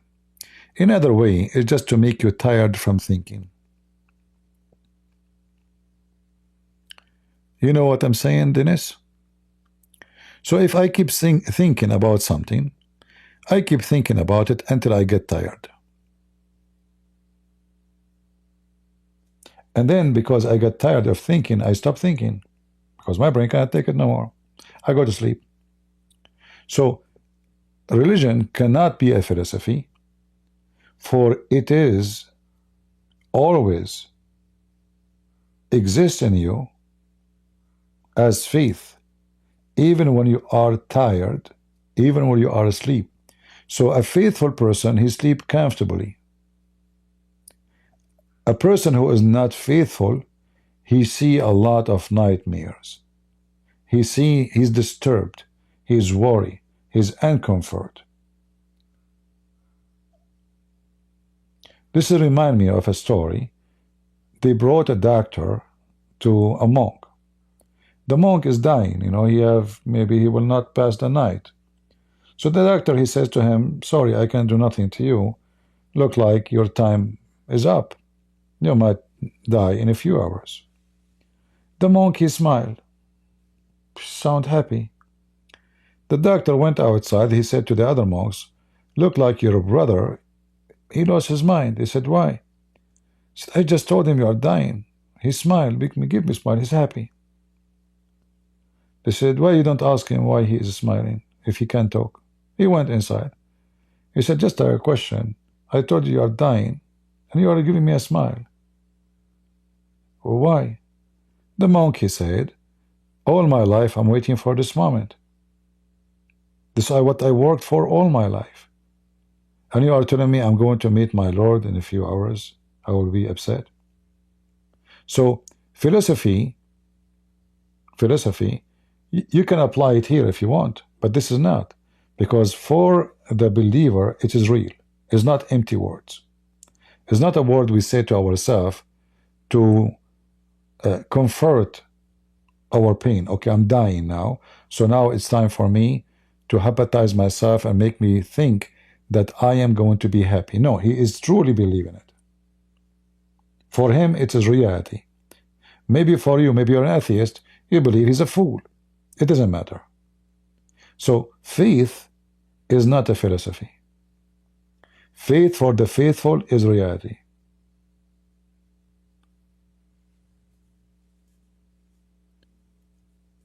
Philosophy is just empty words.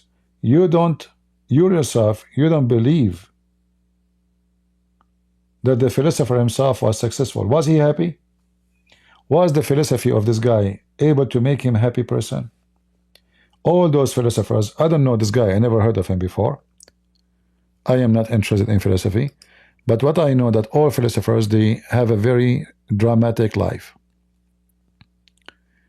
Very sad life.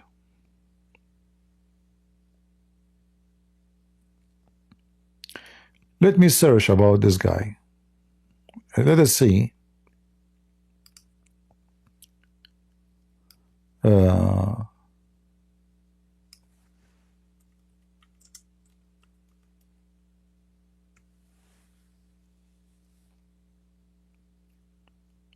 Here we go.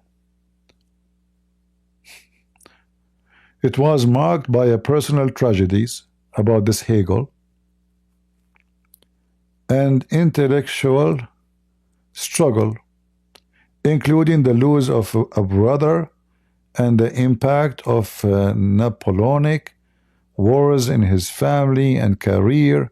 So this guy, he suffered from tragedy, sadness, struggle, etc. And then he so he found a refuge in a corner and pages. In other way, he is running away from reality. And this is my definition for philosophy. It's someone run away from reality towards.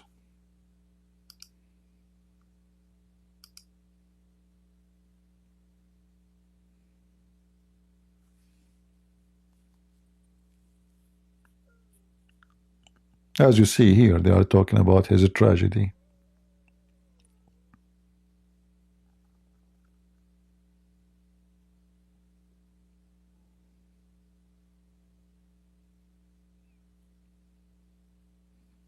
Unhappy, conscious. Okay. He's an unhappy person. So, if the purpose of philosophy is to make you feel better, he failed to make himself better or feel better himself. It's like a doctor, he says to you, I'm going to give you a medicine to make you feel better, but he himself, after you leave his clinic, his tears is running like a river.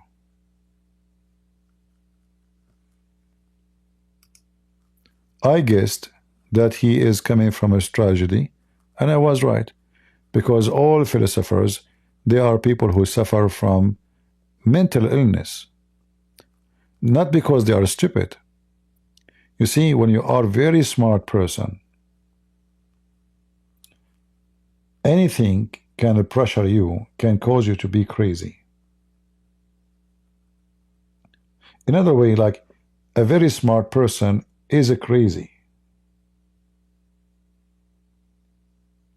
The difference between a crazy and a smart person, not much. It's just a break happening in your life. So when your life is broken somehow, your brain, which is maybe compared to others, is so good. That brain, because too much thinking, too much pressure, too much sadness in it, you cannot turn it off. That brain will burn, will lose fuses.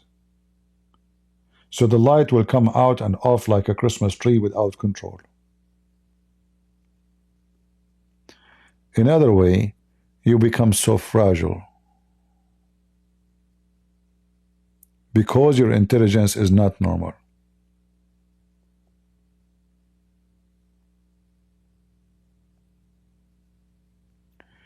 And look here how we mix between, as we read here, the concept of a spirit, emphasize the idea of reality is dynamic, evolving process of self-conscious. What does spirit have to do with this?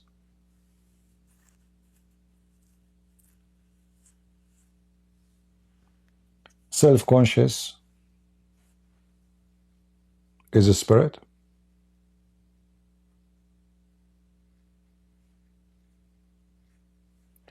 So obviously, he strived to understand and realize himself. A true believer, he can understand himself in a very simple way. You do not need to have a PhD and doctoral degree or master degree in Bible or in history or philosophy. God created me. I am exist. I'm alive. I'm aging. I'm healthy. I'm sick. I'm lucky, I'm not lucky, I'm sad, I'm happy. All those are reality. Why I need to struggle to realize myself? Such a statement can be only describing someone who is suffering from a lot of vacuum. You see, there is a person, all of you know him, Patterson. When he spoke to Mimi Hijab, I noticed this guy is not stable, even though many of you like him. I'm not insulting the guy, by the way. I'm not putting him down. But I noticed from his behavior and the way he's talking, even though he sounds like smart, and for sure he's smart, but the same smart person for me looks stupid.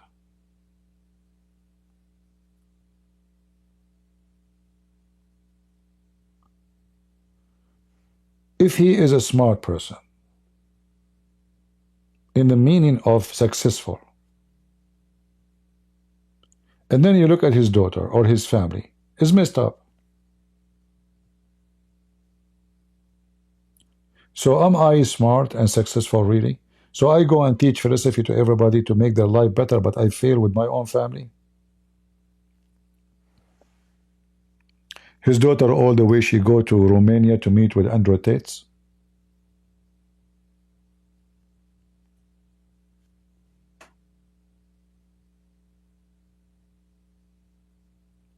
You know what I mean? So if I spend 10 hours to talk to you and supposedly I am teaching you, and then I fail to teach my own kid, how smart I am?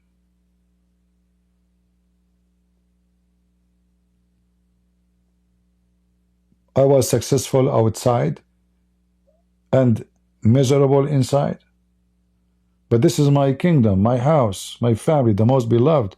So if I could not save the most beloved, how I can save you? So a person who have such a daughter or a family, I don't know much about his family. I know about the daughter. You know, for me, she's horrible.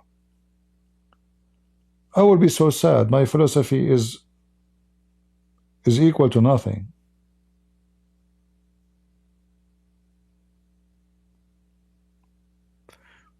But people who like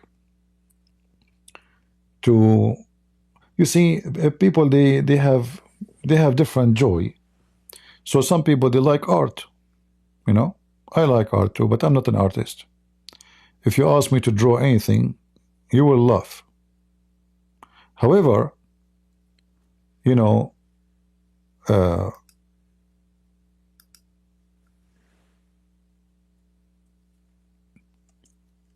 word art,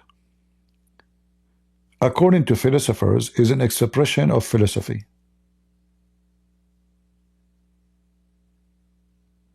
All right? You go to somewhere to, like they say to you, there's an art here. Do you want to see art? It's okay, let's go and see the art.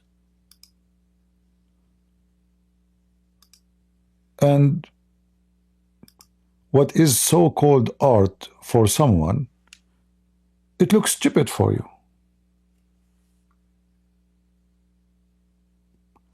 But according to them, it's art. And they pay a lot of money for it. Like, look at this.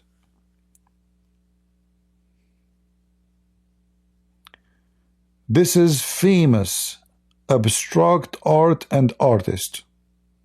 This is art now. This guy, he got, you know, the burner for the stove?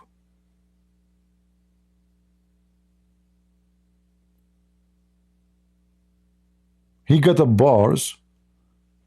He scratch the paint. He throw paint here and there. And according to them, this is a famous artist. And then, if you ask the person who is like he's an artist to explain to you this, he will give you his own fantasy about it. He will say to you, do you see this circle? It is us in life. We are going in circle. Do you see here this red spot? This is the authority. Do you see here this line? This is the beard of those who have beards.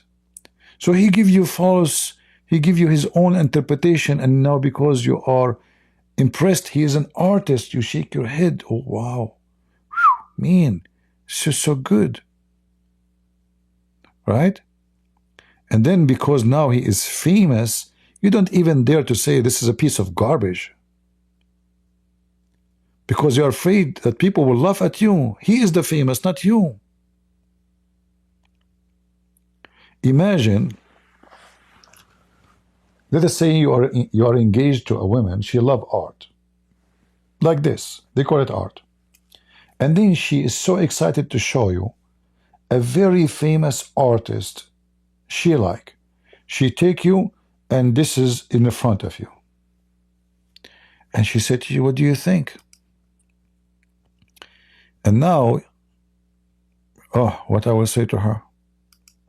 If I say to her my opinion, she might leave me. Look, this is art. Look at this art, man. Look at this. What the heck is that? This is a famous artist?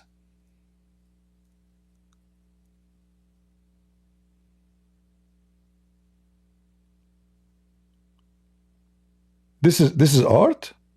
This is art? What?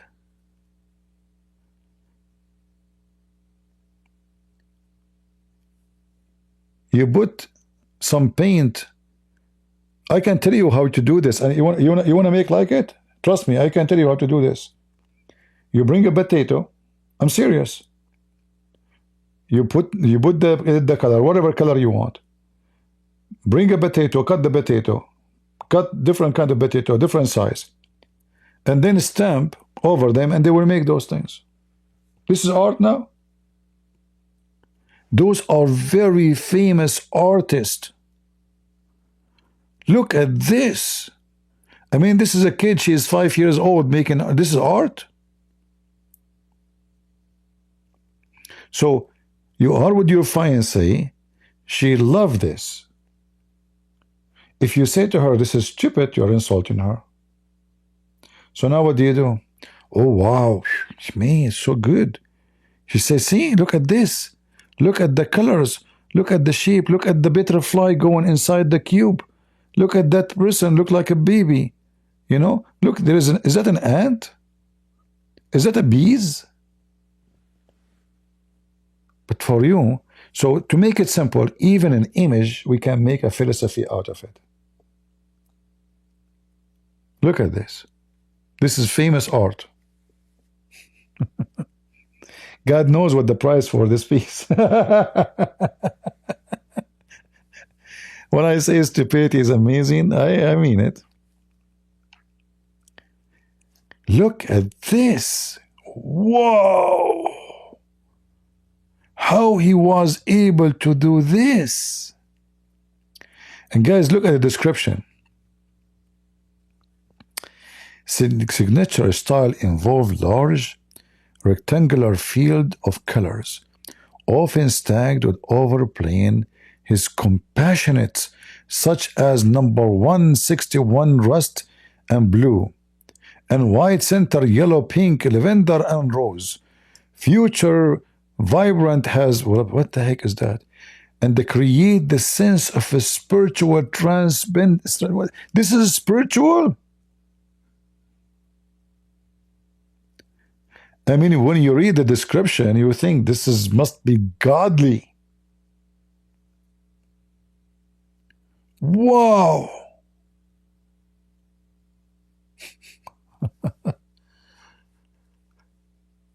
Lord have mercy. Anyway, never make philosophy as a guideline for you, because life need reality, not philosophy. Two people love each other, and because they love each other, they decide to stay as much. They promise each other to stay together. They never separate.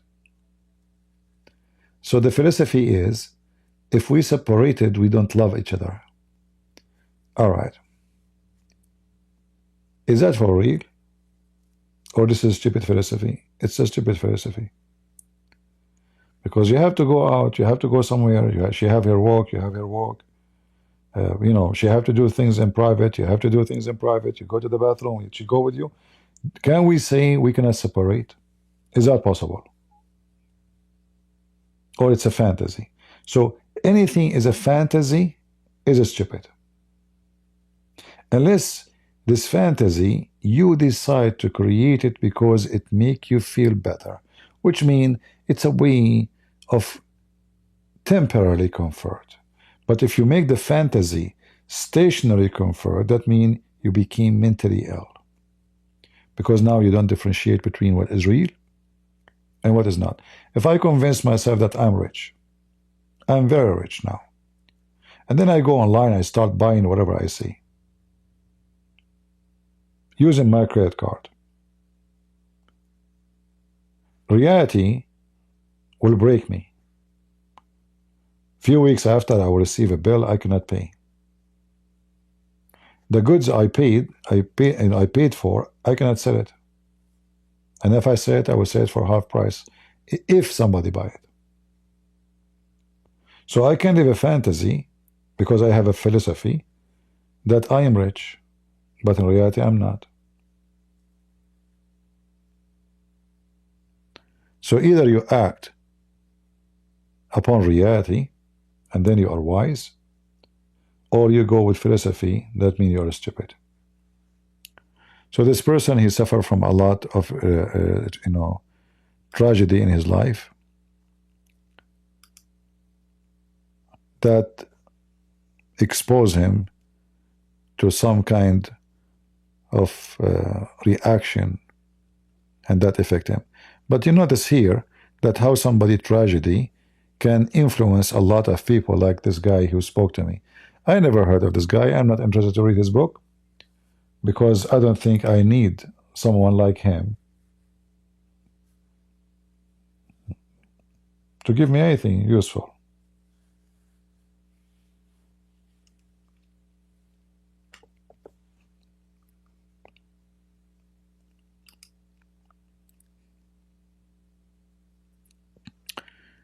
My voice is so what? Thero. I don't know what that word means. Is that a threat? Your voice is so therapeutic. Therapeutic. Well, the word therapy supposedly is a treatment, right? But let me tell you, when you speak about a voice, and you say the voice have whatever description for you, voice carry energy. Energy, it's a fact, you know. Like even there is a machine can tell if you are lying or telling the truth. A voice is considered as a fingerprint. He can be recognized by the voice, scientifically and even by ears. However, the voice can be delusional and can be true.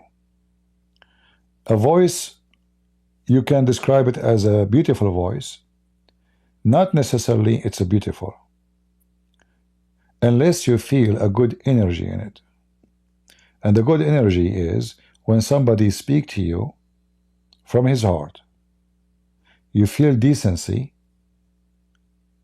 and you feel like he is sincere when he speaks to you. Not just somebody saying you words, and he say things he don't mean. So a human being is gifted by God, and if he uses his gift, he can recognize who is the one is being sincere and who is not. And then that voice, let us say you are gifted, your voice have a special tone which make it attractive. But attraction does not make it good voice. Sincerity make it good voice. So a voice for therapy is not necessarily a good voice, because you go to the doctor, he might have a nice voice, but at the end of the session, he have to charge you a lot of money. So he is not sincere in serving you. For he is sitting with you for the money, not for your sake. A voice of sincerity is someone who spent his time with you for free, even though he do not know you, and you do not know him. He is willing to discuss with you, to answer you, or even to argue with him, but there's no return. So don't be fooled by a voice which is you think it's beautiful. Always you have to examine the spirit as the Lord said to you. So if the voice is sound sincere, speak about the truth, something useful, something godly, not against God, then this voice will listen to.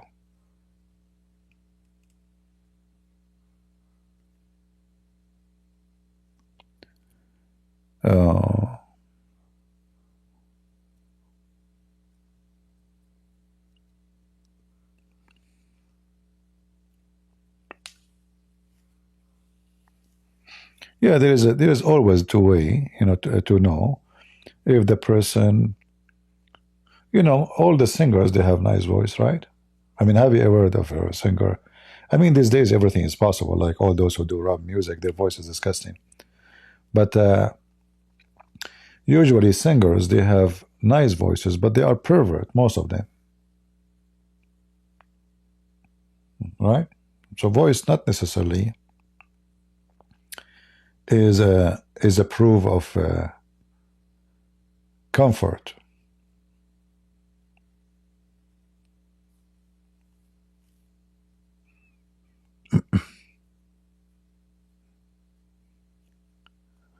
All right.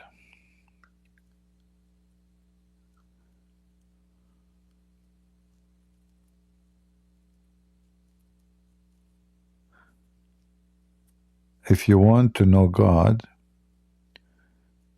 see the wisdom. You know, like wisdom is you see, when we speak about freedom, that will go to the wisdom too. So my wisdom is not free. In the way, it's limited. Again, you are free only when you are God, because then you are wise. When you are wise, you don't make mistake. You don't have sin. You don't do wrong. So wisdom of the man is just a little tiny wisdom. You know, I mean, we can call it like the dot. A letter in the word is not the full word. So human being during his lifetime, he tried to understand, to learn, and you know, by time we should grow like a tree. You know, you put the seeds. The seed in the beginning is so weak. If someone step on it, can break it, the plant is destroyed and will never grow again. That's it, because it passed the stage of seed, and the plant lost its opportunity to become a tree. But if that seed pass the risky, let us say, era, and then that seed become a strong roots and a strong wood, and then strong branches, and then the tree become big and massive. But then this tree, when it becomes so powerful, it's going to notice something very important, that as a tree, still it is nothing. Even though you went from the seed to a massive, maybe 60-meter high tree, because still, compared to what is around you, you are not even in the height of a grass. Grass is low because we compare ourselves to the grass, but the grass is so high compared to an ant. So the size you reach doesn't improve your life, unless you understand that at the end of the day, it doesn't matter how much you grow, you're still short of knowledge and wisdom and ability and freedom, and you need someone to support you. That is what faith is about. The Lord, if the Lord is with me, who could be against me? So a wise person is not the one who depends on himself, because he knew he's limited. He's limited in his emotion. You know, you need a comforter. You struggle. You face a lot of sadness in your life. You lose your child, you lose your mother, you lose your father, you lose someone you love. What do? Life will crush you. A big tree is more risky to expose to hurricane. Hurricane will not rip the grass. Hurricane will destroy the tree. So sometimes being a grass is better than being a tree, which means being humble, being a person who understands how limited he is. This is why philosophy is just a waste of time. Somebody trying to figure out himself by deceiving himself and going in a circle. So if you consider yourself the same as a grass, you know, you enjoy life better. This is who I am, and this is what makes me happy. I do not need your philosophy. Every one of us, he have his own dreams, and his dreams about what to make him, or how to be happy. Someone think if he got married, he will be happy. Okay, good, you know, good for him. It might be right, it might be wrong, but this is how he understands his happiness. Someone, he want to have children. He cannot wait to have a baby. Wonderful. So making your life's target simple will make your life a lot more beautiful. The more you complicate yourself with philosophy and stupidity, the more you are sad, depressed, and unhappy.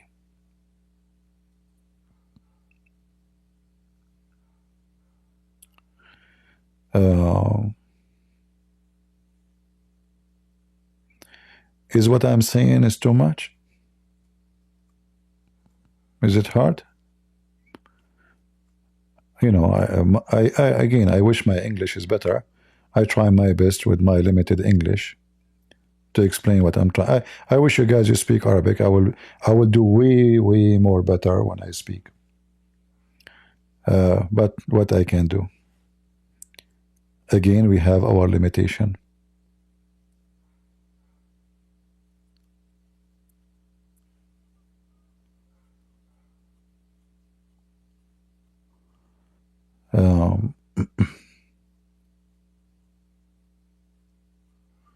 You know, how many times, yesterday I was talking, somebody says to me, you said yesterday that you don't have furniture at home. I have a table to eat on, one for the computer, and a bed. I don't have a couch. That's it. This is all my furniture. All my furniture. So he's saying, like, are you really struggling? You don't have money? I said, no, don't. This is not. You know, I'm not a person who, I said, I'm happy like this. Why want to buy a couch if I will not sit on it? Why I want to buy a couch if nobody visit me? Why I want to have something I will not use? So when you make your life simple and you are satisfied, you appreciate what you have. I'm not complaining when I say to you, I don't have furniture. I am not crying, says, I guys want to have furniture. No, it is my choice. I'm happy like this. I'm happy. I'm thankful to the Lord. I have a roof in the top of me. I'm not sleeping hungry. So appreciation is the best way to be happy in life, not philosophy. Appreciation and reality. So I appreciate my reality. If you don't like your reality, you will be so sad, depressed, angry, unhappy. And then that might cause you even to kill yourself, commit suicide, or maybe even hurt people. You are angry. You go to violence. You try to take out your violence on somebody else. Like you see somebody in the street for no reason, you start shouting at them. Find any reason to fight because you are angry. So appreciation is the only thing can make you happy. Otherwise, a human being, nothing can satisfy him. Many people, before even they are not even 20 years old, they buy a land for their grave. They design the grave. They decide what kind of marble. Because they are not satisfied. They want to show off even after they die. He's dead. He want to show off. He want to be sure that his grave is going to beat every other grave. So he spent his life buying the best car, living in the best house, making the most money, and now he is thinking about having the best grave. This guy, he never lived. He's dead from the first day. This is why Jesus said, our Lord, let the dead bury the dead. So those who follow a dream, not appreciation, and the dream is a fantasy, is not even real. It's out of reality. Or a dream is only about being me, selfish, which will strip you from your spirit. Because when you are selfish, you step on everything in your way. Nothing can stop you. You have no ethic. So let the dead bury the dead. Either you decide in this life to be a walking dead person, which means you are just walking like everybody for the same target everybody walking, to make money, to have, to get rich, to go party, and then you get old, and then, oh, I get sick, and then I die. Or you enjoy your life as a king, even though you are a poor person who eat a piece of bread and maybe a little tea with it. But because you appreciate the bread which the Lord He gave you, and a little cup of tea, thank you, Lord, I have something, not only alone the bread, I have two things. I'm happy. then you enjoy your food. A person who have a palace, a person who have a lot of money, he is busy making more money. The food became boring because he got all kind of food. He lost even his appetite because nothing can stop him from buying any kind of food. He didn't have even motive. Oh, I'm going to one day buy this, one day have this. No, he get it all. This is why you find between rich people, the suicide is so high. Because they had everything, they lost the motive of life. And appreciation is zero. So instead of being the most happy, lucky, they are the most miserable. So if you want to be happy, don't be the most miserable by being rich. You can be rich. I'm not against you to be rich. But be rich and appreciate.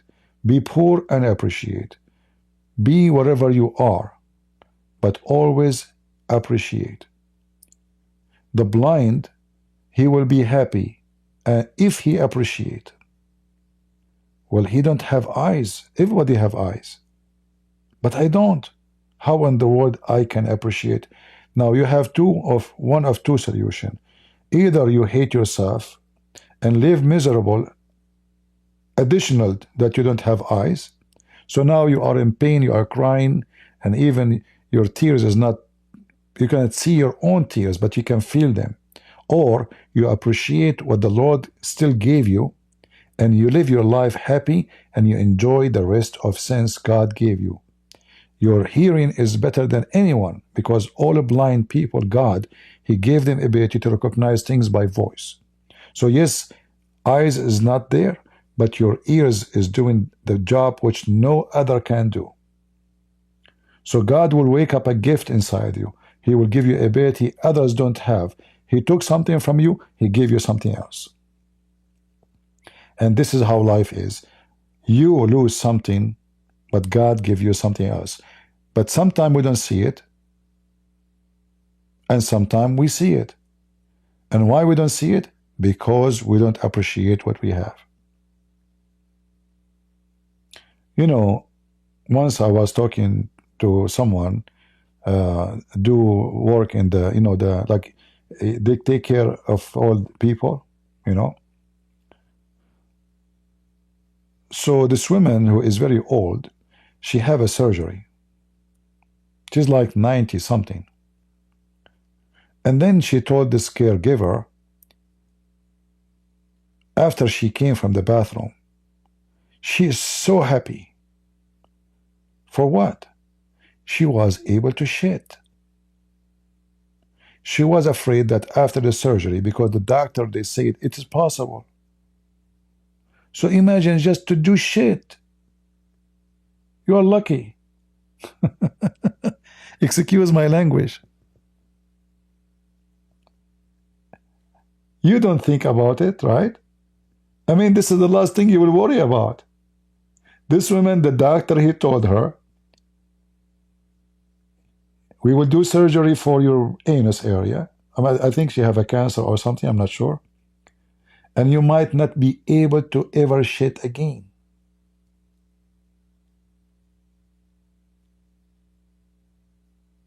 So she was so happy. She got a great news. I did it. So do you see what I'm talking about? Even such a thing, which none of you appreciate, is the last thing you will think about. Even that you might not be able to do.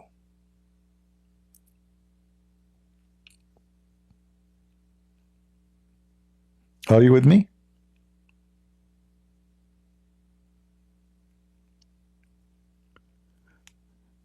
So the story of this woman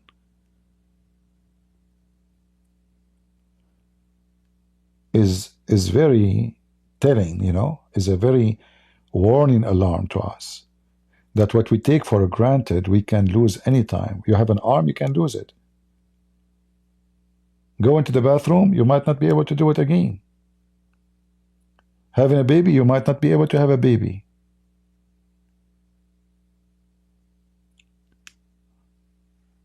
This is why philosophy is not reality. Philosophy is just a game of words. In Christ, we enjoy reality.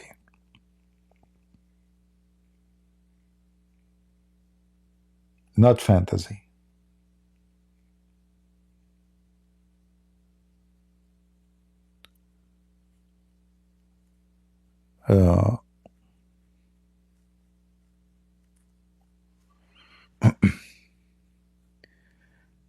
Carino? Okay, Carino, what do you want to say to us, Carino?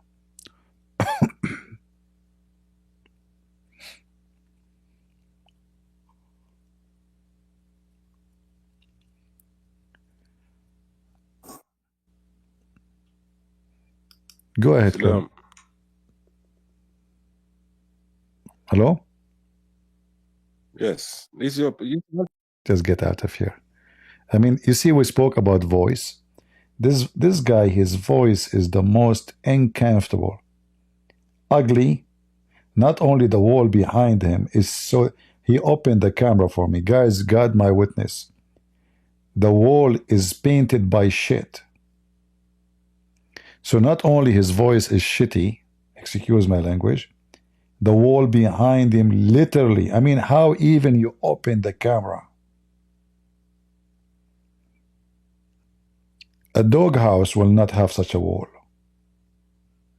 He reminds me of a Prophet Muhammad, police be upon him. When he do clean his hand, do you know how he dry his hands? He dry his hand on the wall. So you can imagine the color of the wall. If you go to the door of your house, I check the door of my house every few days, because you go out, you get on, you work in the yard, etc. Even if your hands is clean, you will leave marks on the door, because your hands is covered by oil always. So it's true. Your faith will have a great impact on your life, your hygiene, your spirituality, even your voice. Listen to his voice. It's so disgusting because you can feel evil inside him.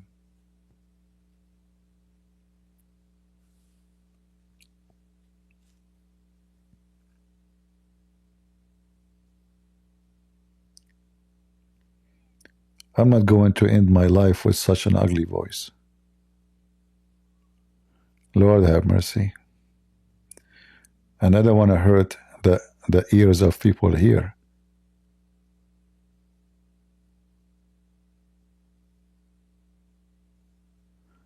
Yeah, it's true. There's some voices are satanic. It's true. Because they are evil. Absolutely.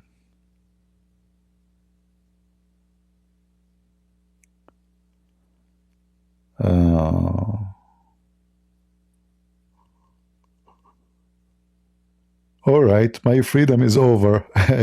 I'm yawning.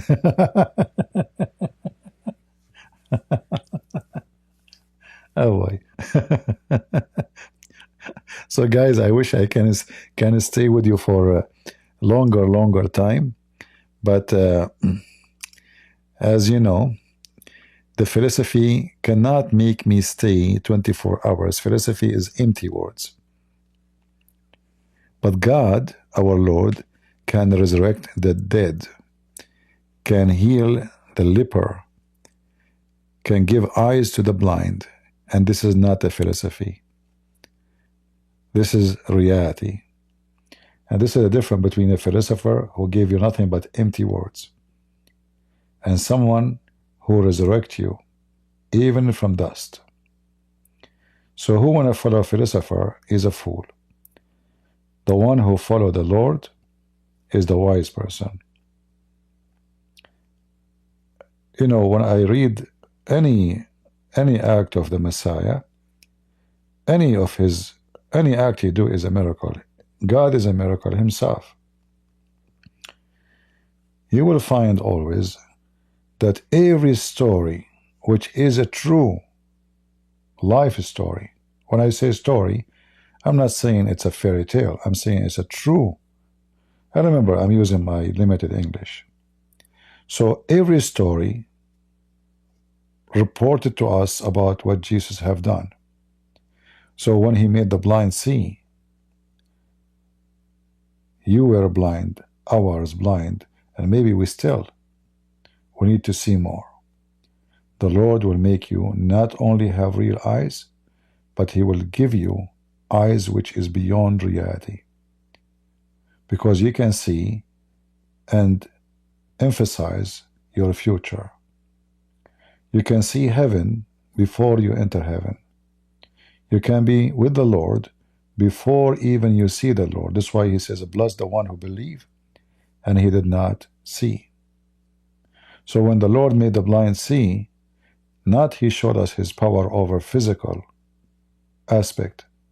He showed us the ability of recreation. And this is why the Lord, he says, you have to be born again. So the blind was born again because suddenly he can see. When a child, he just came from darkness, out of his mother womb, he see light for the first time. So the blind man, the Lord gave him eyes. And that is every one of us.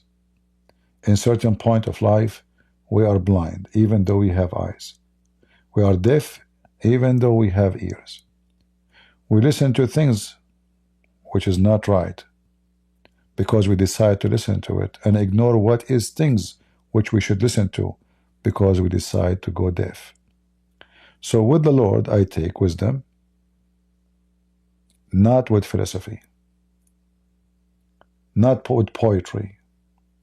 And it doesn't matter how words of a man can be beautiful, the reality of the Lord is more and way beautiful, for it's real. It is reality of a beauty. If you have a rose in your yard, I have a rose, it's called Joseph coat. I don't know if any of you have it. Anyone heard of it? Joseph coat?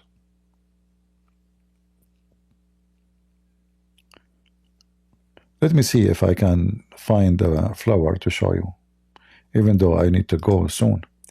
But anyway, I enjoy talking to you, and I believe that you guys are a family for me. Joseph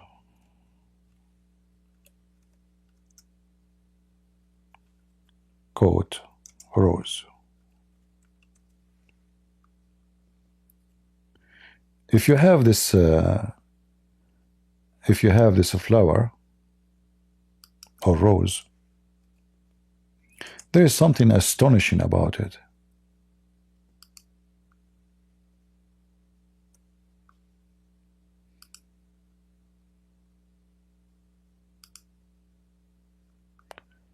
Let us see.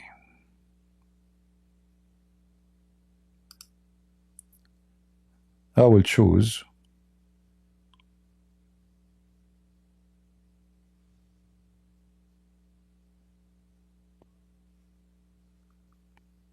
you can search it from your side, and you will be able to see with me something astonishing about this flower.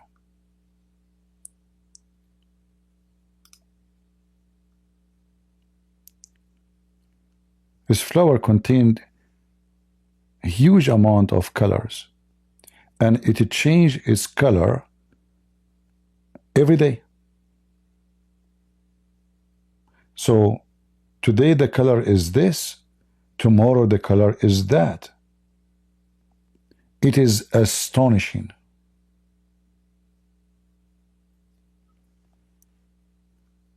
If a flower can make you feel astonished and amazed, how about the Messiah who made the blind see? Look at this. You know, we were talking about arts and those famous artists. Who is the most amazing artist? This simple rose, first time I saw it, I was really astonished. 2 days after I look at the same rose, it looked different. The colors, it is so vibrant, so changing, so beautiful. The mix is not annoying. The mix is just perfect beauty.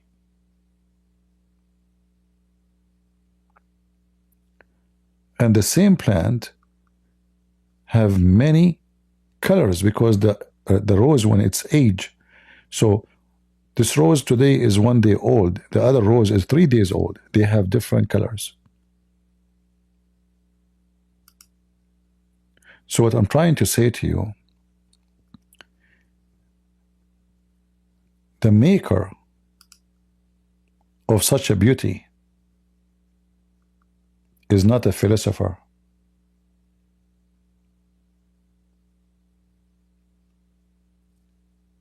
No one can describe for you by words beauty.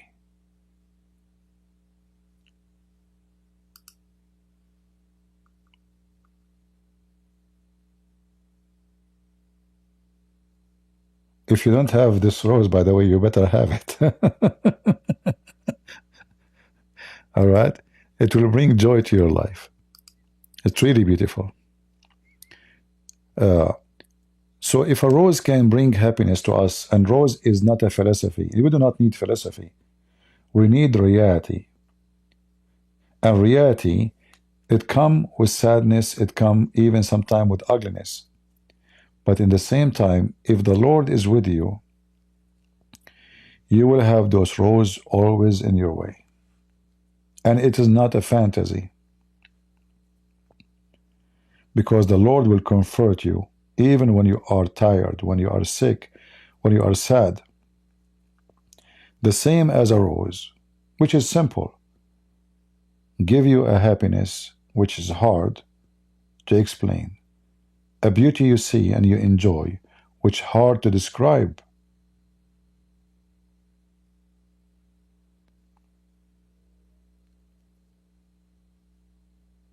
It's very important for us to be simple like those roses and to appreciate our colors.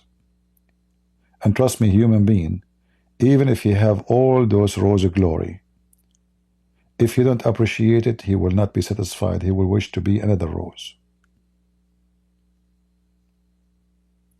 And a human being is not happy, he will complain even about rose. He will say to you, they have thorn. So you are going to be a beautiful rose, even if you have big, ugly thorn in your trunk. And people appreciate you, even though you have thorn, and they will enjoy looking at you, holding you, because they understood that with the beauty, thorn come. And that is not philosophy, that is reality. So when we appreciate reality, we appreciate it all together. The rose and the thorn. And then we take care of the thorn so they will not hurt us because we are wise. And we hold the rose with care and love, and we enjoy it. And with this, I did not show you actually the picture. This is the picture of the Joseph coat. Do you see it? People in Google, YouTube, Rumble.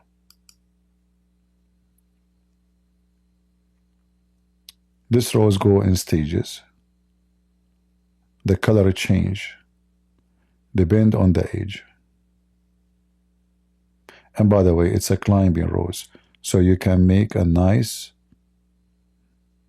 entrance to your house, or very beautiful. Extremely beautiful.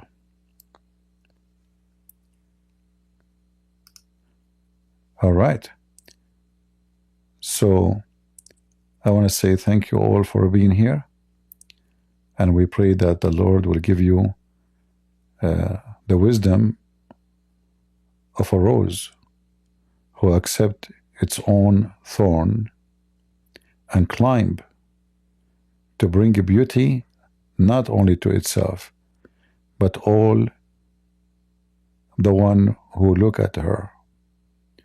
Be beautiful by your heart, by your act, by your voice, by your statement, by your wisdom, and by your patience.